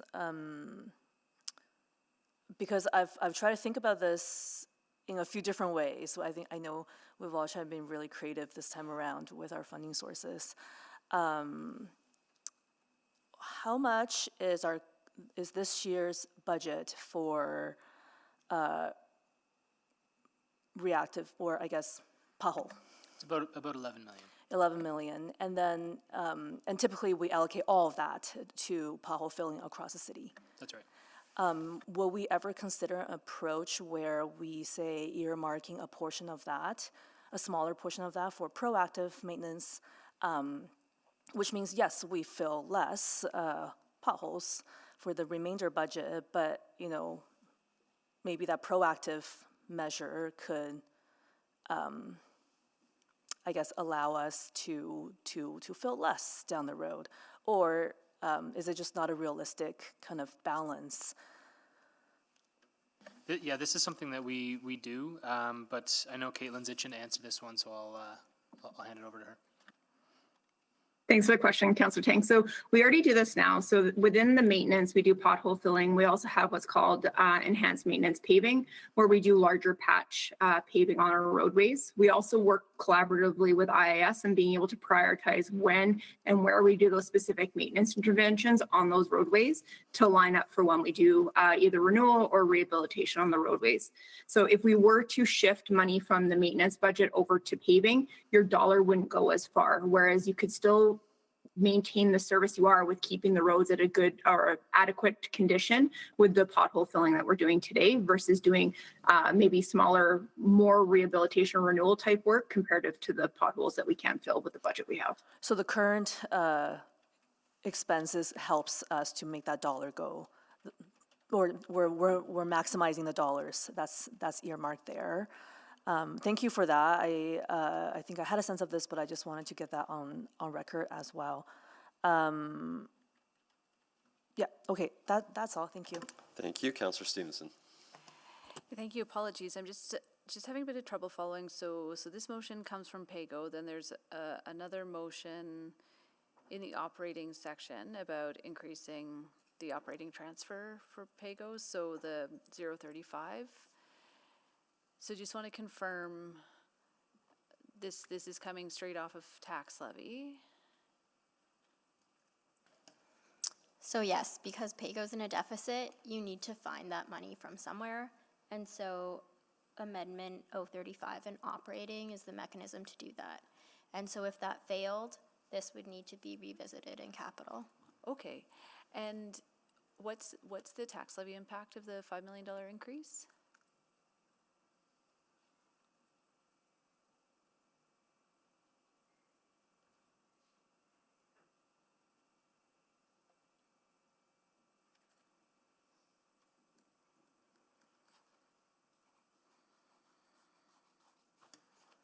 It's 0.2. 0.2. Great, thank you very much. Thank you. There are no other questions on the board. Those wishing to speak, please click on.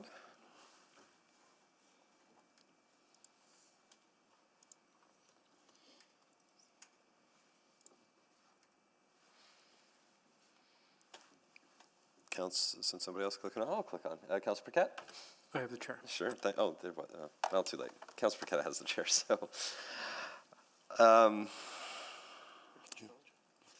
I was going through, I pulled up the old budget documents just to double check. So yeah, we did go to 55 million from 2015 to 2018. And then in the 2019 to 2022 budget, that number came down based off a recommendation from administration. They recommended that we could have gone down to 41 million per year.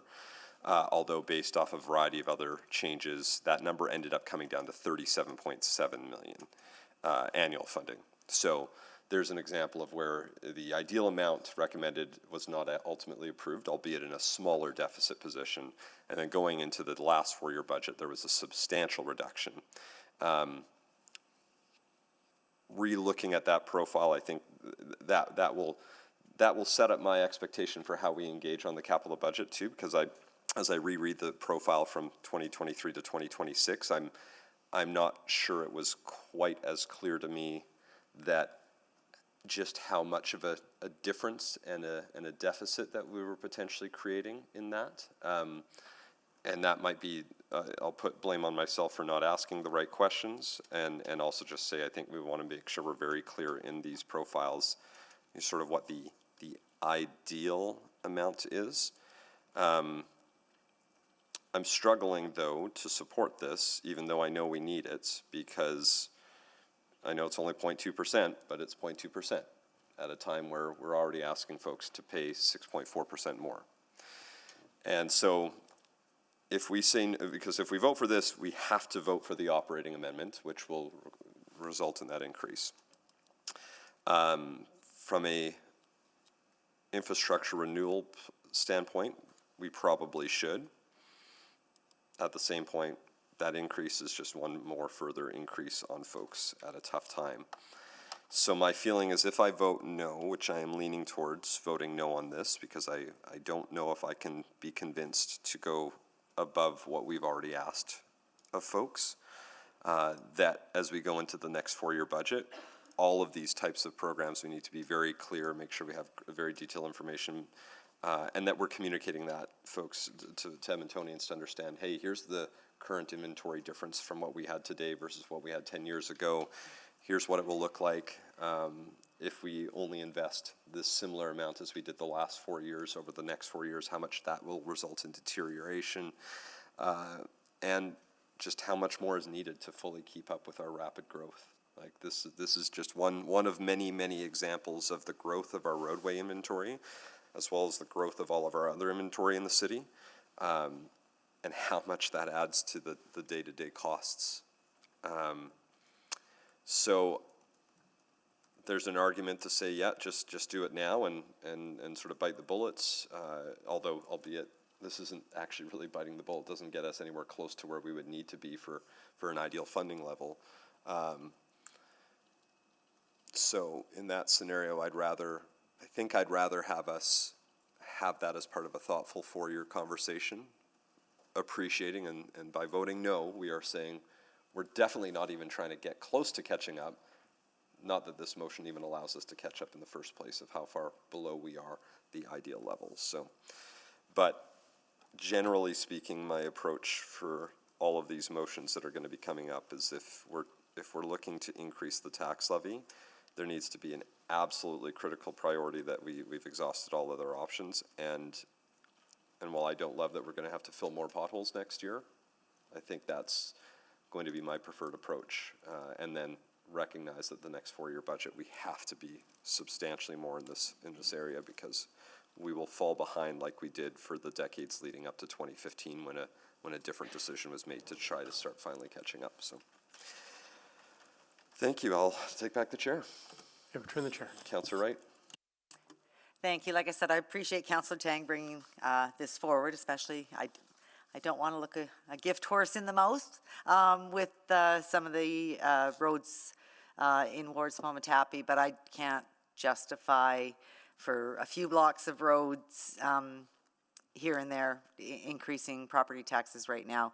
And I would like to look at it, I guess, more holistically and a plan going forward in the 4-year budget coming up. So I'm sorry I can't support it. Thank you. Thank you, Councillor Jans. I will support this. I think it is an incredibly small amount when we're talking pennies to the average household. But any of us who have ever driven and hit that pothole and wondered if that's our, that's our tire, that's our axle, or what happens. I mean, these are this is the cost of doing business, and I think that Edmontonians need to know that our roads are our most expensive asset in the entire city. If you add up the $35 billion worth of assets that we have in the city, our roadways are over half of that, are $14.2 billion.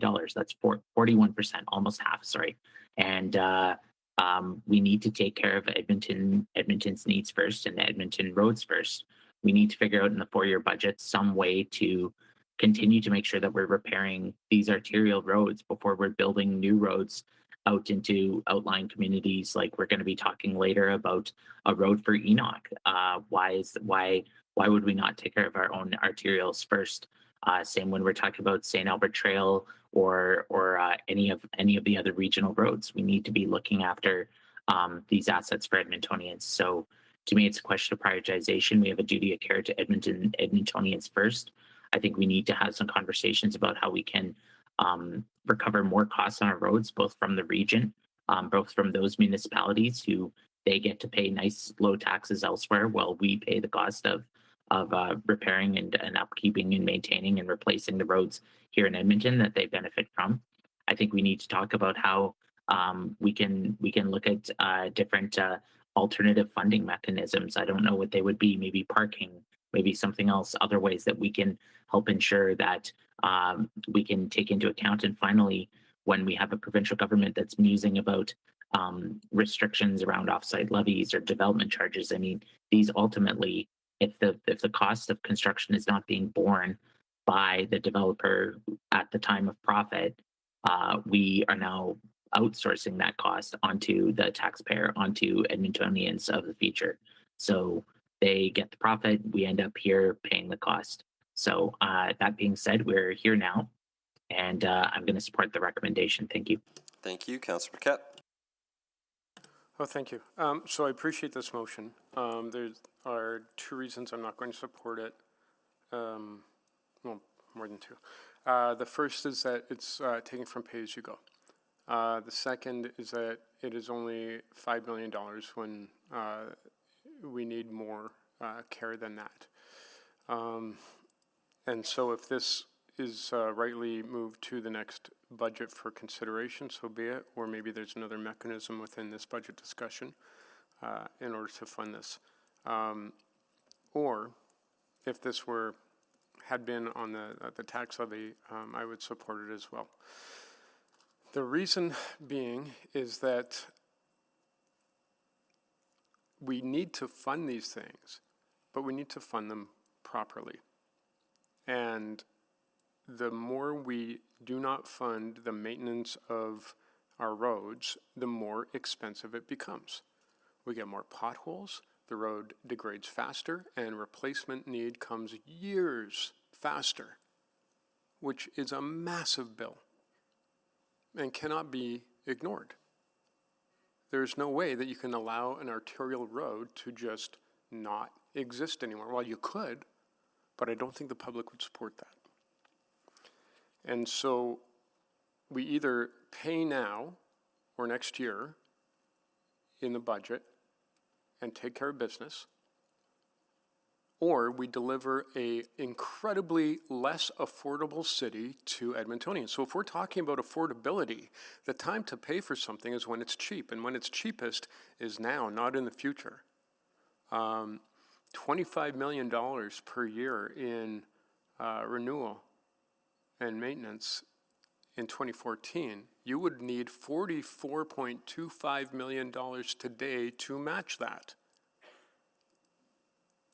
And so when we underfund the maintenance of the road to this extent, we are only delivering higher costs. And I get it. In 1 year, if we're doing crisis management, you want to have the lowest tax rate humanly possible. In fact, you want that every year. But when you go so far beyond where you need to be just to maintain a city, you are not creating an affordable city. You are trading a moment of tax relief, I guess, if that's what it could even be called, for years of increased costs. You're essentially stealing from Peter to pay Paul, but Peter is charging enormous interest. And so it's best not to borrow from the future. Because if people are saying, I can't afford things right now in this city because of the taxes, the longer we delay, the more people are going to find the city even less affordable in terms of their property tax. This is the counterintuitive irony of maintaining a city. And we are facing that head on. So, just leave it at that. Thank you. Councillor Rutherford? Yeah, thank you. I do want to just highlight that I think that Councillor Tang, from my understanding, and the motion on the floor is, yeah, we have to do this in two parts, but while it's pay-as-you-go here, there's a subsequent, or there is a complementary operating motion that does take it from the tax levy for this same amount. So I think, if you're thinking about supporting this, you should also probably think about supporting that. So it is a question of whether you're comfortable with it being on the tax levy or not, but I don't necessarily agree with the characterization that it's to borrow from Peter to pay Paul, because there's been a comprehensive thought process put into both sides of this equation by the mover. With that being said, I agree with Mayor Knack. I believe this is a question and a conversation that we need to grapple with at the 4-year budget. I don't think we are at the ratio we need to be with our renewal, regardless of the dedicated renewal fund, regardless of what we end up deciding, though these are all questions we're going to have to grapple with over the next year, neighborhood renewal, all of these things. We need to be, this is a good reminder today as we tee up for the 4-year budget about how much we can promise Edmontonians growth and what growth projects we're actually going to promise if we really want to get ahead on like arterial road, mill and overlay and renewal. So while I'm not supporting this today, I do absolutely support a higher ratio of investment in renewal in our 4-year budget and look forward to the conversation over the next 4 years on how we get a different ratio split for that capital budget investment. Thank you. Thank you. Councillor Tang to close. Great, thank you very much for the discussion. We've circled the renewal conversation over and over, and I will say my frontline visit really was eye-opening in terms of what is the real cost of not investing in renewal. You know, I appreciate all the questions and the commentary around the funding source, et cetera. I've tried to explore this many different angles, and I want to take a moment to kind of highlight a bit around infrastructure funding. So the ideal funding source for something like this, as we heard, is unconstrained infrastructure funding. But it only goes so far to meet our limited renewal demand. With population growth and climate change, the pressure on our arterial road network is greater than ever, and this kind of pressure, I maintain, is not sustainable for the property tax base to address.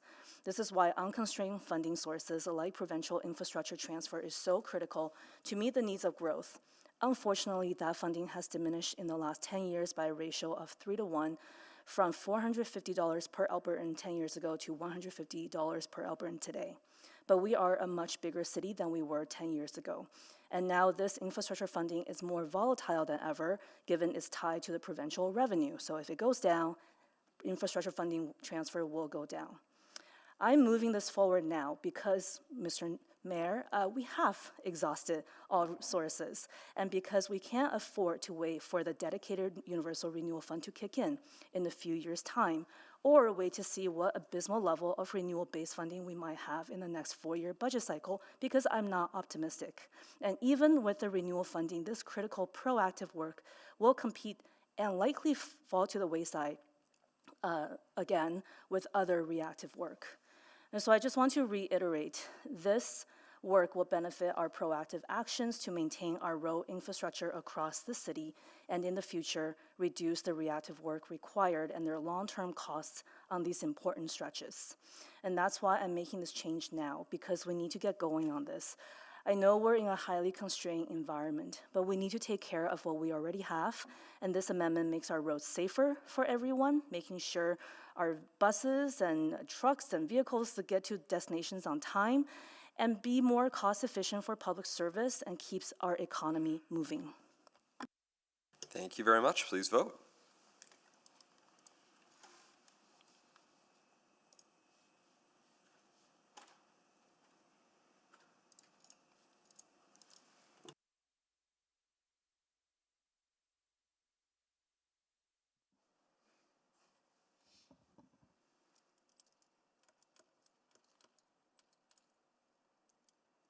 We have all the votes. Thank you. Please display the vote. And that motion is defeated 4-9.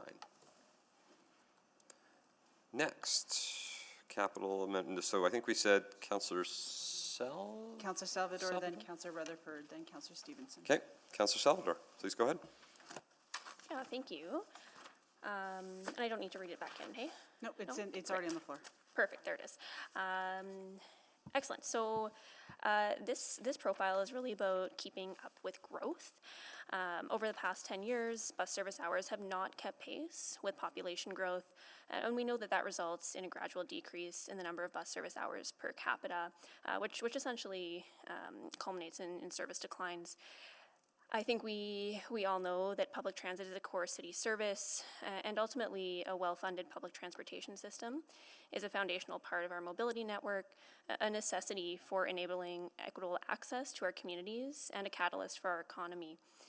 I'm reflecting on the incredibly strong recovery that our transit system saw following the pandemic, in combination with the incredibly strong population growth we've seen over the last few years.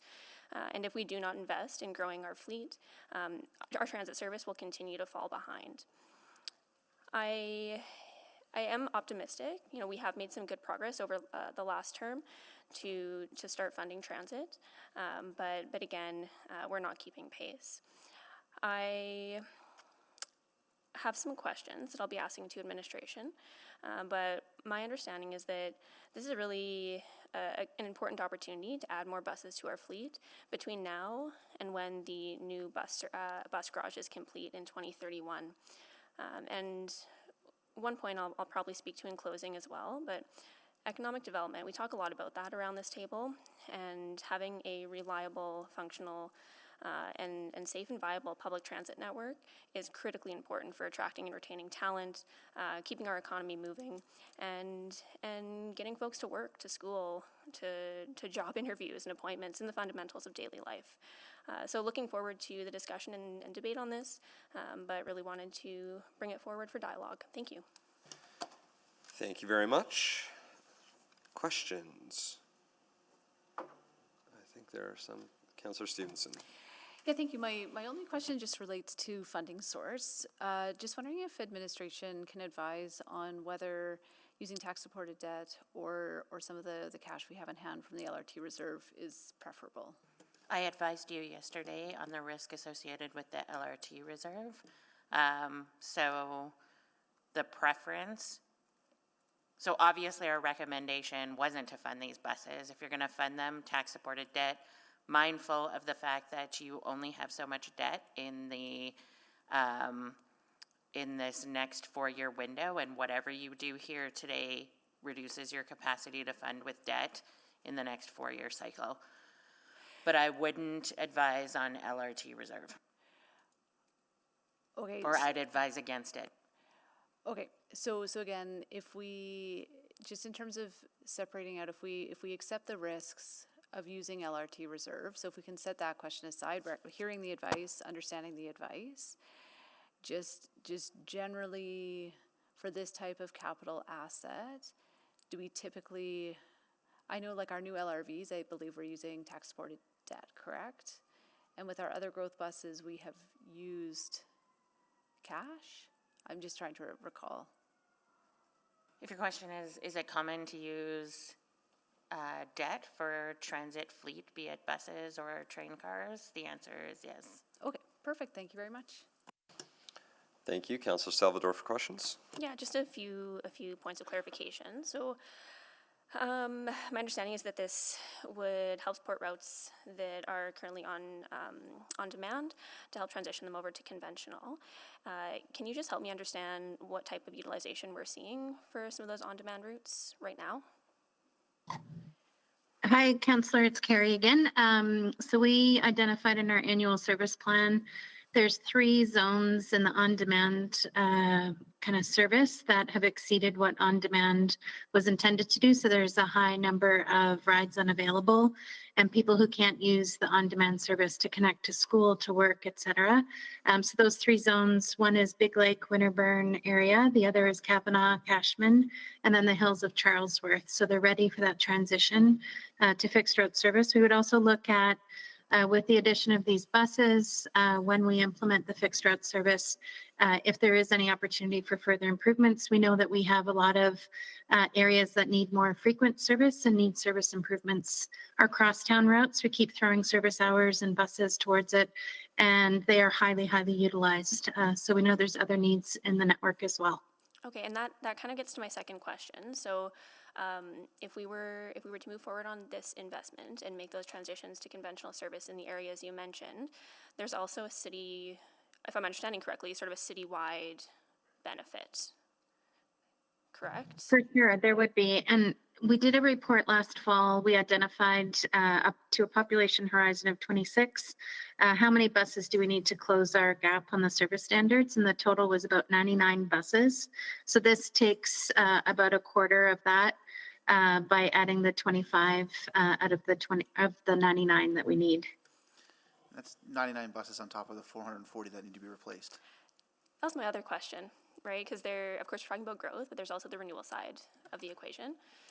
Yeah, renewal is extremely important. I think if you look at the challenges that the transit system faces, the replacement buses are one of those things that are probably our biggest, largest issue in the fleet. We have an aged fleet with the ETS service, and those bus replacements should have been replaced probably 5 years ago.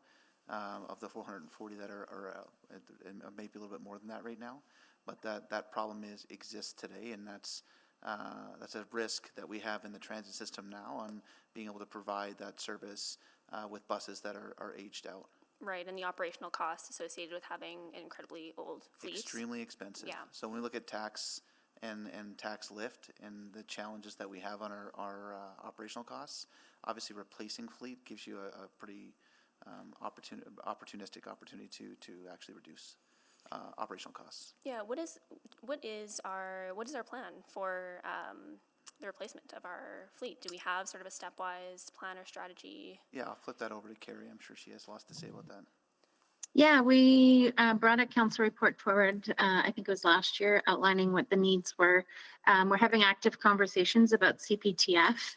And with our baseline stream of funding, once we get our official approval letter, senior staff with HIC have indicated we can ask for a temporary exemption because we don't have the infrastructure ready for ZEP, that we could request funding support for diesel. So my plan is to pursue that once we get that official letter from them to trigger that process. And then for the Metro Region Agreement stream, all of us in the region have renewal gaps. So we'll be hoping that that stream of funding will also provide some support.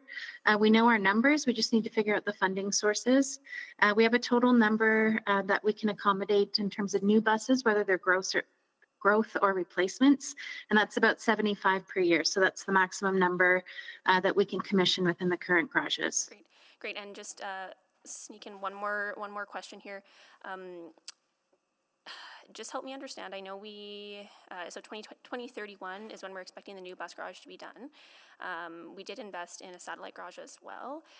Is this the only viable investment between now and when the bus garage is eventually done?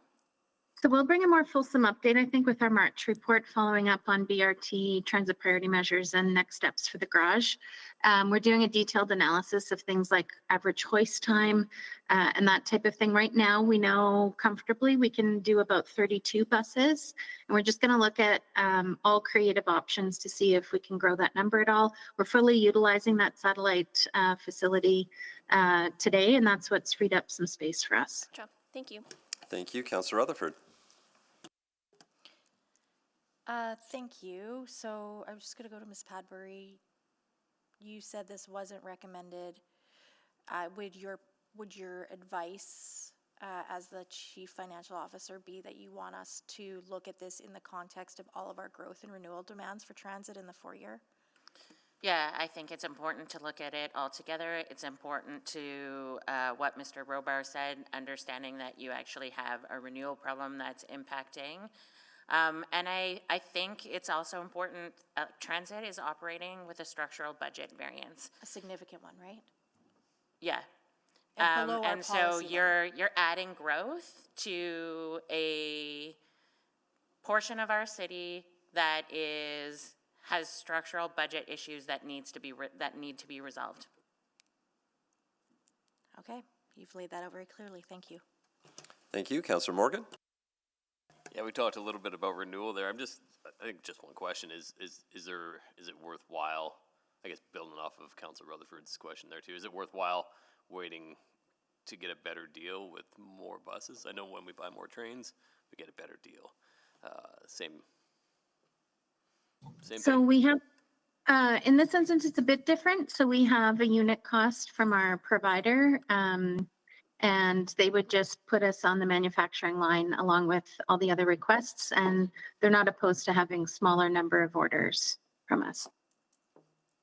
So I guess so large amount of buses will not get us a better deal per se.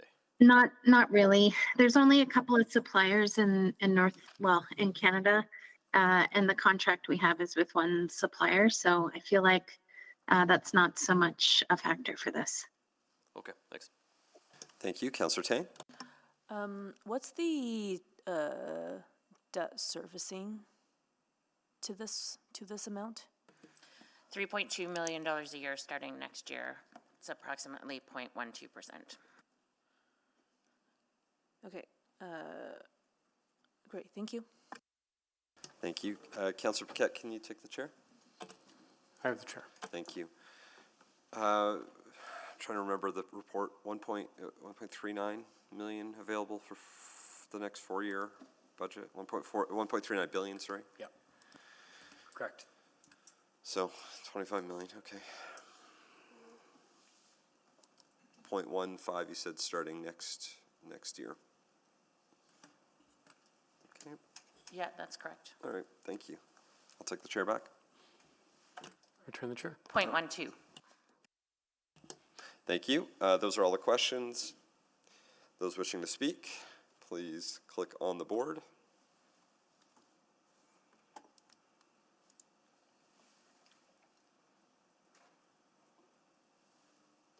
Councillor Stevenson? Yeah, thank you. Wanted to speak in favor of this motion. I think, you know, the success that we've seen in ETS over the past 4 years has been really incredible in terms of our ridership. And I think it's a fundamentally core and critical service that we provide to Edmontonians. Not only is it something that's well used, it also supports our broader city plan vision, which includes mode shift and also our climate change goals. I also think, and it's something we've talked about many times, but just thinking about our expectations of revenue from ETS, I think is a really important conversation that we need to have as we go into the 4-year budget. In my mind, transit is a way that we offset other costs that we incur as a corporation, particularly around traffic and road expansion. You know, as we speak about frequently, road infrastructure is our costliest item, I believe, from a capital perspective, and also has high operational impacts as well. So providing transit service, providing mode shift is a really important way that we offset that, and I don't know that our expectations need to be that it is fully cost recovery by any means. A lot of our services and infrastructure are not, and I think we need to take a different approach to how we think about transit revenue. So supportive of this, and thank you to the mover for bringing it forward. Thank you. Councillor Jans? Definitely in support of this as well too. I think it's really important. We know that we need these buses. We know that we need them yesterday. We know that we're seeing more ridership, more usage, and we know that we've got deferred maintenance challenges, and we need to replace our aging bus fleet as well too. So I think this is really important. It contributes to our failing carbon budget. It contributes to reducing traffic on our roads. It contributes to ending poverty and reducing affordability or increasing affordability in our city. Yeah, let's please support this. Thank you. Councillor Morgan? Yeah, thanks. I will be supporting this as well. You know, I during the election campaign, I heard from a lot of people in my outlying neighborhoods that were underserved by on-demand or nothing at all, and I think this helps out a number of neighborhoods that need it. Like Councillor Stevenson and Councillor Jans, I think you know, this offsets a lot of other costs that we've been talking about, potholes and roads and all those other things. So happy to support, and I think the capacity is there. And truthfully, we, you know, in some other areas in the city, we have we're committed to increasing funding in those areas. I think this is a similar thing that we need to be considering as well. You know, transit is it helps a lot of people, and it grows as the city grows, and it needs to grow as the city grows. So happy to support it. Thank you. Councillor Wright? Thank you very much. I'm actually torn between this motion and the one that Councillor Stevenson was putting forward using the LRV reserve. And I think we've been cautioned on both counts not to use either, but it is something I think that our city needs as we grow, in addition to renewal of current buses. I don't want to lose the service that we have already gained in certain areas with on-demand, and I want to help people get to where they're going. From as I understand it, there will be no impact this year on the tax levy, and it will be future years, which again we'll need to look at in the 2026-2030 budget as altogether. So I think I will support it on this way. Thank you. Thank you. Councillor Rutherford? Yeah, I debated whether I wanted to come on to speak to this or not. I won't be supporting this motion, but I did, you know, like I support transit, and so I felt like it was really important for me to come on and discuss this. First and foremost, I am always a holistic thinker, and I don't think we have the whole picture, and I think our administration is cautioning us that there's probably going to be some bigger pieces and failures to our system that we need to be grappling with in the four-year budget, and the more we make decisions like this, it pigeonholes us. It also prevents that debt servicing, maybe if there's funding from other orders of the government on the table in the next four-year budget, from being able to use our portion for debt servicing. So I feel like these decisions are just continually narrowing any decisions and choice we have in the next 4 years without the full context and the picture and the scope. So for those reasons, I can't support it. And then the other thing that I feel remiss to not bring up is I've supported so much growth in transit in the last 4 years. I've supported the bus rapid transit design. I've supported the reallocation of the Valley Line bus routes. I've supported on-demand becoming permanent and not just, and on and on and on. And these have all been tax levy increases that my area of the city has seen no benefit from. I get that we don't have the demand that other areas of the city are experiencing in terms of growth. We don't have the same growth potential as Kavanaugh, right? We don't. But these are people that have been living in these neighborhoods for 60 plus years that literally can't get downtown, even though it's only 10 kilometers away, without an hour and a half long bus ride. And so I cannot keep supporting growth and go and turn to the residents that I am here to represent. Ultimately, I always want to look out for the greater good of this city, and I have, and I will. But at some point, I really do need my colleagues around this table to say, at what point do we actually rectify this inequity? Because I cannot keep supporting growth and having seniors on fixed income in neighborhoods that I represent calling me crying after we debate budget because they can't take another increase, and then be able to say, yeah, and you know what, you're actually not gonna see any improvements. I just can't do it anymore. So for those reasons, I can't support this anymore, but I especially can't support it knowing that there could be critical failures on our current system if we don't properly and appropriately fund the renewal that we know is coming in the four-year budget. So for all of those reasons, I have to say no, and it is not no without a heavy heart, and it is not no without a significant love for transit. I think the no in this case is actually because I love transit so much. Thank you. Thank you. Councillor Clark. Yeah, I have a hard time with this one, and it affects my ward specifically in the Big Lakes and Winterburn area.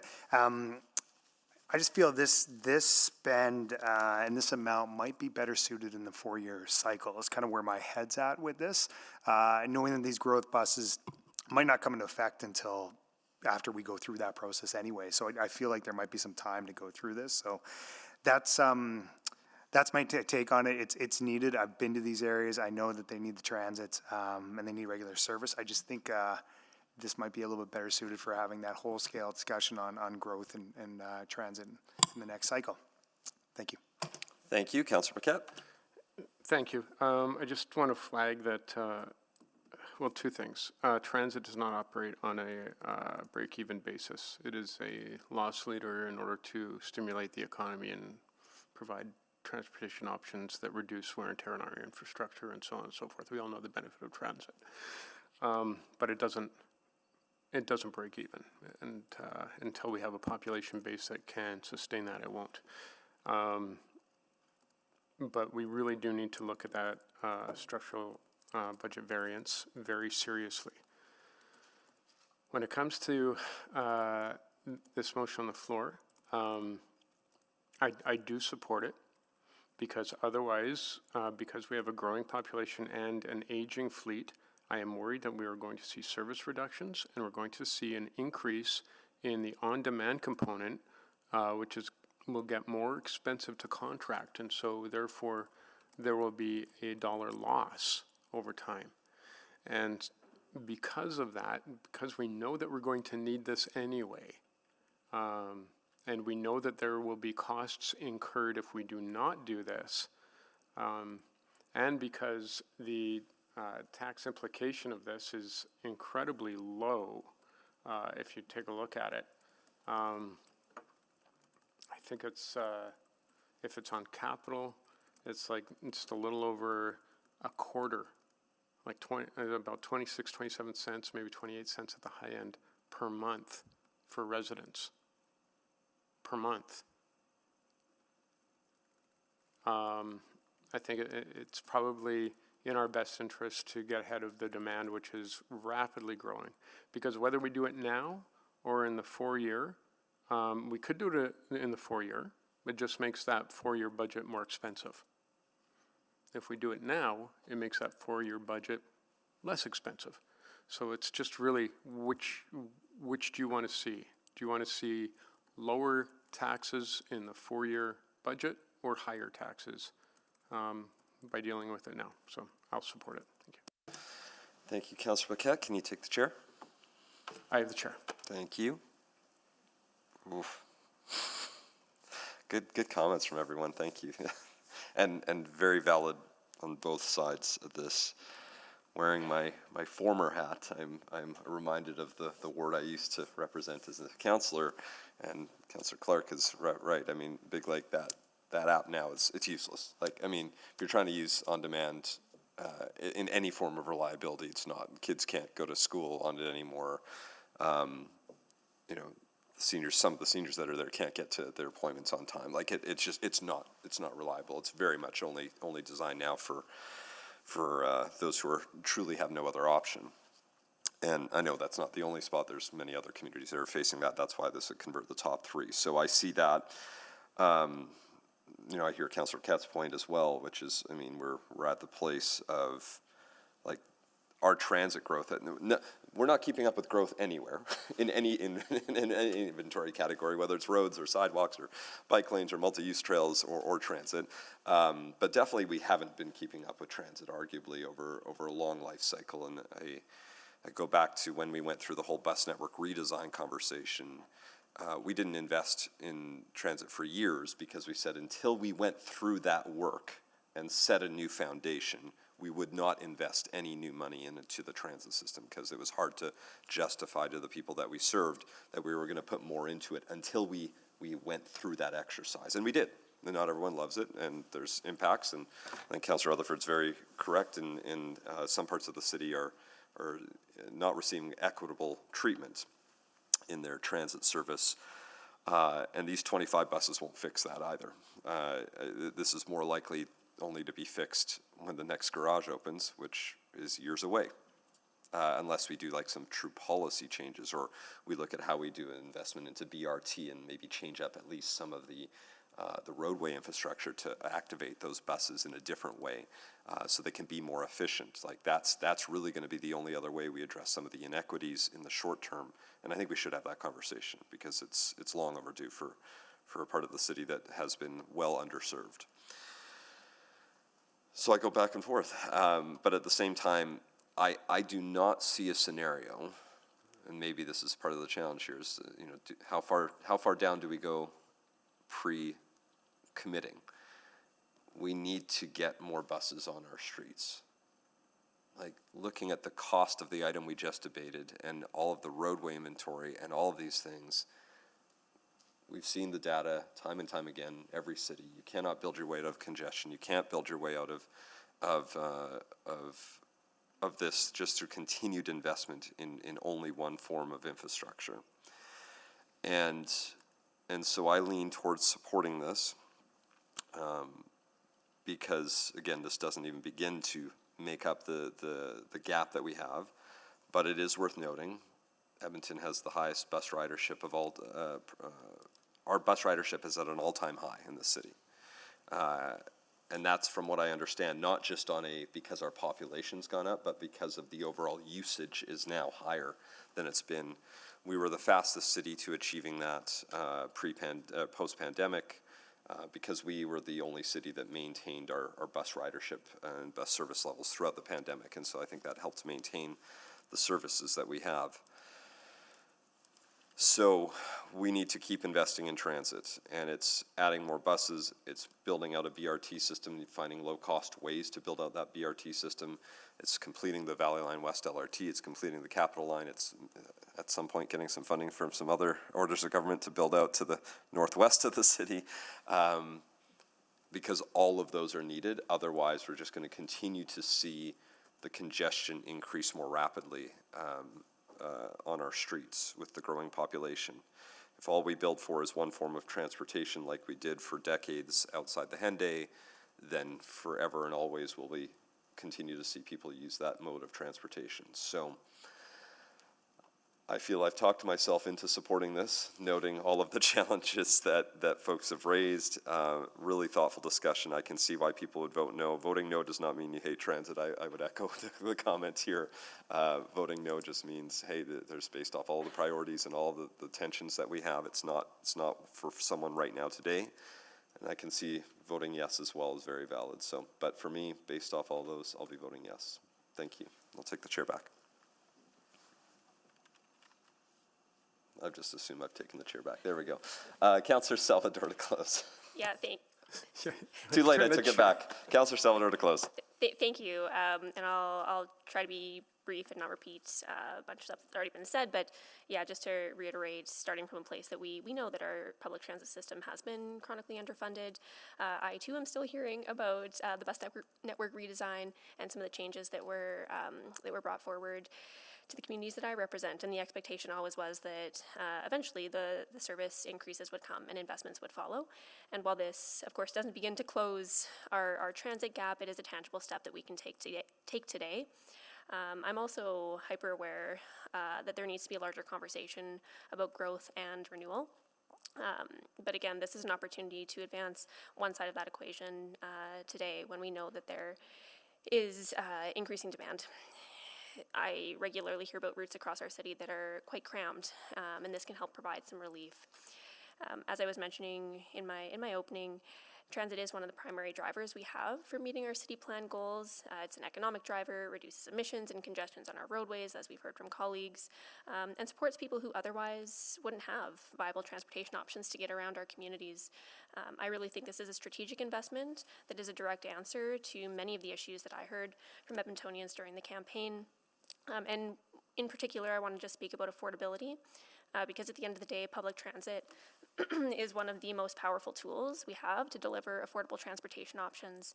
And again, if we don't at least try to keep up with that growth, transit can become less convenient, less reliable, and people who can least afford it are pushed towards more expensive options.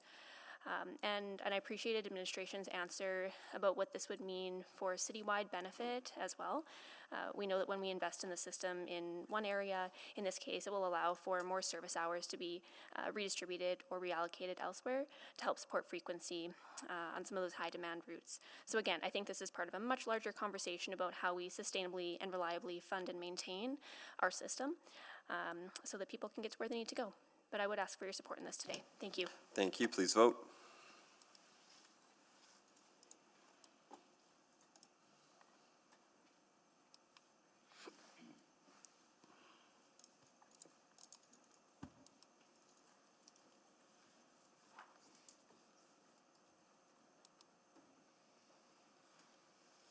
We have all the votes. Thank you. Please display the vote.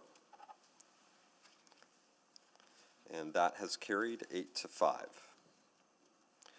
We are at 3:29, and that's a perfect time to take a break. We will take a break until 3:45, at which point we will be coming back for the motion from Councillor Rutherford, I think. And this, by the way, removes Councillor Stevenson's motion, so we won't be discussing that. So with Councillor Rutherford, then Councillor Tang's final motion will be the last two capital. We're on break till 3:45. Thank you.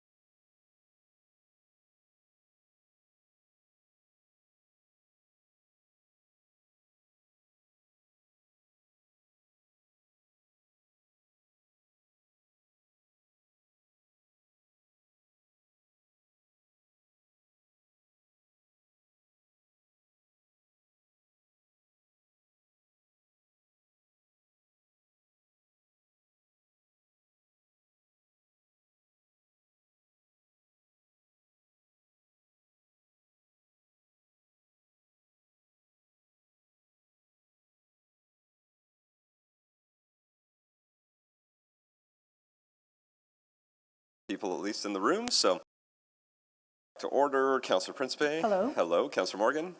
Hello. Hello, Councillor Jans. Councillor Rutherford. Hello? Hello, Councillor Clark. Coming soon. Councillor Tang. Good afternoon. Good afternoon, Councillor Palmer. Hello. Hello, Councillor Paquette. There he is, Councillor Salvador. Hello. Hello, Councillor Stevenson. Hello. Hello, Councillor Elliott. Hello. Hello, and Councillor Wright. Good afternoon. Thank you very much. Okay, we have enough people here. Therefore, the next motion is going to Councillor Rutherford. You have 2 minutes to, this was a motion you made, seconded by Councillor Morgan. You'll have 2 minutes to introduce. Please go ahead whenever you're ready. Oh, sorry. Yes, thank you. I'll be brief and leave a lot to my closing. These 3 parks were not chosen arbitrarily. These are 3 community parks that would be correcting a historical inequity gap. These 3 playgrounds are neighborhoods where there is not a playground structure within a certain distance. This was actually something that was debated. There was 13 playgrounds as part of the 4-year budget.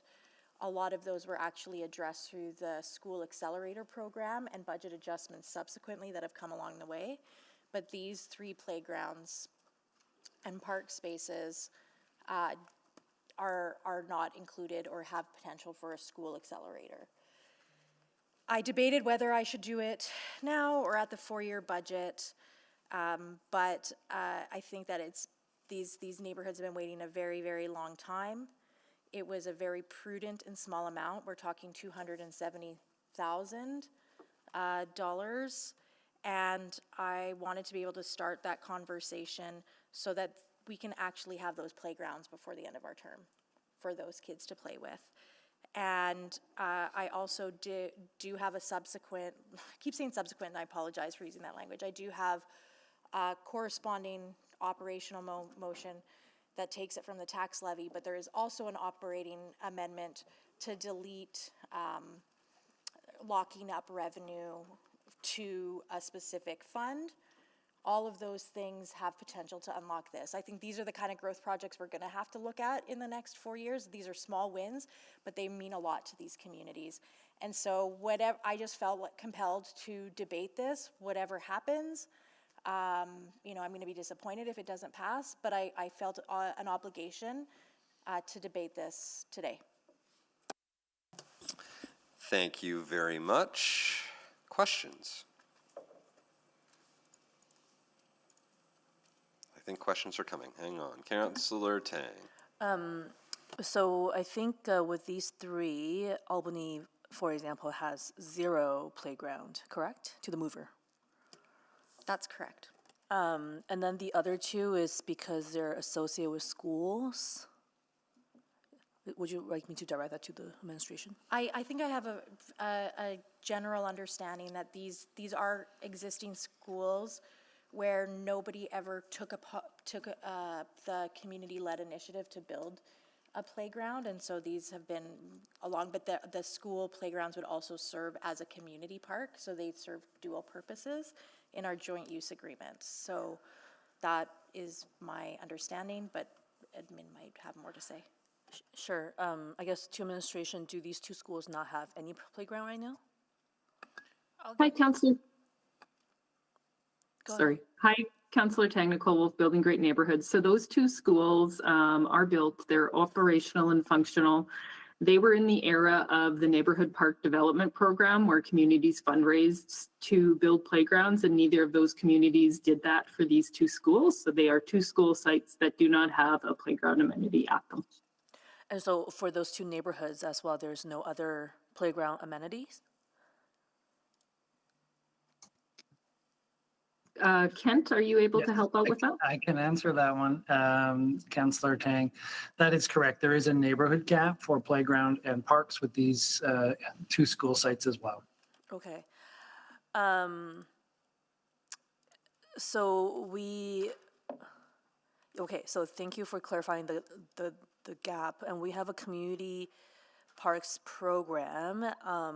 Would these 3 Are these three the sort of the next in the priority list, or do they bypass that process? Can you just share some insight? Thank you, Counselor. Yes, these are the next three in the priority for the program. And so the typical process would be in the 4-year budget, when you bring forward the entire portfolio for community parks profile, they will be included to a certain checkpoint. But this amendment just accelerates that a bit. Is that correct? Hi, Councillor Tang. Being that these are all growth projects, we would be focusing on renewal with the community parks framework.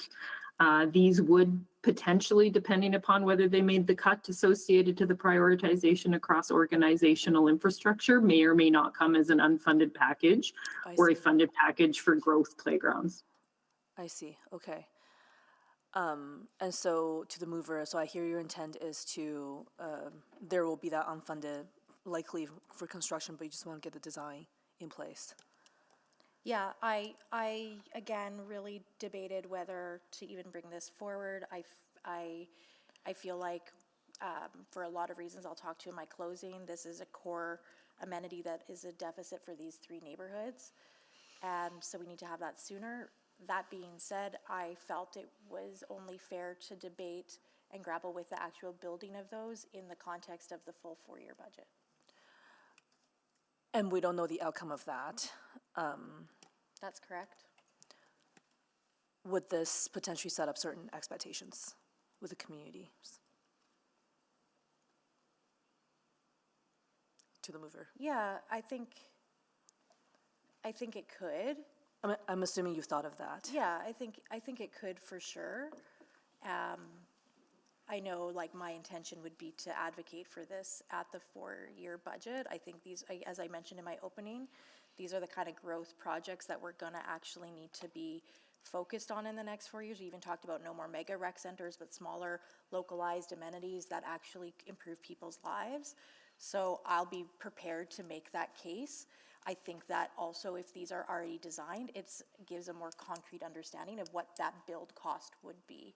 And also if there's some value engineering that can happen around that, or if there's even potential for these 3 to have the same design that can be used in those 3 different site locations. So those all open up those conversations. Okay, great, thank you. Thank you, Councillor Wright. Thank you. So there's no longer the ability for, like, the parent councils of the schools or the community leagues to lead on these parks? I'll get Nicole to comment more. I think there was a choice in the policy from council previously from an equity perspective. Nicole? Hi, yeah, so the Neighborhood Park Development Program was based upon community raising funds and covering 50% of the costs of these things. We brought a couple reports to council over this last budget cycle talking about the inequity associated to this program, because you have communities that have the capacity and the willingness and ability to actually raise funds, but you have lots of communities that don't have that. So we were finding that the communities that had that capacity were able to have their amenities and the other ones are not. There is still the community-led process that would be 100% construction costs by community groups, was done similarly to Joey Moss School here on the south side, was also built on school land as well. So there are options for these folks. This is more about equity and having consistent expectations at these sites. Okay, so it does still, the community-led construction program does still include playgrounds? If they have the capacity and, yeah, okay, fundraising ability. Correct. Okay. And then, Ms. Nichols, you'd said that these were the top 3? Yes. But then Ms. Wolf said they may or may not come in at the top 3, because we would do some sort of a reassessment then come the 4-year budget? So, Councillor, these are new playgrounds, and so they would be under the growth infrastructure. Okay. And the other playgrounds would be more under the renewal, and so those get prioritized separately by council. I don't know if Nicole wants to weigh in anymore. No, that's it. Growth, just the expectation of growth funding versus renewal funding for the 4-year budget cycle. Okay, and then this is just for design, or planning and design. And I am concerned about the expectation of the community then. What would be just sort of an average cost of a playground? Playgrounds typically cost between $650,000 and $750,000. Okay. And so then times 3, about 2.1 million for those 3 of them, okay. And that would all depend on the type of structures that were chosen. And does the city choose the structures then, or is it through community engagement? We do community engagement on what they would like to see. Okay. But if we do take it to the point of design, I guess in your experience, is it then the expectation of the community that they would be built? I think we would make sure we would position it as it is only for planning and design, and funding would be contingent on the next budget cycle. This is also something we have the potential to, if the community chose to do a community-led thing, they could probably have our designs as well to build those things. But there's always expectations when you put information out into a community about a playground. Okay. I think that's all I have. Thank you. Thank you. Councillor Elliott? Thank you. I just have one question, either to the mover or to admin. Do you know how long these schools have been waiting for playgrounds by chance? Well, I would like to clarify that the Albany Village does not have a school. So there is no potential for a parent-school association to fundraise for that one, and nor are community leagues allowed to do that on City of Edmonton Park space anymore based on our policy decision. So that would only be for the 2 other ones, and I would defer to admin for those. To follow up on that, I believe the one school, Garth Worthington's been open since 2021, and the other school I think is new this year or last year. Okay, thank you. Thank you. Councillor Clark? Yeah, a couple questions for admin. So I'm just seeing the planning is $270K. Now, if we want to go with, with community engagement, if we want to go with a similar design across all 3, that might come down, I'm assuming so. How would that affect kind of this motion? And also, I'm pretty confident I could get some corporate support for the Secord location to help fund this as well. So how does that, I'm just trying to wrap my head around this. How do we kind of move forward with the planning thing if there might be some reductions or potential other sources of revenue on this? And if we can't get on the 4-year level to get these funded, where do those funds go? Does that come back, or is it gone? Okay, you asked a lot of questions, so I'm going to try to start at the top here. So we would look at synergies on design. There is cost for site location, there's drainage, there's grading associated to it, even if the playground pods themselves are actually the same. So there is some engagement as well that would be required on that, and they would still have to be fundamentally designed. So if there was money left over from that, we would look at putting that back to you folks. On a secondary thing, if there is like developer or other methodologies of having funding from different levels, we would change out the funding types in an SCBA in the future, and we would release the city funding that would no longer be required. Thank you. Thank you very much. Councillor Morgan? Thanks. I got a few things for my closing here, but I guess, are communities or school groups still allowed to fundraise for these projects too? Is all the money coming from the city to build this thing, or is communities allowed to do this?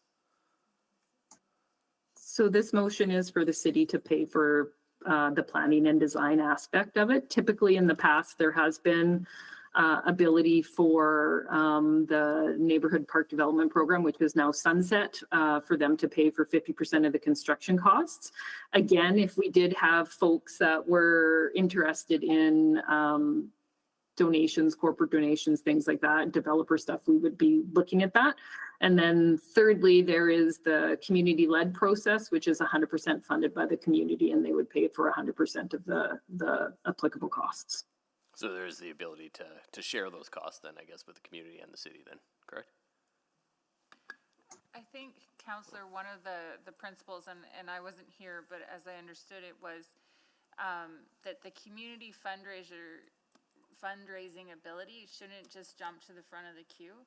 That there are equity problems in that, where communities who can raise money could move faster on creating amenities in their neighborhood than communities who could not. And so I think there is an ability for people to contribute to it, but having that 50% bar has proven to lead to some inequity in the past. That's my understanding of the history. No, I know and there's folks who have been yeah, here. fair enough. But we've already said that they're at the top anyways, right? They're at the top of the queue, so it's kind of irrelevant, I guess. Has the city heard from these communities in terms of them wanting infrastructure? This type of infrastructure? Nicole? I will turn that over to Kent, actually.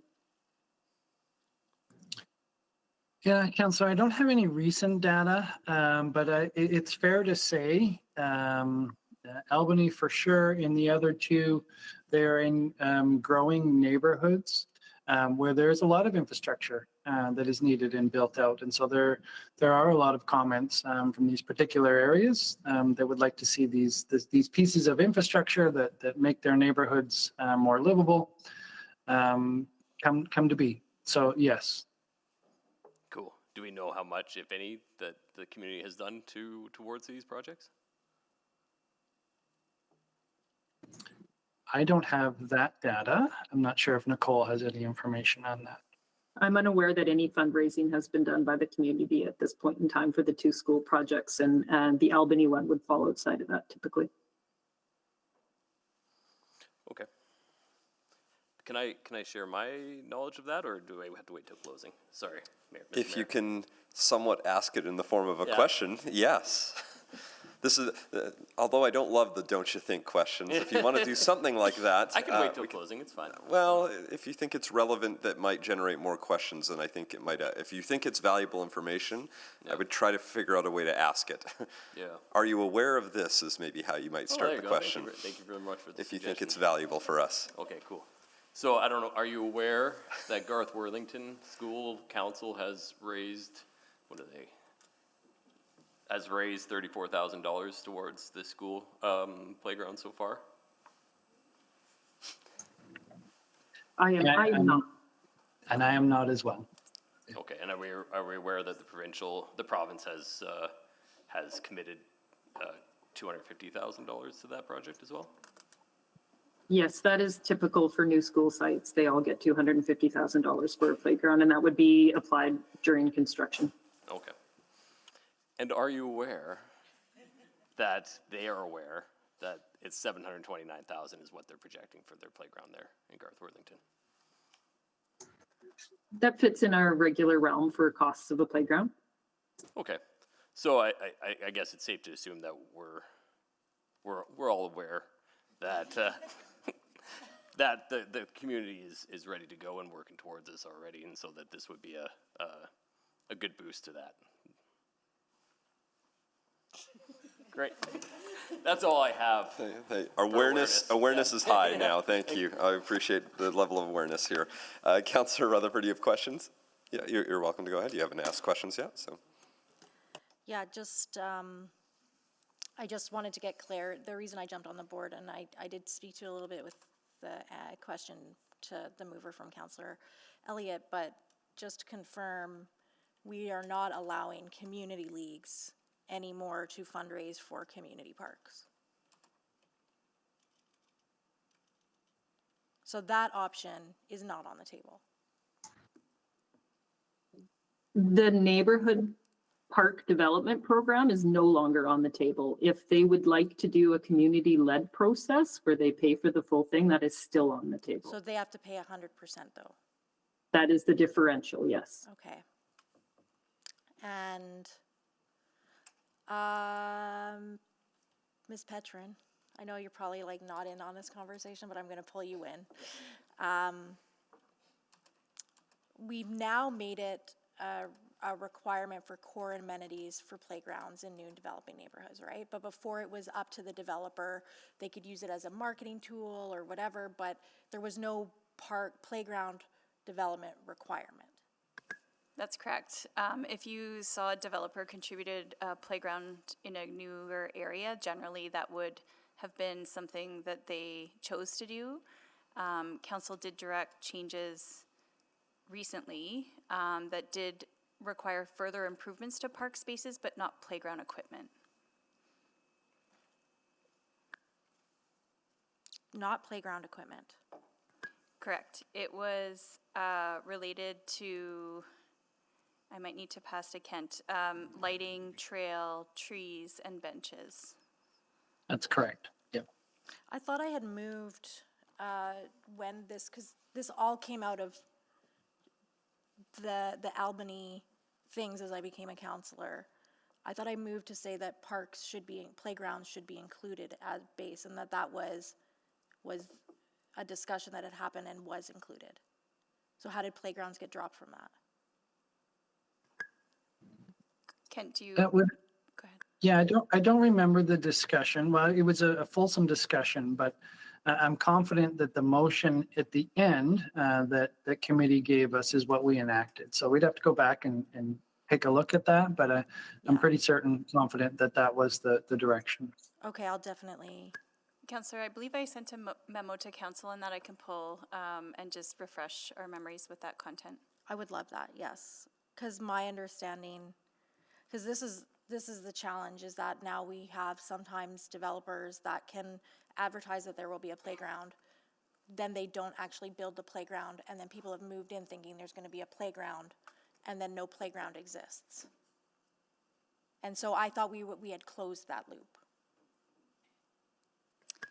There's not a requirement for playground development yet. Yeah, okay, so that'll be potentially a subsequent. I'll leave my questions there for now. Thank you. Councillor Stevenson? Well, yeah, maybe just following on that, my memory was that there were some restrictions in the MGA about what we could consider to be baseline development. Councillor, I believe that is where the hang-up was. So we went with those items that we knew we had the full mandate to enact. Right, and so even though we can't necessarily require it through baseline development standards, are we exploring that through the offsite levy discussion? So there's not an active project to look at recreation for offsite levies, but we are through next year looking at growth funding tools and offsite levies as a potential tool to fund a number of different infrastructure gaps is something that will be explored. Great, and again, not helping in these situations where these are already built. Just trying to understand, so interesting that there is the community-led construction project avenue. Do we have an assessment of these areas from a social vulnerability index? So I can comment on that as well. This is a bit of an awkward time to be commenting because we have a significant body of work that council may remember, the Breathe Neighborhood Assessment. So that's looking district by district across the city at a number of different criteria, equity and social factors definitely being part of that, as well as just spacing of parks, barriers in terms of crossing arterials or transportation corridors. And so that work will be finished midpoint in 26 and will help us prioritize and make recommendations to council for the next 4-year budget cycle. But we're far enough along in that assessment that we can with confidence suggest that these 3 sites being talked about here today are near the top of those lists. Okay, that's really helpful. And again, just from my understanding, for the school sites, what's the role of the school board or the provincial government in that?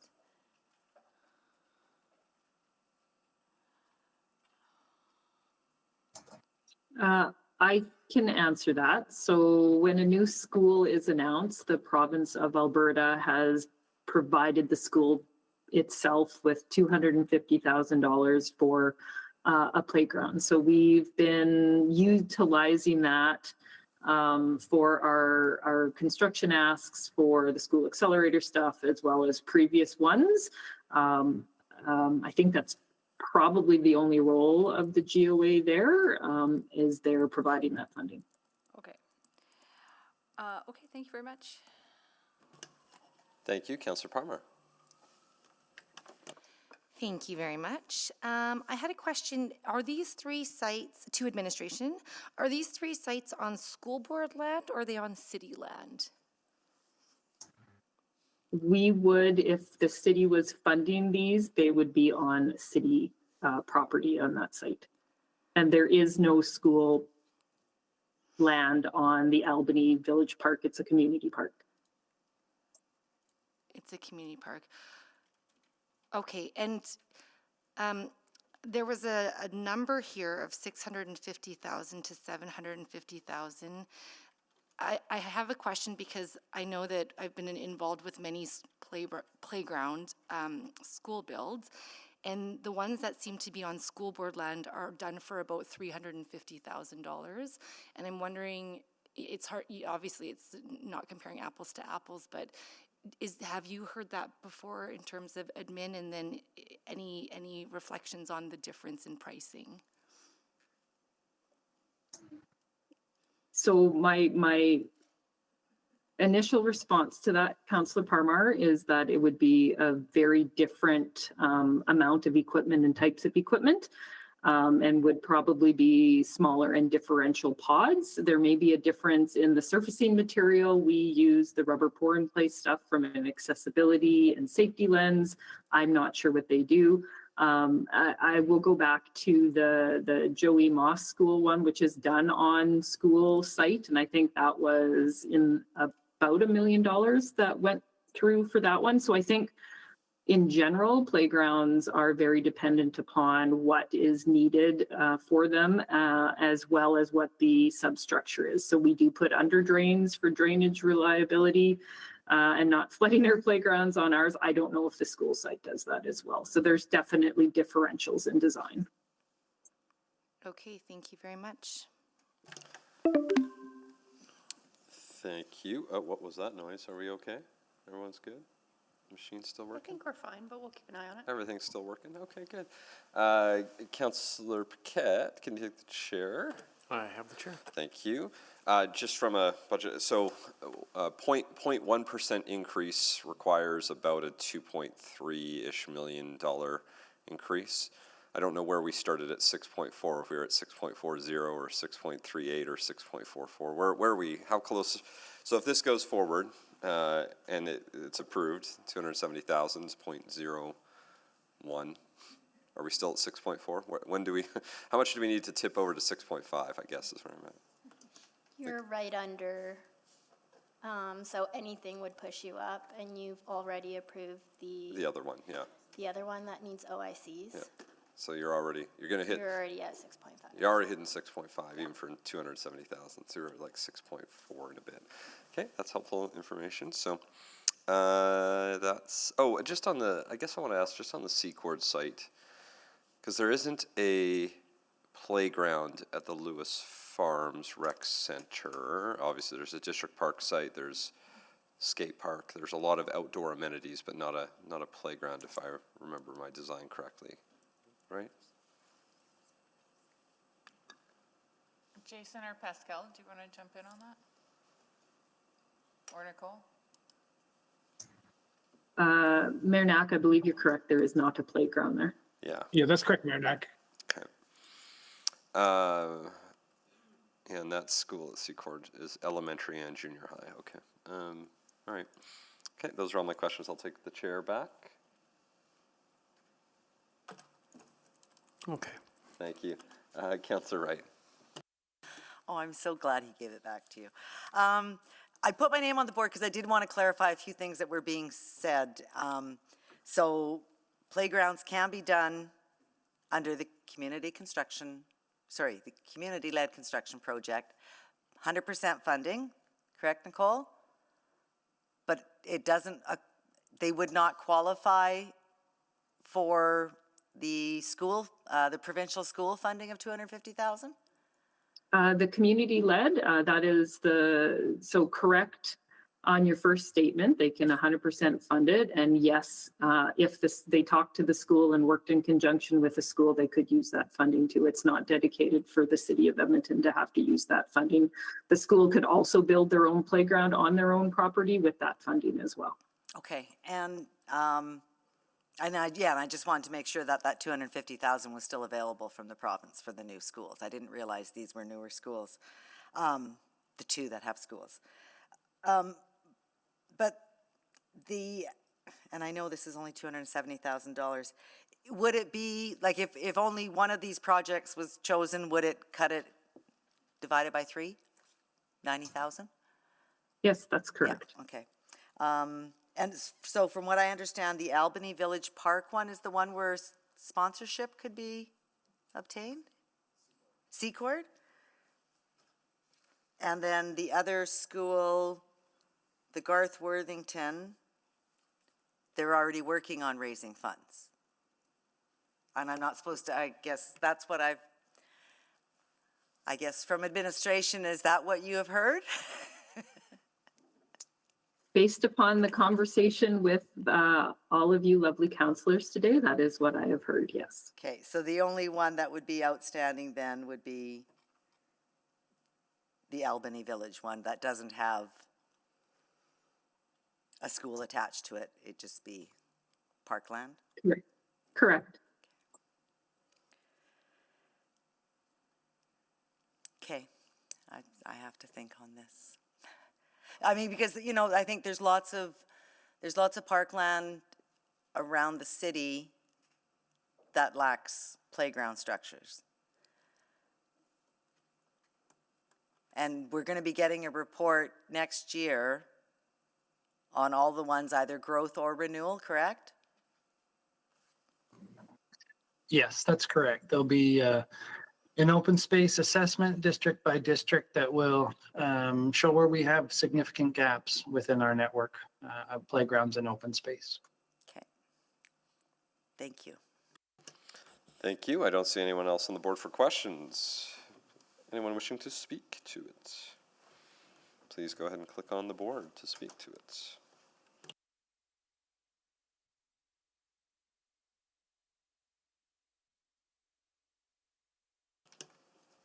I'm not seeing anyone on the board to speak, so Councillor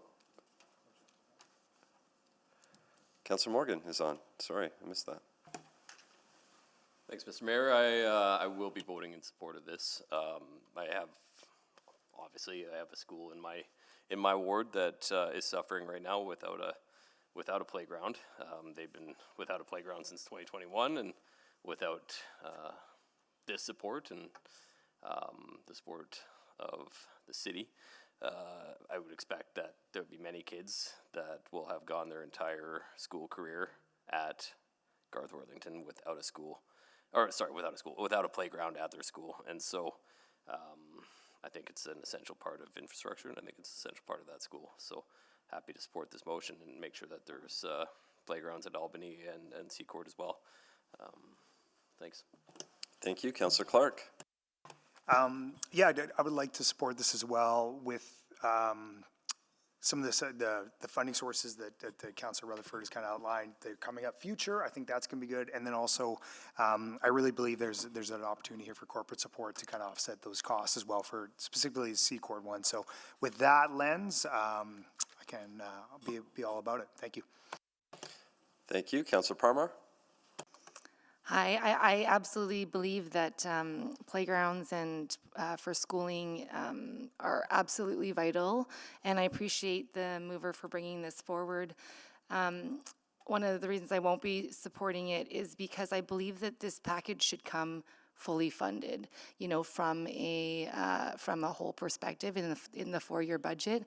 And the reason I say that is because, you know, being a volunteer and having, you know, X amount of funding, when you start to have like dribs and drabs of funding, it can be just exhausting from a kind of fundraising perspective. It'd be great to see the whole package and be able to support. I absolutely think that these 3 sites deserve it, and would love to see that in the 4-year budget. And so for that, I will not be supporting this motion.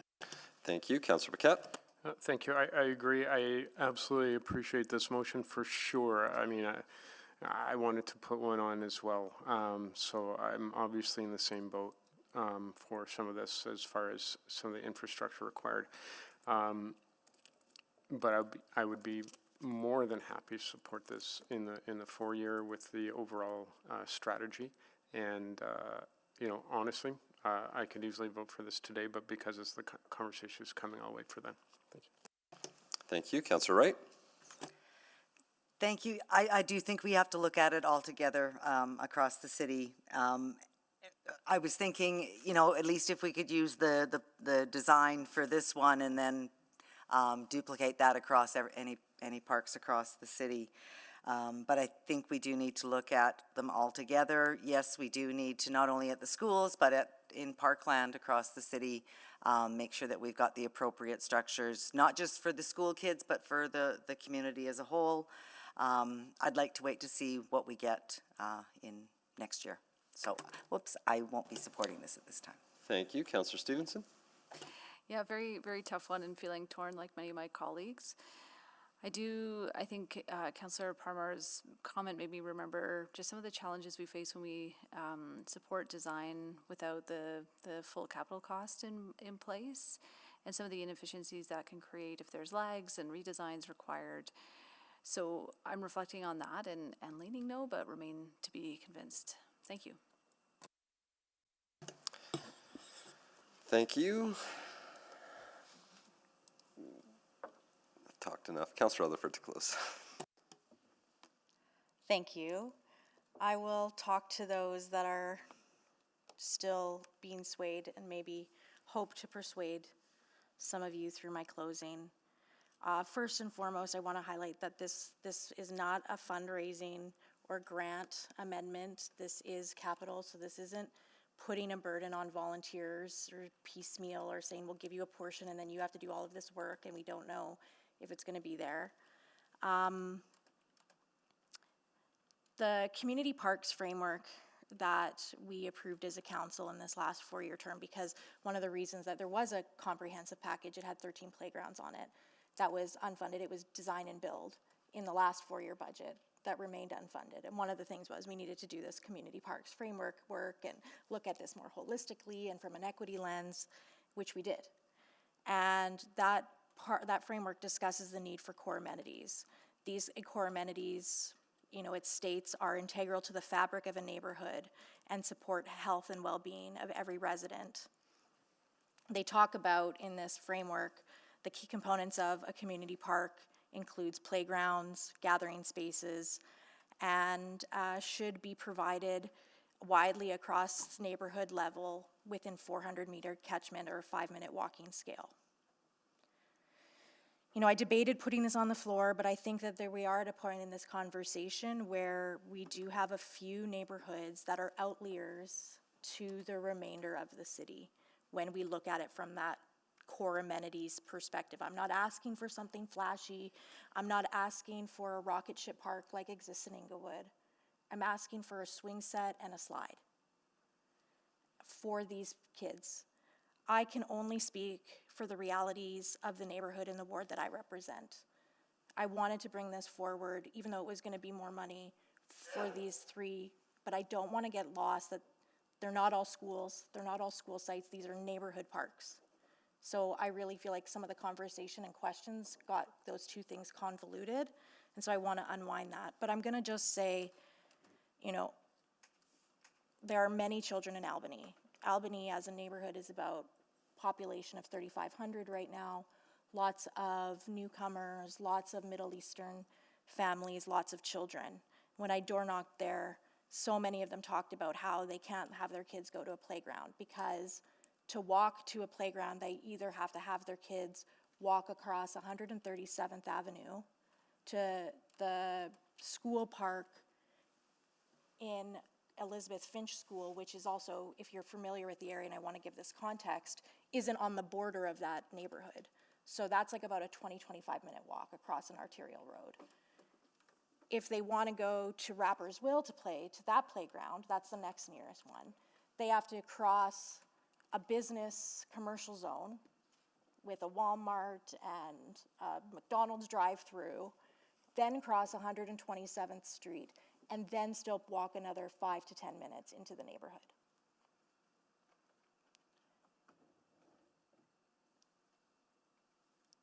I understand why people are going to vote one way or the other, but after trying for the last 4 years to get this community a park and talking to people on the doors over the campaign period, I could not face that community and say, well, we all just had to be restrained, because this is restrained. This is just the planning and design. And I understand the comment about, well, are you setting up expectations you can't meet? Well, I've been very transparent about that. I will definitely advocate for this as a build project in the 4-year budget, but it's also my problem to deal with if I set up expectations that I can't meet.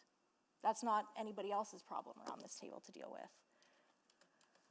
But I can't look at that community for another 4 years and not have them have a park. I don't like this narrative of, well, there's still the option for community-led, because not every neighborhood has the same capacity. This area is covered by Cumberland Oxford, which covers over 6 different neighborhoods, and they don't even have a community league hall. So, like the idea that they can fundraise for everything that they need as a community league is just not there. So pass or fail. I appreciate the debate discussion today. I respect all of you. I love all of you, but I really, really could use this win. Thanks. Thank you. Please vote.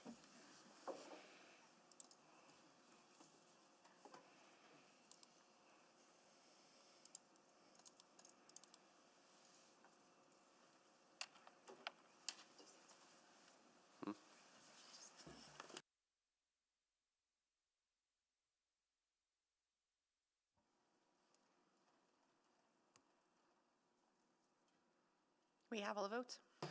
Thank you. Please display the vote. And that is defeated 6-7. Is that our first 6-7 vote? Well, there we go, everyone. They're never fun. Let us continue. Councillor Tang has our last capital amendment. Please go ahead. Okay, great. Similar to the last one, it's a planning and design, but for something hopefully much simpler on a road. You've all heard me harp on arterial roads earlier, but also for the last several years. The reality is the current road conditions are not catching up with growth. Different from the earlier amendment, which covers the citywide, I'm actually going to focus on one segment in the city, and I'll explain why. We had an arterial road report back in 2023 that highlighted 3 priority areas. I would love to get the work going on all 3, but like everybody here, we have to pick. Given that there is already an operating amendment in the pipeline for the West End bit with 215th Street, and while not directly addressing the pain points highlighted in that 2023 report, it helps a bit. And also, I'm looking at Parsons Road specifically because the south side has seen a disproportionate amount of our population increase over the years. This road area is compounded with an imminent arrival of a major infrastructure project like a casino. And with the lower planning and design dollars for this segment, $600,000, I opted to just address this particular road. The total price tag for this road alone has increased from 2023 to 2025 from estimated $14 million to approximately $25 million, and that's doing nothing just due to inflation and cost escalation. And we've heard a lot about the cost of waiting as well, so we can't afford to wait. The demand on this road is not going to go down, only up. There is more work that is to come in 2026 with a mobility network assessment, but the pressure on the current 3 priority areas hasn't changed, and the requirement for city responsibility is also not going to change. This funding allows the project to move forward, and I would love to dig into this more in the next 4-year budget cycle as this project continues. Thank you. Questions?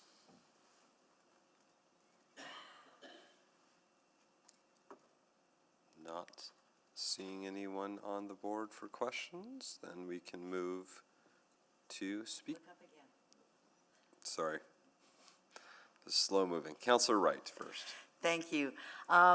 Is there any way that the widening of 99th Street can be worked into the development of the possible casino?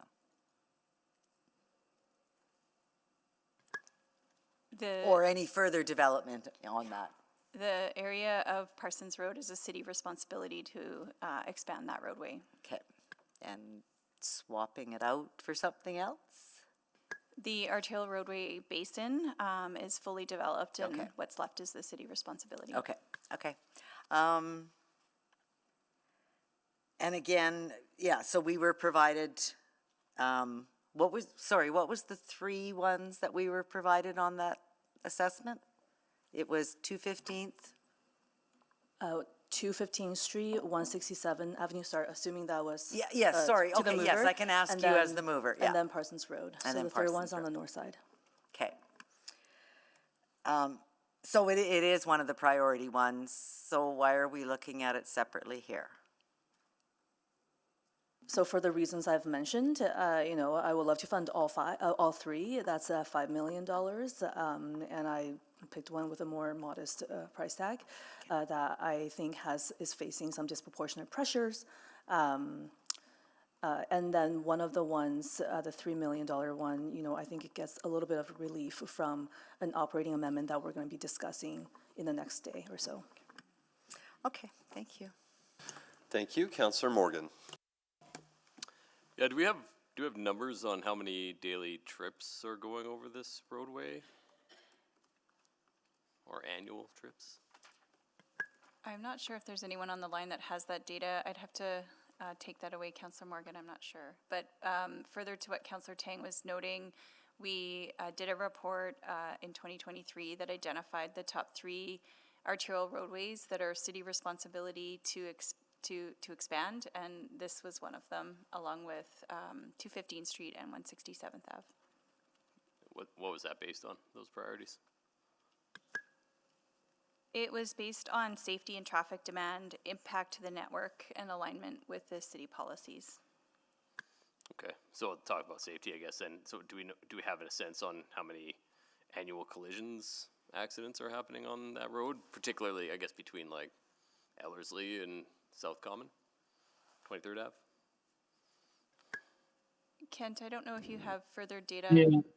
I don't have a satisfying answer, but I do have an answer. So I don't have data at my fingertips, but the report that we talked about historically, that refreshed look across the city at all of our transportation needs, that looks at safety, that looks at vehicles per day, that looks at injury and collisions and goods movement, all of that is coming back to council in March. And so you'll have a holistic citywide view of refreshed priorities. And to get to that point, we have all those numbers you're asking for. I just don't have them here with me right now. And it's not available to us yet until March, is that correct? That's correct. The work we've done to date, though, is that the Parsons Road is still going to be in those top 3 to 5 improvements that we would recommend. Okay. And I guess further to that, then, are we going to get also a report on the use of like where people are traveling to and from, like the mapping of that of trips? I'm not sure if it'll have the mapping like that, but it will talk about volumes and importance to goods movement. Okay.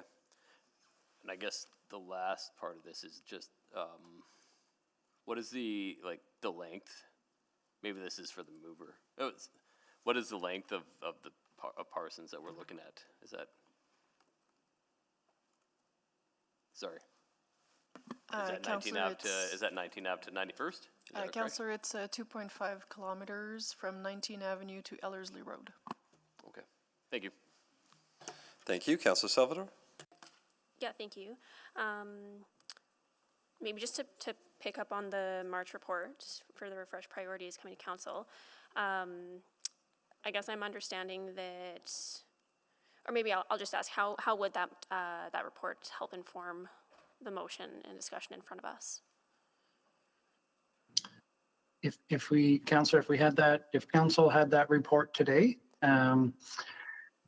or when you do have it in March, it will give a broad look at how we move around the city and what are the most urgent needs, not just the arterial network, but also looking at our transit network and goods movement and active transportation. So it would give a holistic view and would rank them and how to prioritize.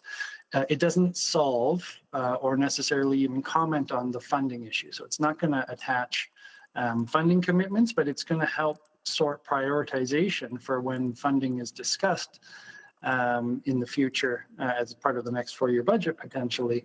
It'll help council make informed decisions. And Councillor Salvador, it's connecting the report that we did in 2023 that identified the top arterial roads is being incorporated in terms of the report that Kent's referring to coming next year. Will also include arterial roads, and Parsons, 167 and 215 Street are still part of that top 5 list as it relates to arterials. Right, okay, so what I'm understanding is sort of the prioritization within the bucket of arterial roads wouldn't necessarily change, but this report will allow us to have a broader look at the transportation network, I guess more holistically, beyond just the category of arterial roads, and would provide prioritization across. Is that almost 100% correct? We do believe that there will be some corridors that will be new and be near the top as well on the when we look at arterials. There'll be others too that will be similar priorities. Okay, that's really helpful context. Actually, I'll just leave it there. Thanks. Thank you. Councillor Stevenson? Yeah, just following from that, what are some of the risks that you see with potentially moving forward with this one in advance of that report coming in March?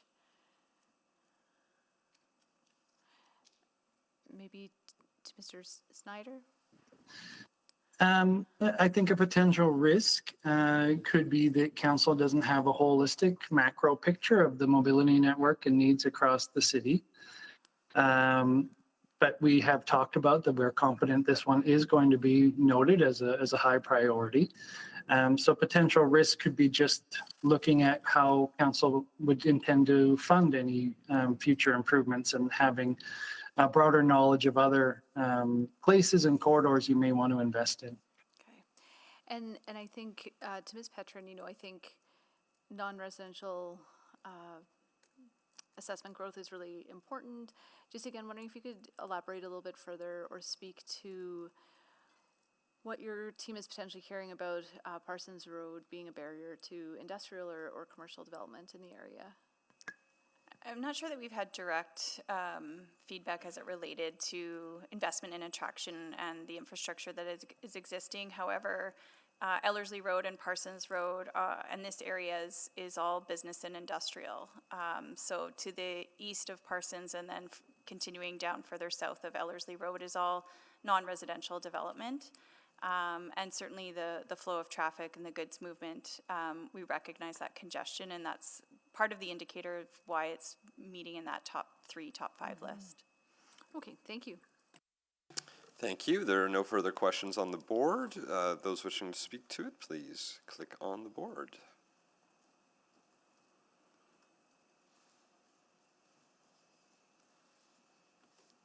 Okay, I'm not seeing any. Oh, no, there are people going to click. I hear clicking. Councillor Salvador, please go ahead. Yeah, I'll wanted to click on. Really appreciate the mover bringing this forward, and I know this has been a pain point and sort of on people's radar for a really long time to advance. I guess the the holdup for me is just knowing about that March report, and I'm kind of going back and forth, but at this time I think where I'm leaning is to hold off until that report, just so we have a better line of sight to those list of priorities across the entire mobility network, recognizing that within the arterials category, it sounds like these are for sure, top of the list, and those might be the ones that remain, even when we're looking at the entire network, but I would like to see that just have confidence that we'd be setting down the right path with design funding at this time. Thank you, though. Thank you. Councillor Morgan? Yeah, I probably echo my colleagues' sentiments there. I was pretty keen to support this. I've heard a lot, again, during the election cycle about Parsons Road. We share a lot of traffic in that road, myself and Councillor Tang, and so it's definitely needed. I'll be waiting for that March report just to cement this and make sure our priorities are straight. So I won't be supporting it this time, but respect.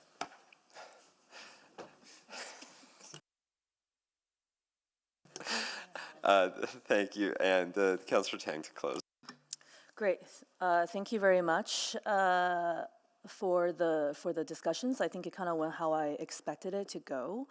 As all the homework I do on amendments I put forward, I've been having a lot of conversations with lots of different people, not just administration, but community groups, industry, to explore what are the possible revenue pathways for this particular upgrade.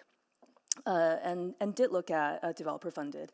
And unfortunately, developer levies does not apply here, as we heard from administration. We've also done significant advocacy to the province to help support road infrastructure in this area with the casino coming. That was actually one of the major factors for our position on that capital city casino.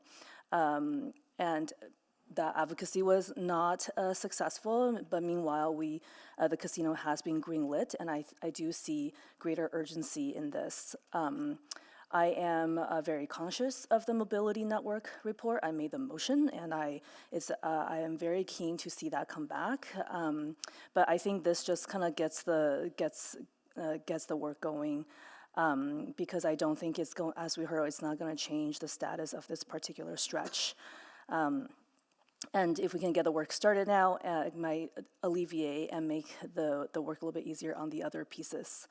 And so, at this point, the only option available is for the city to fund it, and there's just no way around it. And each time we do not, it only becomes more expensive. My anticipation for the price tag next year will be another escalation of $10 million. And as I mentioned previously, growth projects like this are unsustainable from the property tax space and requires the input and contribution from other orders of government. And I understand that the province, such as the Minister of Transportation, has raised the importance around the effectiveness of municipal road networks. So I would love to take this opportunity and invite the minister to join me on the south side for a ride-along and experience the pressure this part of the city is facing on roads that serve a critical purpose, not just for that particular neighborhood, but for the entire south side and the entire city for the movement of goods and people. Never mind, it's a part of a major corridor with industrial parks and areas on the south side and towards the airport. If we want to maintain our position as an economic power in the province and country, we need to right-size our road network and conditions.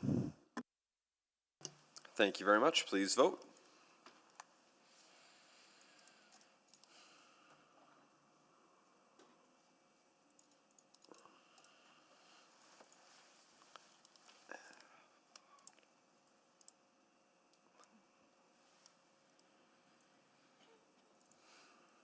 We have the votes. Thank you. Please display the vote. That motion is defeated 2-11. So that clears up our capital amendments. And therefore, we are headed to our operating amendments. We might as well get started.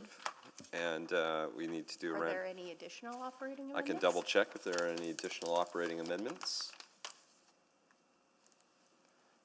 Yeah. Okay. Councillor Rutherford might first. Yeah. Okay. Yeah. I'll let you. Yeah. Once they can. Yes. We'll allow folks to click on as soon as it's activated. It's currently not activated. The request to speak button. Okay. I can do a call of that after too. Yeah. I'll start with if there are any ads, and then also feel free to click on if you have any that you want to remove based off how things have gone so far. You will have another chance to potentially do removes once the decrease amendments have been voted on. But folks can now click on, it is now eligible, so please click on if you have anything that you were looking to add, or if you have anything you're looking to subtract off the list, please. I know there were folks that wanted to, so I'm going to wait patiently till the board populates. Councillor Tang, please go ahead. Well, given what just happened, I'm happy to remove, I don't even know what number it is.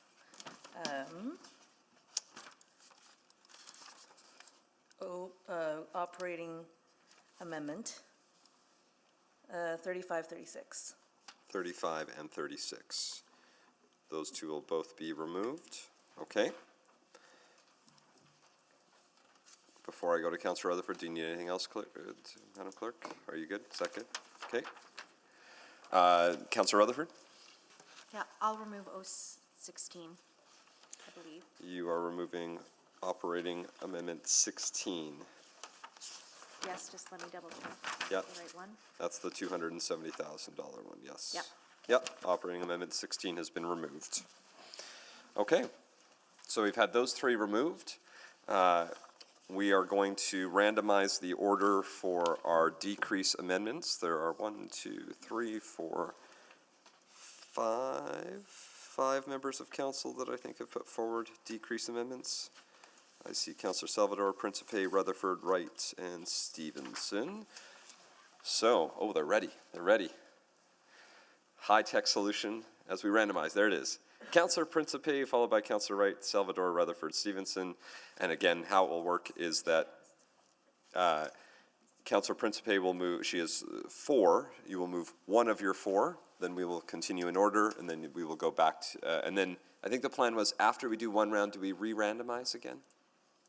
No, what we do is we move to another spot in the list, but Never spot on the list to we'll start. see where we Okay. get to. Yeah, I mean, these are decreased, so less, I mean, it's not like we're urgently rushing to the, Councillor Principe, you can pick whichever one you would like us to start with.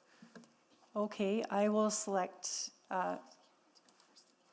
the number 14. However, I need to restate it. Okay, because yeah, you have 14 and 15 that were in different, with different revenues. So. Yes, and then after discussion with administration, I will need to restate it. Great, yep, go ahead. So the amendment is that the 2026 operating expenditure budget and financial strategies as outlined in item 1 of estimates for unknown amounts on page 2 of private attachment 9 of the November 24th, 2025 Financial and Corporate Services Report FCS 03158 be decreased by $4,685,000. And the 2026 operating expenditure budget for Parks and Road Services be reduced by $735,000 on a one-time basis for the operating impacts of capital related to the Valley Line Southeast as outlined on pages 4 and 5 of attachment 1 of the November 24th, 2025 Financial and Corporate Services Report, FCS 03158, with funding returned to the tax levy. Okay, so this is the restated version of operating amendment 14. And just to confirm then, can I safely assume that, yeah. I apologize. Yes, we can remove 15. 15, yeah, we'll remove Sorry 15. about No, that, no need to apologize. So we'll get rid of 15 because this is the restated version of what is there. We're going to take a moment and just get that wording up on the screen because there were enough differences. I just want to make sure everyone can see it first before we start going into questions. It's just a longer motion that you should have a chance to see. And as soon as that's there on the screen, then I'll give you a chance to introduce. I just want to make sure we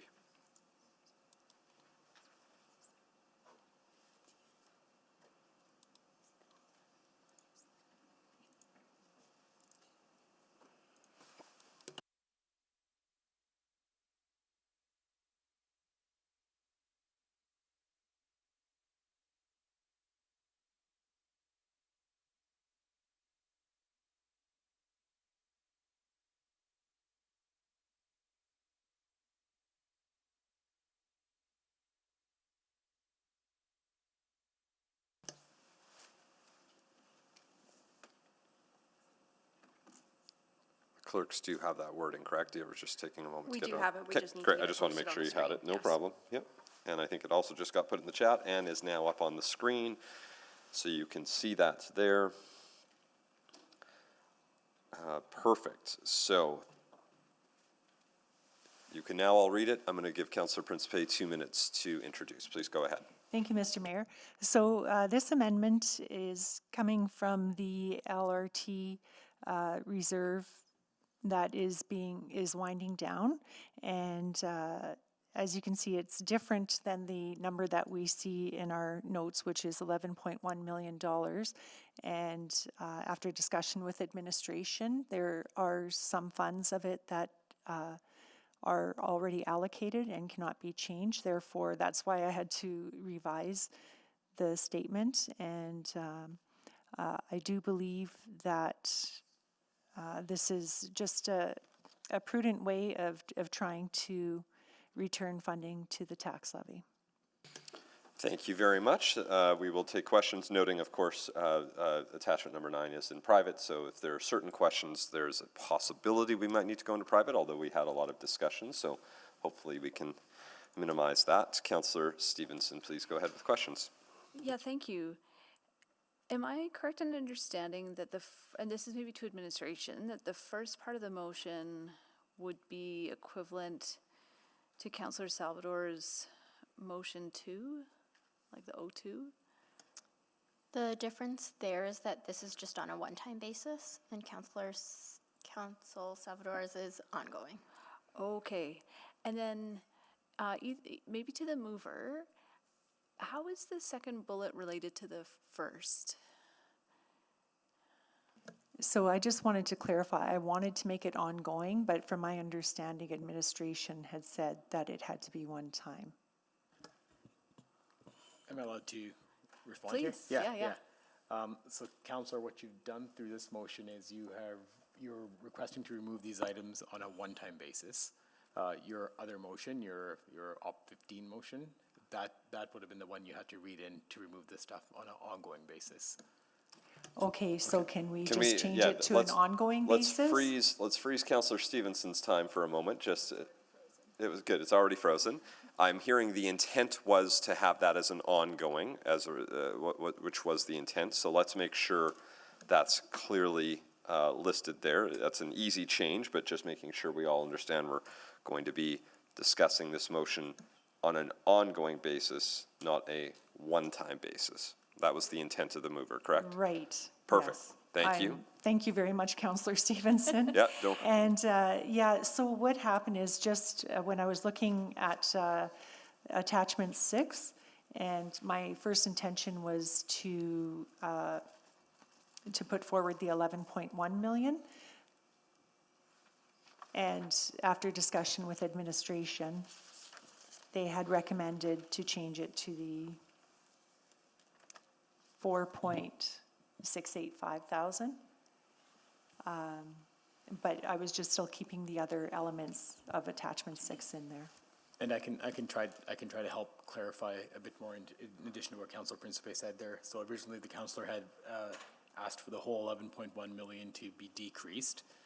A component of that is contractual payments that are due to the P3 partner, so we can't remove those. I think just in the interest of time, I apologize. I'm going to give you an extra minute. I think we'll And- add a minute to Councillor Stevenson's time so that answer can be given and you still have time to And ask I will questions. wrap it up really quick here.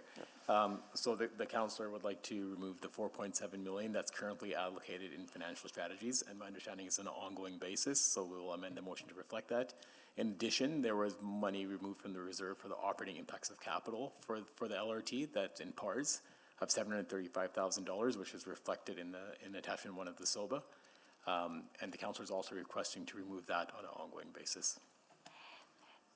So thank you very much for that clarity.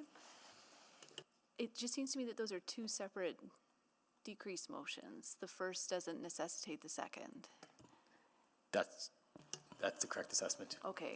In which case, thank you for that clarification, because in which case we probably need to separate them out. They're both in order motions, and I appreciate you were probably given that advice originally. Now that we've gotten new advice, I think what we'll do is we'll take out that second bullet point and that can be made as a separate reduction motion. Is that okay, Councillor Prince? Yeah, absolutely. Great, so, So I'll just go with the first portion then. perfect. Great, that's excellent. Thank you very much. Thank you. Okay, so that clarification is done. We are going to be updating the wording on the screen. So that second bullet point will be removed. That'll be a separate reduction motion made at a later time. And we still have to make the change from the one-time to ongoing, which I think has just been made there. And now that looks very similar to Councillor Salvador's OP2, which is great. And again, that's part of the overlap, and that's why we're doing this. So we're having the same discussion now. Just point of order, I think there's still some wording that needs to be, after 4.685 on an ongoing basis, I think that needs to be deleted, because it goes back to the operating impacts of capital. Okay, we will confirm that wording.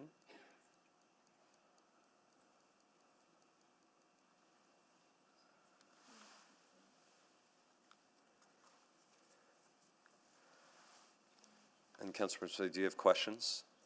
When the time, Not anymore. No, you don't anymore. Okay. Yeah. Well, I think since nobody else is on the board and we're at 4:56, why don't we take the remaining 4 minutes, so we'll call recess slightly early, and we can update that wording so that when we start tomorrow morning, that wording is fully accurate on the screen, and we can move on to any additional questions, which nobody else is on the board yet, and potentially just moving to speak to it. So, again, just as a reminder, what will happen, we will be on recess until 9:30 a.m. tomorrow. We will we will continue going through all of these amendments. Pending how quickly that goes, there is a possibility we could be dealing with everything before the end of the day, pending the amount of subsequence. If you have subsequence, by the way, I would actually want folks to make sure you have engaged our city administration well in advance so that we know how many we have. And there we go. So we'll take our recess until 9:30 a.m.